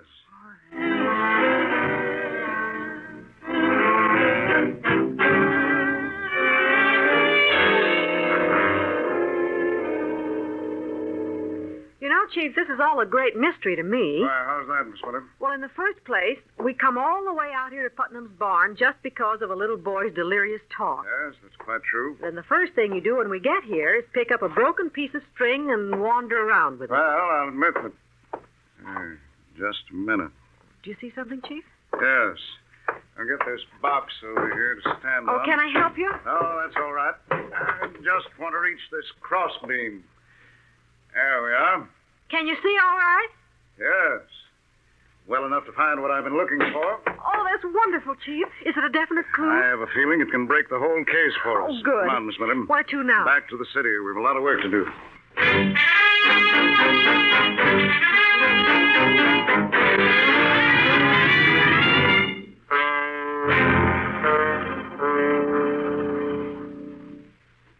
Listen, Copper. Yeah?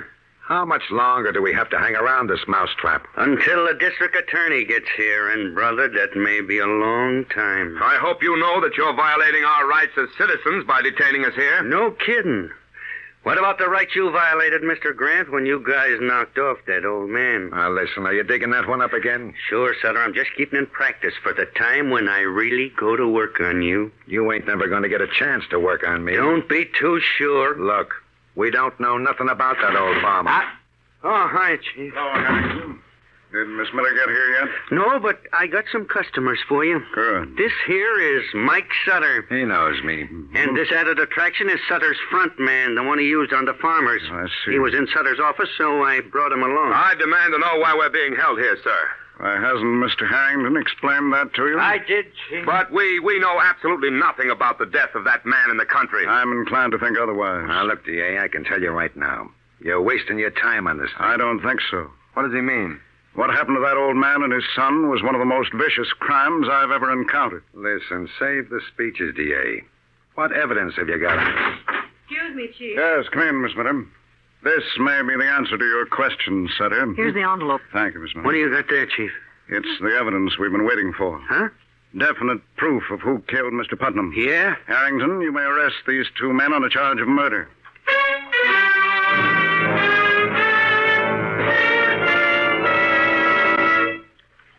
Your district attorney will be back in just a moment to explain what he learned from Billy Putnam's delirious cries that led him back to the farm and clinched his case. First, though, here's a fact about Vitalis you'll be glad to know. While wartime Vitalis is manufactured under government restrictions that affect most products during these times of war, Vitalis and the 60-second workout gives you the same three benefits that you and thousands of other men have always enjoyed with Vitalis. And here they are. First, Vitalis gives you really well-groomed hair. Keeps your hair in place in a natural, masculine way. With Vitalis, your hair doesn't have that obnoxious, plastered-down, patent leather shine. Second, Vitalis and the 60-second workout helps rout unsightly and often embarrassing loose dandruff. Third, and very important, Vitalis and massage helps prevent excessive falling hair. It stimulates circulation, you see. Loosens up your tight, dry scalp. So Vitalis and massage helps you keep your hair. And since wartime restrictions affect the amount of Vitalis we can make, please be patient if your druggist doesn't always have it. We will continue to keep him as well supplied as possible. And please remember, wartime Vitalis gives you the same three benefits you've always enjoyed. Used with a 60-second workout, it gives you well-groomed hair, helps rout loose dandruff, and helps you keep your hair. That's Vitalis. Vitalis.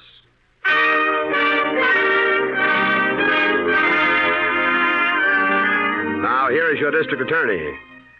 Well, ladies and gentlemen, the evidence that solved tonight's case was given to us by a very alert and courageous young man, Billy Putnam. It was his timely thinking that enabled us to try and convict Mike Sutter and his accomplice Grant on the charge of first-degree murder. and they paid for their crime with their life. Chief, don't you think you ought to tell the folks just what that evidence was? Well, yes, Miss Miller. I learned about it in young Billy's hospital room. In his delirious ravings, Billy repeated two important things: side door of the barn and signal corps. I remember the side door in the barn, but the signal corps reference eluded me until I suddenly recalled our first conversation with the boy. You mean about his brother being a photographer in the Signal Corps? Yes, Harrington. I took the chance that this meant he had some camera arrangement hooked to that side door. Which he did. Yes, the boy had rigged it up the day after the cows were poisoned. He hoped to get a picture of anyone who might attempt it again. And he sure got a mighty important one. Grant and Sutter leaving the place with the old man dead on the floor. Chief, I'm sure that everyone will be glad to know that Billy has fully recovered from his ordeal. Yes, Miss Miller, and we're seeing to it personally that he gets a good home until he's old enough to realize his ambition to join his brother in the Army Signal Corps. Good. Now, what about next week, Chief? Well, it's a case I believe every one of our listeners will find very interesting and exciting. The case of the weekend murders. And so, friends, join us again next Wednesday, and until then, thank you and good night.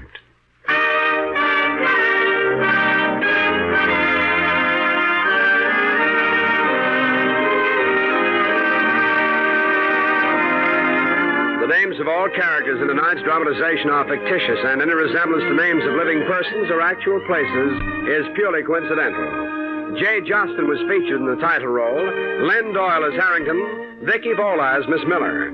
The music was under the direction of Peter Van Steeden, and the author was Jerry Devine. Mr. District Attorney is brought to you by the Bristol Myers Company, makers of Vitalis, used by more men to keep their hair well-groomed than any other preparation of its kind. Now, just think of the word vital and add I-S. Vitalis. Vitalis for your hair.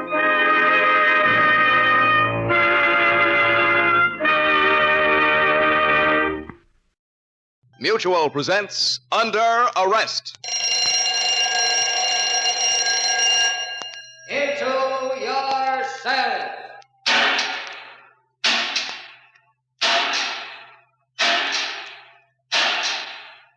Criminals behind bars.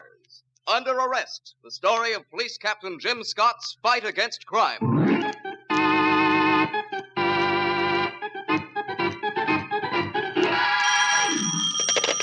Captain Scott. Harry Gavin, Jim. Yeah? I'm at Madame Cherini's. Great. Aren't you supposed to be on duty? I am. I'm sitting up with a corpse. Has the corpse got a name? Sure has. Jerome K. Wade. Jerome K. Not the gun manufacturer. That's right. The fellow who used to be partners with Sam Carver? On the button. He's been shot. Who did it? Sam Carver. Oh, you're crazy. Sam Carver's been dead for 4 years. Yeah, I know. Now, look, Gavin. From what you tell me, an important man's been murdered. I don't like to joke about such things. I'm not kidding. Madame Cherini's a medium. She swears Sam Carver did it. A medium? Yeah, one of those people who bring back the dead. Looks like she brought back Sam Carver. Cute, huh? I didn't think it was cute. The Sam Carver case had been looked upon as a suicide. Carver was partners with Wade in the gun factory, and it was his job to inspect the guns before shipment. He passed a defective bunch, and they were shipped to the Army. Some of the boys at Okinawa got a rough deal when the guns didn't function as called for, and the incident created quite a scandal. Carver wrote a full confession, then blew his brains out in the library of his home. Only one thing didn't jibe. We never could locate the gun. Madame Cherini's place was located over the Red Parrot Bar and Grill. You had to pass through the bar to reach the back steps. Hey, where do you think you're going? Get my fortune told. I have a date with Madame Cherini. Ah, wise guy, huh? Well, if I were... Oh, excuse me. Didn't know you wore a badge. That's okay. Which way is it? Turn right through the door there, and it's one flight up at the head of the stairs. Thanks.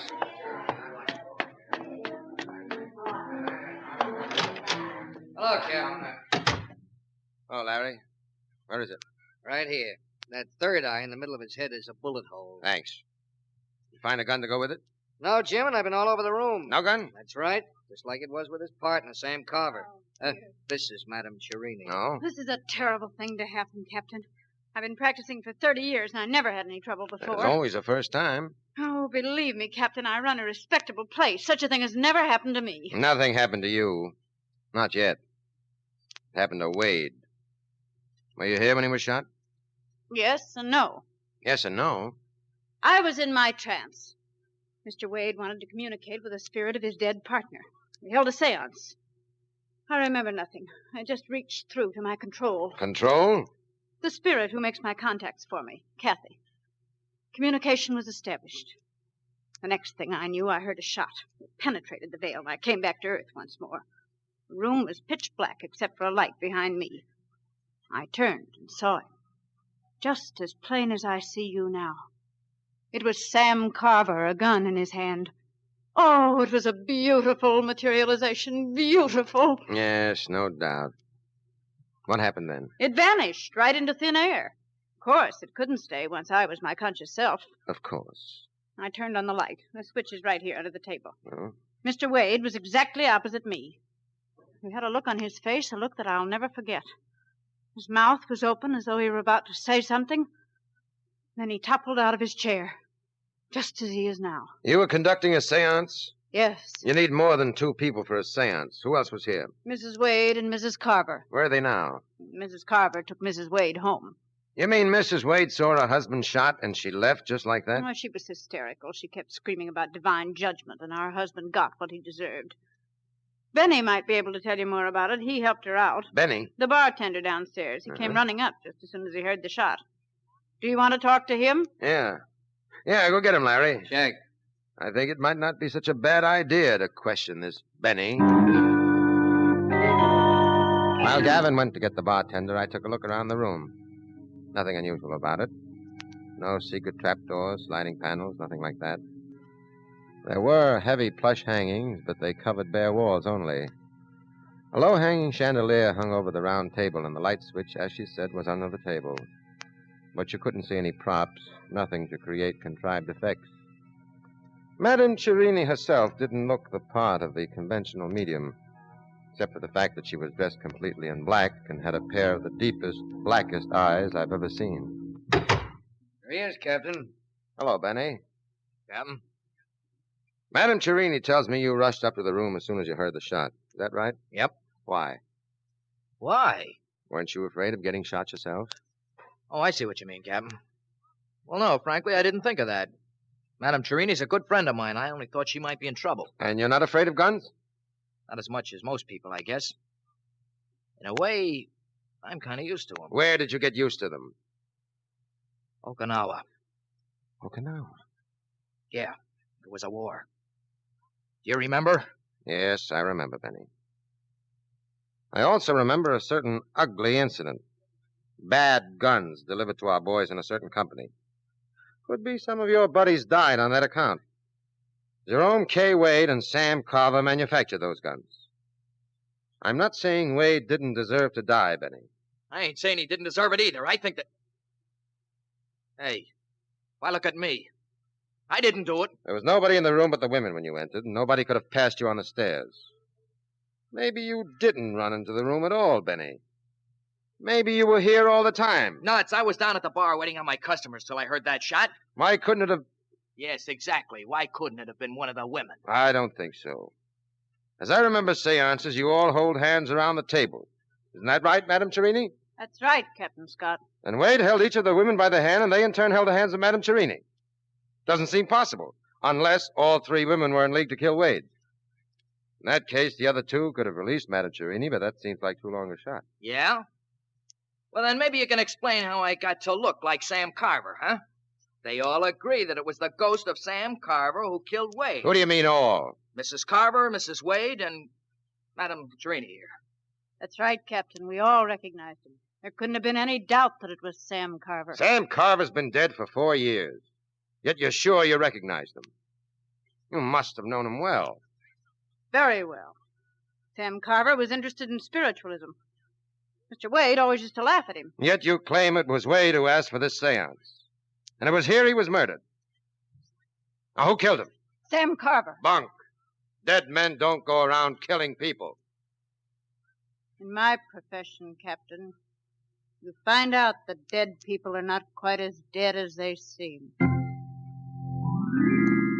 I got a funny feeling as I looked at the corpse. There was something in the expression. Kind of fixed smile. And the bullet hole Larry Gavin had described as a third eye. For a moment in the dim light, I could have sworn the dead man winked.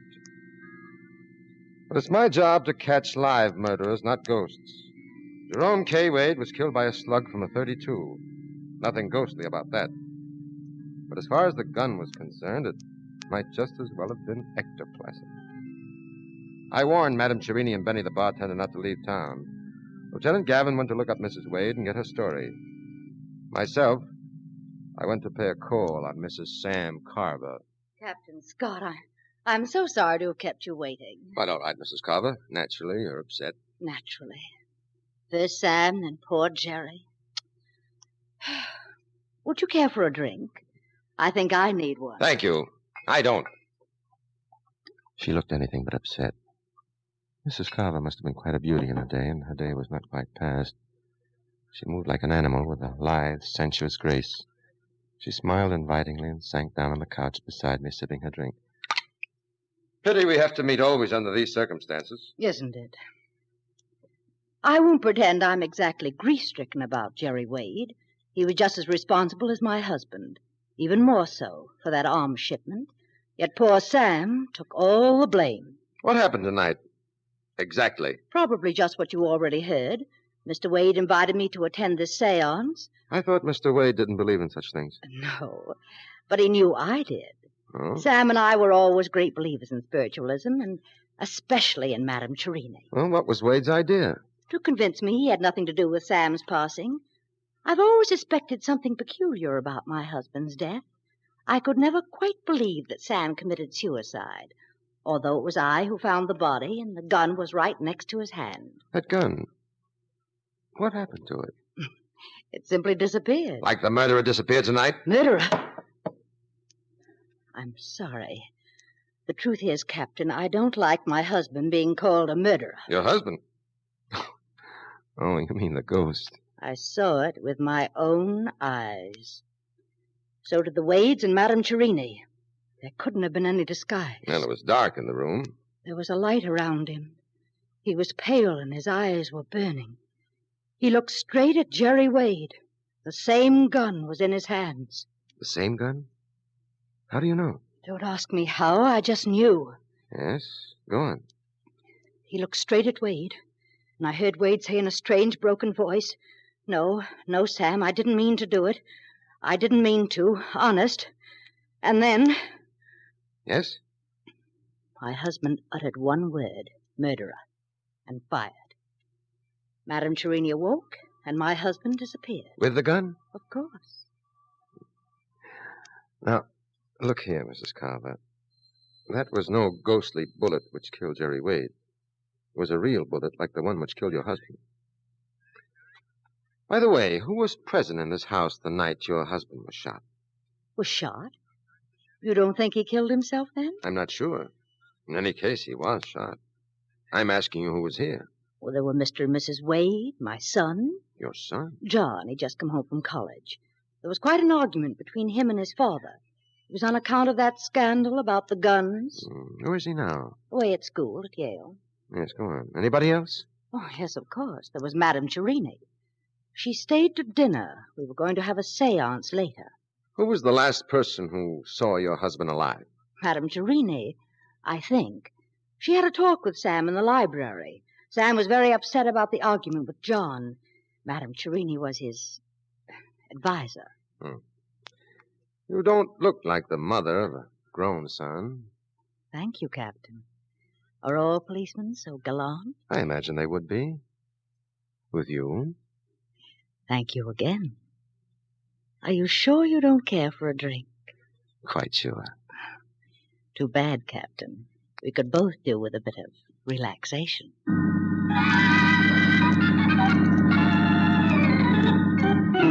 It was late when I got to my office next morning. Larry Gavin had seen Mrs. Wade, and her story checked with those of Madame Cherini, Benny, and Mrs. Carver in every particular, even to the exact words used by her husband and the ghost. Lieutenant Gavin had his own theory about the crime, and I wasn't too sure he was wrong. Jim, I say it's all hypnosis.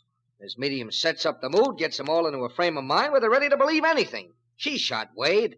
It was dark in that room. How else could anybody plug him right in the middle of the forehead without being close up and knowing exactly where he was sitting? Well, maybe an ordinary guy couldn't, but a ghost could. Now, don't tell me you're going soft in the head, too. Well, all the stories check. They couldn't all have been in on a plot to kill Jerry Wade. I don't say they were. I'm saying the old gal hypnotized him. It adds up. Maybe. I'd like to check with ballistics first. Captain Scott, get me the lab. Yes, sir. Yes? Captain Scott, did you check the Wade bullet against the bullet in the Carver file? Yes, I did, Captain. Well? It's from the same gun, Captain. There's no doubt about it. Are you sure it's from the same gun? Positive. Thanks. Well, that clinches it. It must be the medium. Why? Wasn't she there the night Carver was shot? Right. Aren't all these mediums pretty good sleight-of-hand artists? Right. Wouldn't it have been a simple matter for a good magician to divert attention and pick up the gun in Carver's hand? Right. And wouldn't she use the same gun to kill Wade? Wrong. Why not? Why should she plan a murder in her own home, where everything points against her? So she could blame it on a ghost. What motive would she have in killing Wade? He thought she was a phony. He was an enemy of Sam Carver's, one of her oldest friends. Not enough. Nobody risks the chair for that. Then what do you think? The ghost did it? Maybe. Oh, have you gone nuts? Maybe. Get me the Red Parrot Bar and Grill. What are you going to do? Make an appointment with the ghost. Oh. Hello? Benny, Captain Scott. Oh, yeah, Captain. Could you call upstairs and bring Madame Cherini to the phone? Don't have to call her, Captain. She's right here. Oh, well, you know, she's right there. Madam Cherini, this call is for you. Take it here. Yes, Captain Scott? Madame Cherini, you claim you brought back the spirit of Sam Carver last night. Materialized, I think, is the word you used. Yes, Captain. Then, could you materialize this spirit again for me? I don't think so. Why should you want me to do that? I'd like to remind you, Madame Cherini, this ghost is wanted for murder. Oh, nonsense, Captain. You can't electrocute a ghost. We can try. I won't do it. Madame Cherini, I'm afraid you don't realize your position. If you're a faker, then the ghost killer is something cooked up by you, and you're under suspicion of murder. If you're on the level, it's up to you to prove it by producing the ghost. Spirit materializations are not easy. I may not be successful. Well, that would be too bad for you. The atmosphere has to be propitious. What's wrong with the atmosphere? There's too many policemen. They're all over the place. Spirits are allergic to policemen. Well, send them away. I can't rely upon you for that. You've got my word. All right, then. When? Tonight. Tomorrow morning, rather. Say about 3 a.m. Why so late? I want the circumstances to be favorable. I don't want any noise from downstairs. At 3 a.m., the bar will be closed. Okay, you've got a deal. One more thing. What is it? We'll need at least 2 others, sympathetic spirits. I think I can get Mrs. Carver. Fine. How about Mrs. Wade? Oh, I'm afraid she's too upset. I have it. We'll use Benny. The bartender? Is he sympathetic with spirits? You ought to be. Dishes enough of them out. Shut up. What is that? I'm sorry, Madame Cherini. I wasn't talking to you. Okay, it's a date, 3 a.m. Another thing. You must purify your mind. Oh? Well, how do I do that? Go into seclusion. Seclusion? Goodbye. Goodbye. Larry, who have you got trailing Madame Cherini? Hennessy. Where is he now? Across the street in a cigar store at Maple and Clark. Phone him. Tell him not to lose sight of Madame Cherini for a minute. It's urgent. Okay. Where are you going? Into seclusion. You heard what Madame Cherini said. Where can I reach you? My room. Phone me if it's important.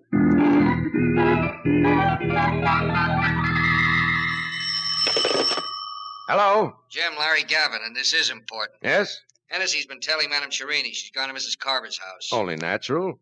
She's inviting her to the seance. She's been in there with her for over an hour. All she wanted was to invite her. She could have used the phone. I see.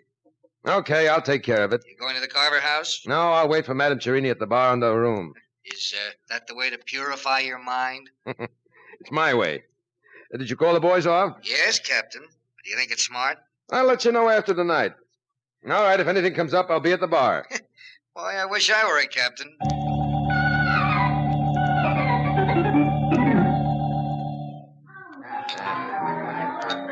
Oh, good evening, Captain. What's your pleasure?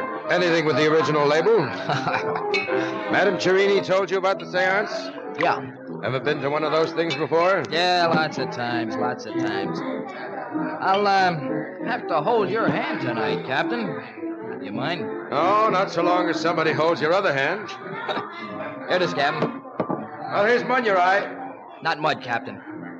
Ectoplasm. Captain Scott, I didn't expect to find you here. Just checking up, Madame Cherini, making sure everything's all right for the seance. But, shouldn't you be resting yourself? Well, even mediums can use a little fresh air. That all you went out for? Fresh air? And ask Mrs. Carver to attend. Will she? Yes. Fine. This is hardly the atmosphere for you before a seance. You should be alone with your thoughts. I was just going, but just one question. Mrs. Carver told me you spoke to her husband shortly before his death. Yes? Did he sound to you like a man who was going to commit suicide? No. Yet he left a suicide note. Not a suicide note, Captain Scott. A confession. There's a difference. Suppose it weren't suicide. Have you any theory about what might have happened? Well, this is only a supposition, mind you, but in the light of recent events... Like the ghost of Sam Carver returning to shoot Jerry Wade? Exactly. There was a big argument at the Carver house the night he was killed. His son, John, wanted both Wade and Carver to confess and take the consequences. Shortly afterward, both men retired to the library. And what happened? Well, I wasn't there. I can only suppose. Yes? Wade could have pretended to be convinced that it was best for them both to write full confessions. Then what? Once the confessions were written, Wade could have shot him and placed the gun near his hand. Then all Wade would have to do was sneak out through a side exit, taking his own confession with him and leaving Carver's. It would look to everyone as though Sam Carver had taken his own life in remorse. And what could have happened to the gun? Oh, Wade would have been afraid of his prints on the gun. He could have pocketed it later while no one was looking. Or someone else could have picked it up. Yourself, for instance. What do you mean? Skip it. Did you tell Wade about your theory? I did make certain suggestions. Enough to convince the unbelieving Wade to attend a seance? Now, this is only a theory, mind you, Madame Cherini, but I'm going to be as generous with you as you are with me. Suppose you were the one who lifted the gun. Suppose you weren't an authentic medium, and suppose you wanted to frighten Wade into a confession of guilt. A confession only you would be able to force. Why should I want to do that? It's an ugly word, Madame Cherini. Blackmail. Well, there's an uglier word, Captain Scott. Murder. If such was my intention, why should I kill the goose that lays the golden eggs? Well, it's only a theory, Madame Cherini. I was only supposing you were a fake. You are an authentic medium, aren't you? Of course, Captain. But you'll find that out tonight, won't you? I hope to find out a lot of things tonight. It was uncanny. I now understood the purpose of the curtains on the walls and the dark dress worn by the medium was to absorb even the faintest suggestion of light. Try as I would, my eyes could not penetrate the darkness. I sat directly opposite Madame Cherini. Mrs. Carver held my left hand, and I could feel her knee brush mine under the table. Benny held my right hand. The medium held theirs. The circle made a chain of communication that was almost electrical. Through the hands of those next to me, I could feel the medium stiffen as she went into a trance. She began to moan, and then called upon her control, the spirit who was a guide in the other world. Kathy. Kathy. Are you there? Kathy. Kathy, answer me. 2 raps if you can come through. 3 if there is interference. Do you hear me?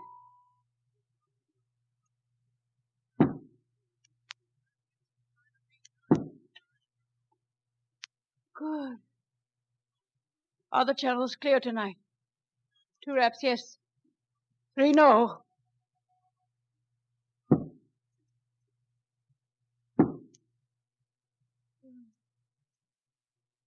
I will speak no more. Mrs. Carver will ask you questions, and you will answer her through me. Is that clear?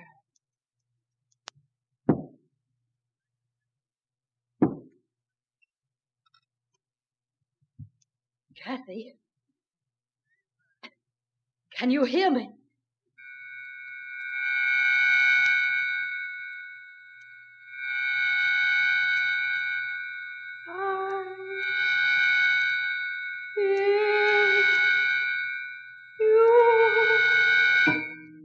Is the spirit of my husband with you?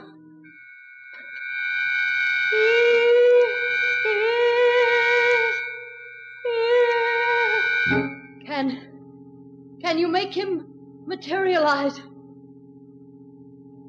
Kathy, can you hear me?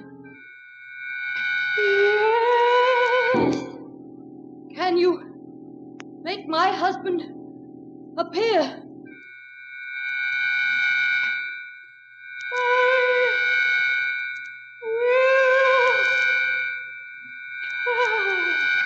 Mrs. Carver's hand gripped mine tightly, and I felt the bartender's hand stiffen. I strained my ears, anxious to catch the slightest sound.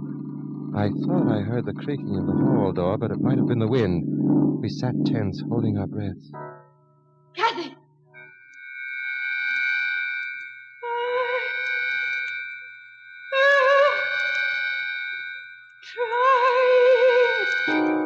I couldn't believe my eyes. Slowly, a circle of light began to form at the other end of the room. A man's head and shoulders were framed in the light, as though suspended in midair. The face was supernaturally pale, the eyes dark and glowing. Sam! Sam! Captain Scott is here. He's a policeman. Show him what you did last night. From nowhere, a hand appeared, a hand with a gun. The figure uttered one word. Murderer. I heard a click. I crashed to the floor, sweeping Mrs. Carver down with me. There was a flash, and the shot reverberated through the room like a thunderbolt. Under cover of the darkness, I lunged toward the figure with the gun. He seemed to be running toward the fire escape window. There was a crash as the window broke. I pulled my gun and started after him. Too late, I realized I'd been tricked. The so-called Spectre had thrown something through the window, probably the gun, and then made for the hall door leading to the stairs. I heard him go running down the stairs. Madame Cherini! Madame Cherini! Put on the light! What is it? What's happened? Put on the lights. The switch. Under the table. Mrs. Carver found the switch. For a moment, I could not get used to the glare. When I was able to focus my eyes, I saw Madame Cherini on the floor. She's dead. The hole was in back of the head this time. Ghost or no ghost, our murderer was a dead shot. And then I noticed Benny was gone. Down the stairs. I was about to follow when I heard a noise in the hall. Somebody was coming up. Okay, Chief. Here's your ghost. John! Oh, John! No doubt about it. The ghost was John Carver, Mrs. Carver's son. It explained the resemblance to Sam. The resemblance had fooled Mrs. Wade and trapped her husband into blurting out a confession. John Carver was dressed all in black. The inside of his black topcoat was smeared with phosphorescent paint from the waist up. In the darkness of the room, all he had to do was to open his coat slightly to get the ghostly glow we had all seen. Nabbed him as he came charging outside. He almost got away in the dark. It's a good thing his coat was open. Good thing you disobeyed my orders and was here to catch him. Well, what have you got to say for yourself, John? It wasn't his fault. He didn't know what he was doing. No, it's all right, Mother. Yes. I killed Wade. He deserved to die. And the medium? Madame Cherini started the whole thing. She knew I never believed my father committed suicide. She came to me with a plan for trapping Wade into a confession. Got me to play the ghost. Was Madame Cherini who gave you the gun? Yes, she had smeared it with some of that shiny paint to scare Wade. That was my idea, too, at first. But when I heard Wade admitting his guilt, practically confessing he murdered my father, something snapped inside of me. I pulled the trigger. I'm a good shot. We know that much. I hid behind the curtain. When Benny took Mother and Mrs. Wade down, I stole after them. The bar was crowded. All eyes were on Mrs. Wade, who was hysterical. As they left through the front door, I slipped in, mixed with the crowd, and made my getaway. Why did you kill Madame Cherini? She came to the house. She was furious because I'd shot Wade. Said something about killing the goose who laid the golden eggs. It was evidently her intention to blackmail him. Wade was dead, so she chose to blackmail me instead. Through Mother. John, why did you? My mother had nothing to do with all this. I couldn't stand by and see that woman tortured. I know. And I'm not saying I don't understand, son. But no man is big enough to take the law into his own hands. Ready to go, Larry? All set, Jim. Take your prisoner.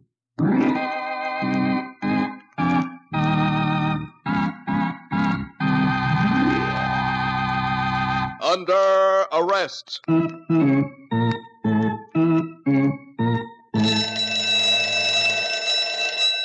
Into your cells.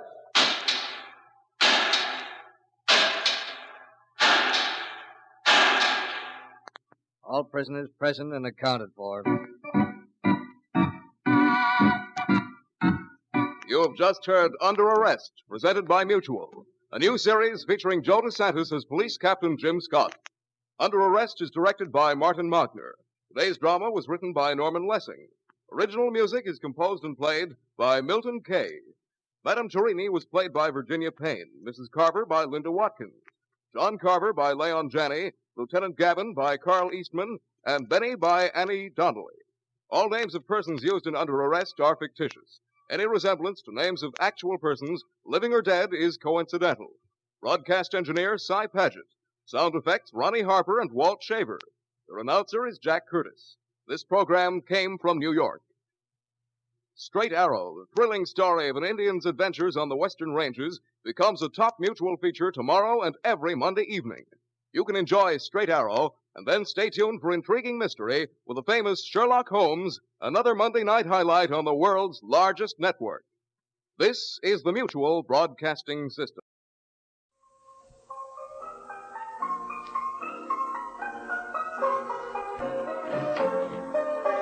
Your breakfast, Miss Desmond. Oh, pour me some more coffee, will you? And switch off the radio. It jars my nerves. What's the time? Just on 11. Oh, thank goodness I don't have to be at the studios this morning. Brought you the papers and the post. Well, there's an article in this one about me. Oh, is there, miss? Oh, here it is. Love and career can mix, says screen star Helen Desmond. Oh, a lovely picture of you. Where are the letters? Here you are. Oh, I wonder who this is from. Oh, whatever's wrong? This letter. This letter. Read it. Read it.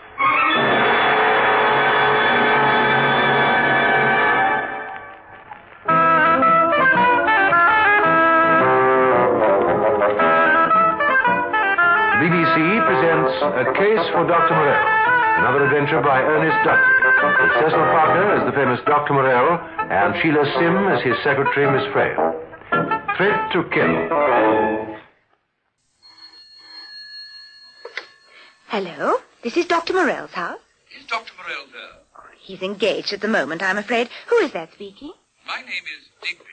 Hal Digby. Well, can I help you? I'm Dr. Morell. Famous Miss Frail? Oh, yes, I am Miss Frail, though I don't know about being famous. Oh, I've heard about you as well as Dr. Morell, of course. Yes, of course. Well, I'm speaking from the Zenith Film Studios, and I was wondering if Dr. Morell could come out and see me. At the film studios? If he could. Oh, I'd love it. I've never seen a film being made. Well, get Dr. Morell to bring you, Miss Frail. We'll give you a test. A test, Mr. Digby? A film test. You never know. He may make a film star out of you. Oh, Mr. Digby. Seriously, Miss Frail, I'm in trouble. Only your Dr. Morell can get me out of it. I've got to see him. Well, I know it's impossible until late this afternoon. How late, Miss Frail? Name your own time and I'll send a car. I might arrange it for 5 o'clock, Mr. Digby. Yes, I think that will be all right. Come in. Dr. Morell for you, Mr. Digby. I couldn't be more pleased to see you, Doctor. Good afternoon. Okay, Miss Curtis, and don't let anyone disturb us. Very good, Mr. Digby. By the way, Dr. Morell, isn't Miss Frail with you? No, there was rather a lot of work for her to do. Oh, too bad. She'd have enjoyed looking around the studios. We've got a couple of interesting pictures on the floor. I'm sure. Still, when there's a lot of work to be done, eh? I expect she calls you a bit of a slave driver, too. What was that? Oh, just my little joke. That's what they think I am here. Indeed. For a moment, Never mind. Anyway, nobody's ever wanted to kill your Miss Frail. I don't quite follow. That's the threat that Miss Desmond received this morning. Helen Desmond, you know, our biggest box office bet. I am not well informed on public entertainment figures. Someone has threatened to kill her. That's why I've asked you here. Isn't this a police matter? Oh, they're keeping an eye on her. The trouble is they don't take it very seriously. You can't blame them. They suspected some publicity stunt. But Helen, Miss Desmond, is in a dreadful panic. She's convinced that someone means to do her in. What is your own opinion? Well, I feel a bit uneasy about the whole thing, which is again why I thought of you. How was this threat conveyed to Miss Desmond? Well, she got a letter this morning, anonymous, of course, from the wife of some fan who's seen all her films and fallen in love with her. I've got it here. What do you think of it, Doctor? This was delivered to Miss Desmond's private address? Yes. Her ordinary fan mail comes to the studio, of course, and it's handled by the publicity department. Well, for Pete's sake, that was quick of you. Well, since her private address would be available only to her friends, it should narrow the field. Definitely. It's possible for an ordinary member of the public to obtain her address, but very unlikely. It's a closely guarded secret. This must have occurred to the police. Yes, maybe. But I tell you, they think it's a publicity stunt. Why, it didn't occur to me until you sparked the idea. It's a most viciously worded letter. I can understand Miss Desmond's apprehension. She's scared stiff. She's due to work tomorrow, but she won't come to the studio whilst this is hanging over her. She knows it'll hold up the schedule, but she couldn't care less. I tell you, Dr. Morell, they're an ungrateful lot. You build them up from nothing, and then they turn round and spit in your eye. Why, then, do you go to the trouble, Mr. Digby? Well, what else can I do? The public wants stars. You've got to give them what they want. That's how I built up Zenith Films. Would you say Miss Desmond has a wide circle of friends? Of course. She's in the money. You understand? I understand, Mr. Digby. And there are some of the studio employees. Mr. Digby. What is it, Miss Curtis? I thought I told you. It's Mr. Kavanagh. I don't care. You think I'm standing for this, Digby? Oh, what the devil's the idea? I'll tell you. As if you didn't know. Can't you see I'm in conflict? I don't care if you're in purdah. This has got to stop. All this publicity for her and not a word about me. What are you Look at the evening headlines. Oh, Mr. Kavanagh, please. Look, Helen Desmond receives threatening letter. Film star Helen Desmond's death threat. Threat to famous film star Helen Desmond. Now listen, you Aren't I one of your stars, too? Aren't I co-starring with her in this picture? This isn't any publicity stunt. Helen's been threatened. Are you kidding? This is your handiwork. It smells of it. I didn't even know the press had got hold of it. The newspapers have been full of stuff about her ever since you... Well, everyone knows about you and her. Get out. I'm going. But if there isn't more of me and less of her, I quit. Contract or no contract. I said get out. Perhaps that'll make him realize I'm not going to be kicked around. Oh, Mr. Kavanagh, you shouldn't have burst in like that. Why should she get all the breaks? It's quite true what Mr. Digby says. Miss Desmond's life has been threatened. Don't make me laugh. What's eating the great profile? Oh, shut up, Ashton, and get out of my way. Forgive me for breathing the same air. I'm going to get on to my manager. What was all that about, Miss Curtis? Oh, he's convinced this threatening letter business has been worked up for publicity. Everyone in the studio's talking about it. Isn't it a publicity stunt? No, Mr. Ashton, truly it isn't. Mr. Digby's worried stiff about it. That's why he's called in Dr. Morell. Dr. Morell, eh? Yes, he's in there with him now. That was why it was so awful when Mr. Kavanagh burst in. I wanted a word or two with Mr. Digby myself. That scene they're shooting tomorrow has got to be rewritten. I'll have to work on it tonight. Well, if you don't mind waiting, Mr. Ashton, I daren't put my nose inside until Dr. Morell's gone. That's all right, I'll wait. So he's called in Dr. Morell. Wouldn't mind being able to overhear what they're saying. That's the sort of thing I have to put up with, Dr. Morell. Do you know what that swollen-headed moron was doing a couple of years ago? I can't say I'm particularly interested. Well, I'll tell you. Playing small parts in a third-rate rep. And look at him now. And by the way, you can ignore his insinuations about Helen and me. It just shows the sort of mixed-up kid he is. I don't quite follow. Well, you see, he's jealous of her success. I rather gathered that. And at the same time, he's half in love with her. Are his somewhat confused feelings reciprocated? Well, she's not jealous of him anyway. There's no need. She's worth a dozen Ronnie Kavanaghs at the box office. Whether she's a bit keen on him, too, I wouldn't know. He's attractive to women. Don't ask me why. I'll refrain from doing so. Doctor, will you go and see her? You can calm her fears, and at the same time you may learn something that will put you on to whoever wrote this. I shall call on Miss Desmond this evening. Thanks a lot, Dr. Morell. Thanks a lot. I'll phone Helen that you're looking at 6:30, eh? Very well. So long, Doctor, and thanks a million. Goodbye, Dr. Morell. Goodbye, Miss Curtis. What a marvellous-looking man. Don't you think so, Mr. Ashton? Just your type, eh, Miss Curtis? Get me Miss Desmond at her flat, Miss Curtis. Yes, Mr. Digby. And Mr. Ashton is here to see you. Oh, I'll see him when I've spoken to Miss Desmond. Yes, Mr. Digby. He won't be long, Mr. Ashton. Thanks. Penny for your thoughts, Mr. Ashton. Huh? You had a funny expression then. I was only thinking that it isn't Helen Desmond who ought to get bumped off, but Ronnie Kavanagh.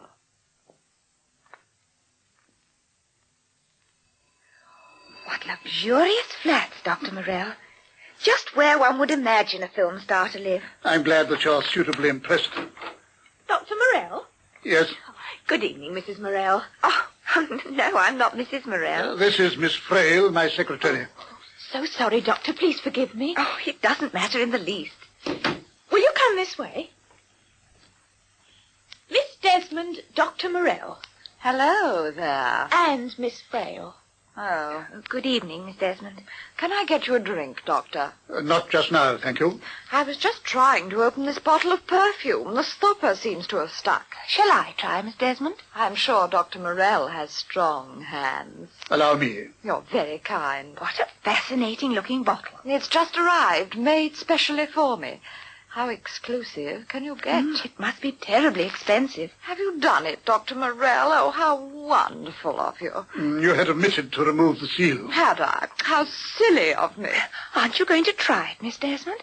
I'm sure it must smell marvelously. Put some on your hand. Oh, thank you. There.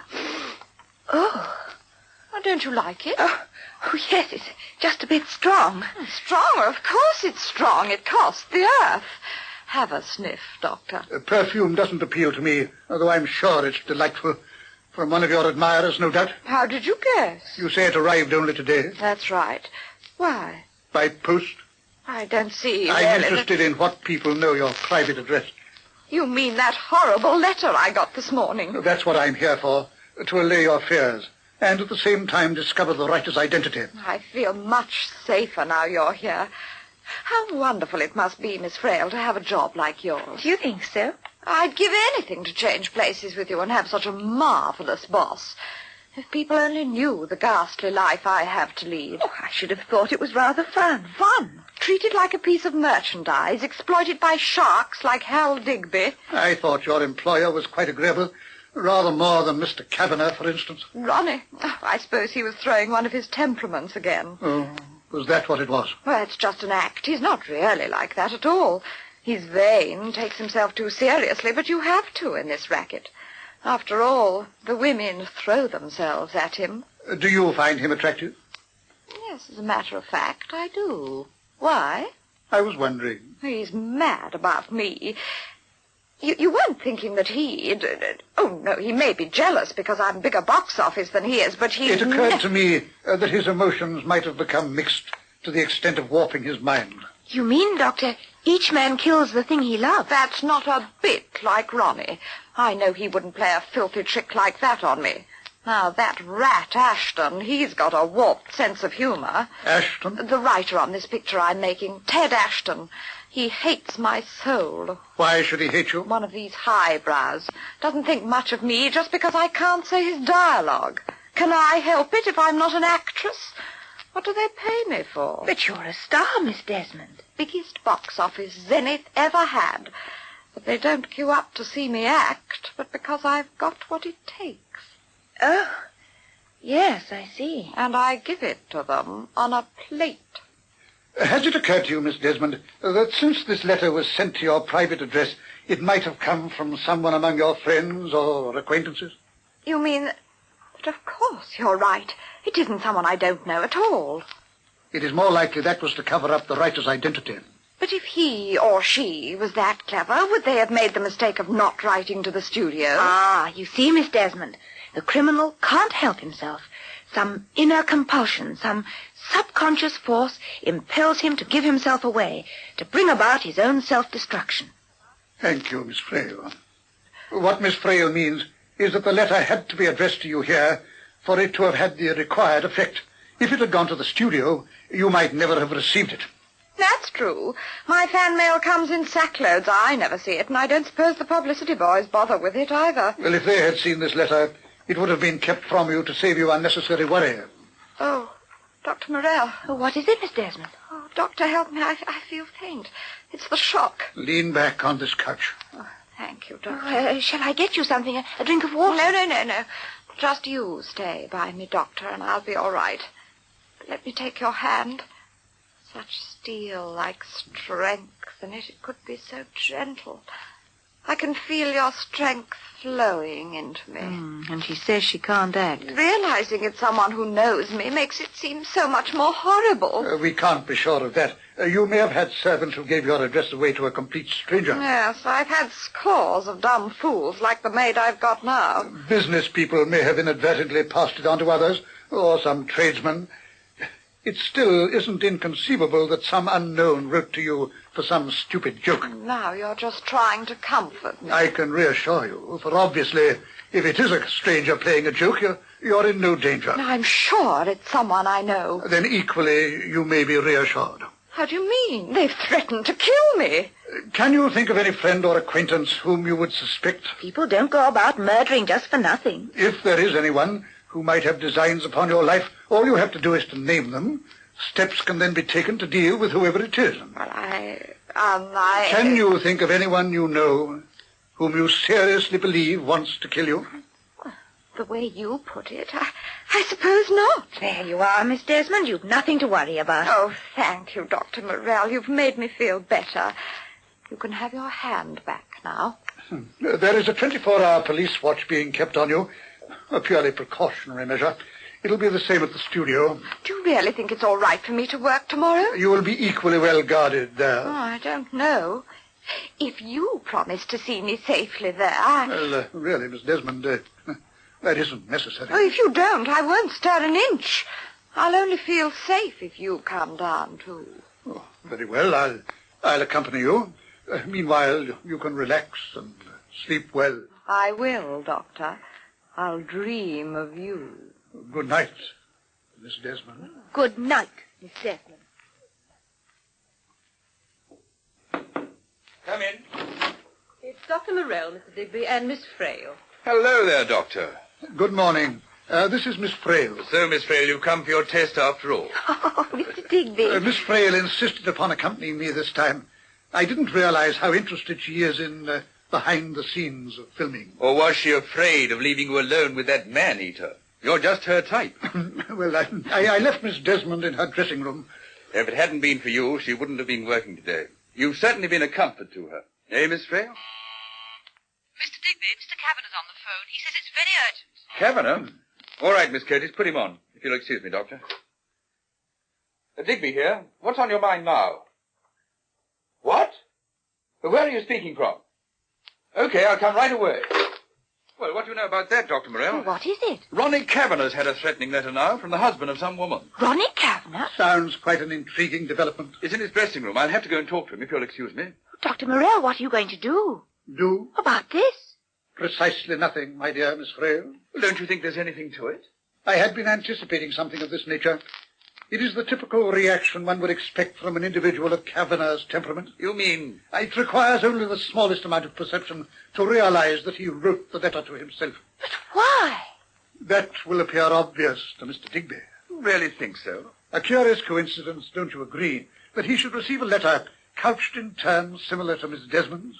Only in this case, it's the jealous husband who threatens him. Just a gag of his to get some publicity for himself, eh? Well, of all the stupid idiots. He hasn't been over-original, shall we say. Oh, didn't I tell you, Doctor? They're nothing but a persistent headache. This is what it's really like behind the scenes, Miss Frail. Having to cope with a bunch of conceited, temperamental boneheads. Oh, and I've always admired Ronnie Kavanagh.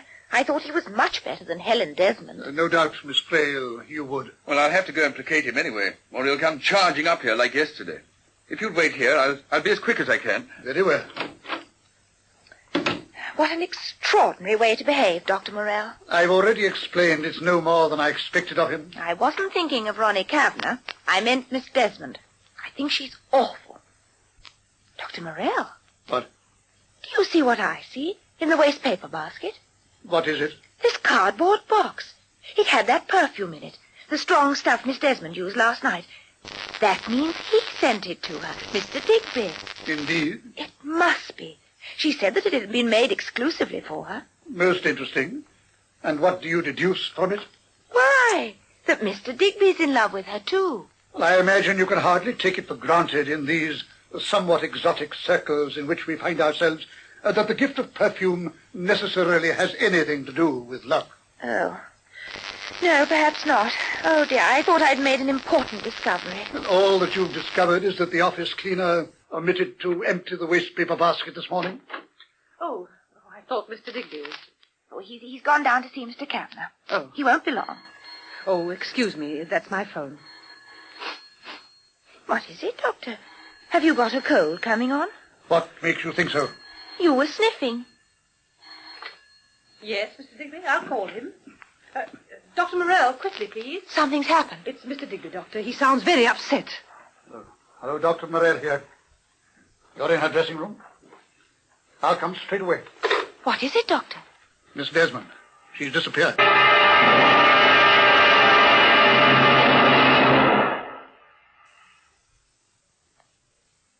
I'd had a word with Kavanagh, Dr. Morell. Said we'd go into this letter business just to placate him, and then I looked in here to see how Helen was. You left Kavanagh in his dressing room? Yes, he's still there. But Miss Desmond must be somewhere. Well, I waited, and then when she didn't turn up, I phoned round the studio. No one's seen her at all. I began to panic. Oh, she was perfectly all right when we left her, wasn't she, Dr. Morell? That was a matter of half an hour ago. She was rehearsing her lines for the scene she was going to do. I've got a funny feeling about all this. Oh, she can't have got far. She left the top of the bottle of perfume. Ooh, it's strong. I should have insisted she wasn't left for a minute. But none of the dresses will work for her. She drives them all up the wall. There are no signs of any struggle. Struggle? If she had been attacked and spirited away, there would be some indication. Besides, she'd have screamed out. Oh, she certainly would. Which suggests that either she knew her assailant or someone could have crept in behind her. I'd given her a sedative earlier on. It might have had a delayed action effect. She might have dozed off in her chair. Dr. Morell, the wardrobe. What is it? The door's opening. Helen, it's her. They've tied a scarf round her face. Let's get her onto the couch. Oh, Dr. Morell, is she... She's all right. Oh, she might have suffocated. She's coming round. Oh, she's opening her eyes. What happened? Dr. Morell, what happened? You're quite safe, Miss Desmond. You're okay, Helen. What happened? I remember I was going over my lines, and then I must have dozed off. We think you may have fainted. Oh. The strain of what you've gone through. Mr. Digby? Oh, yes, that's it, Helen. You just passed out for a few minutes. We came in a moment ago to find you unconscious. Oh, but you're all right now, Miss Desmond. Just stay quiet for a while. Oh, my head feels so muzzy, as if it's been in a sack. Now, relax, Helen. Just take it easy. Where are you going, Dr. Morell? I'll be only a few minutes. I'll come back soon. I feel scared when you aren't with me.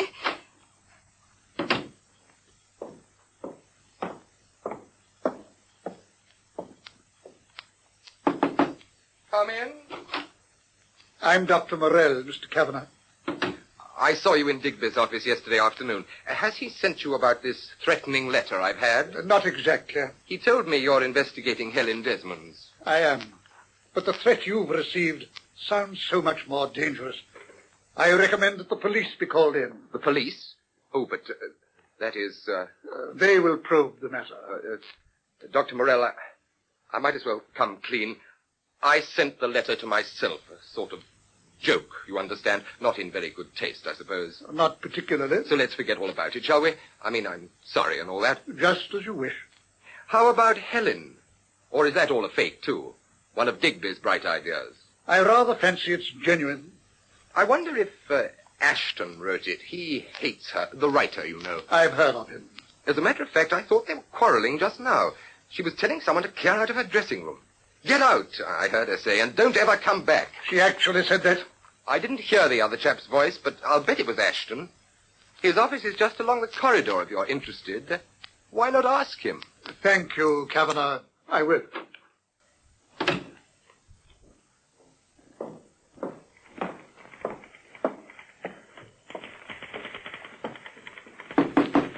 Come in. Hello. You're Dr. Morell? And you are Mr. Ashton? Portrait of a screenwriter with nose to the grindstone. I hear you've been called in on the Helen Desmond business. That is so. And the best of luck. Cheap publicity stunt, if you ask me. I wouldn't put it past someone trying to do her in. You don't sound very charitably disposed to her yourself. Can't stand the sight of her, and she knows it. She's a fake and a phony. I spend my life ruining my dialogue so that she can speak it. Listen to this, Dr. Morell. These are her lines for the scene they're shooting this afternoon. Stay away from me and never come back. Get out and never come back. What's so funny? Well, I was smiling merely because that's what Kavanagh overheard her saying just now. What of it? He thought she was quarreling with you. Typical of him not to realize he was rehearsing her lines. The only lines he ever thinks about are his own. Thank you for your information, Mr. Ashton. You've been very helpful.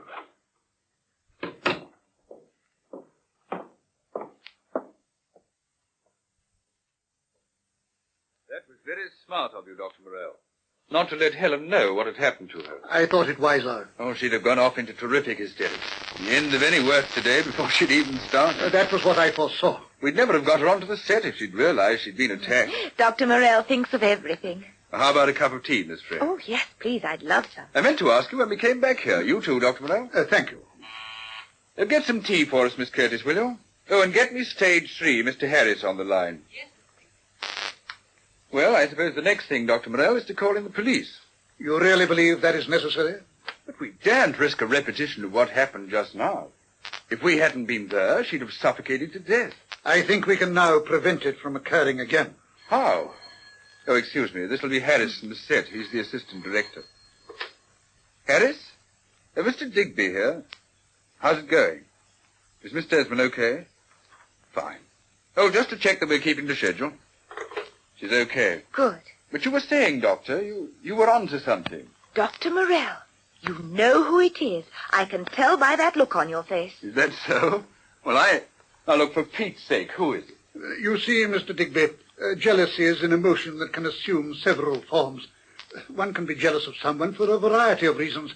It is argued by some, in fact, that without jealousy there can be no love, an argument invariably favored by those who are themselves of a jealous disposition. Well, then again, there are those who are envious of another's success. An actor, for instance, who, because he is vain and petty-minded, and these two characteristics go together, cannot bear to see another person overshadowing him in the same profession. Ronnie Kavanagh. So it was him all the time. Shh, he hasn't finished yet. Then there exists another kind of jealousy, perhaps the most difficult to comprehend and therefore to root out. That of someone whose mind is unbalanced, who becomes filled with a hopeless, insane jealousy festering within until it finally erupts into an act of evil, stupid violence. The tea, Mr. Digby. Thank you, Miss Curtis. The sort of jealousy which you entertain for Miss Desmond. Insane, unreasoning. Dr. Morell, I am addressing you, Miss Curtis. Me? What have I... You! It was you who wrote that threatening letter and who attacked Miss Desmond.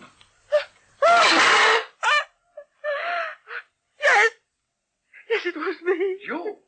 I did it. I did it. I hated her. I always have done. She had everything. All the men were in love with her. I didn't try to kill her. I don't know what I meant to do. I just had to hurt her in some way.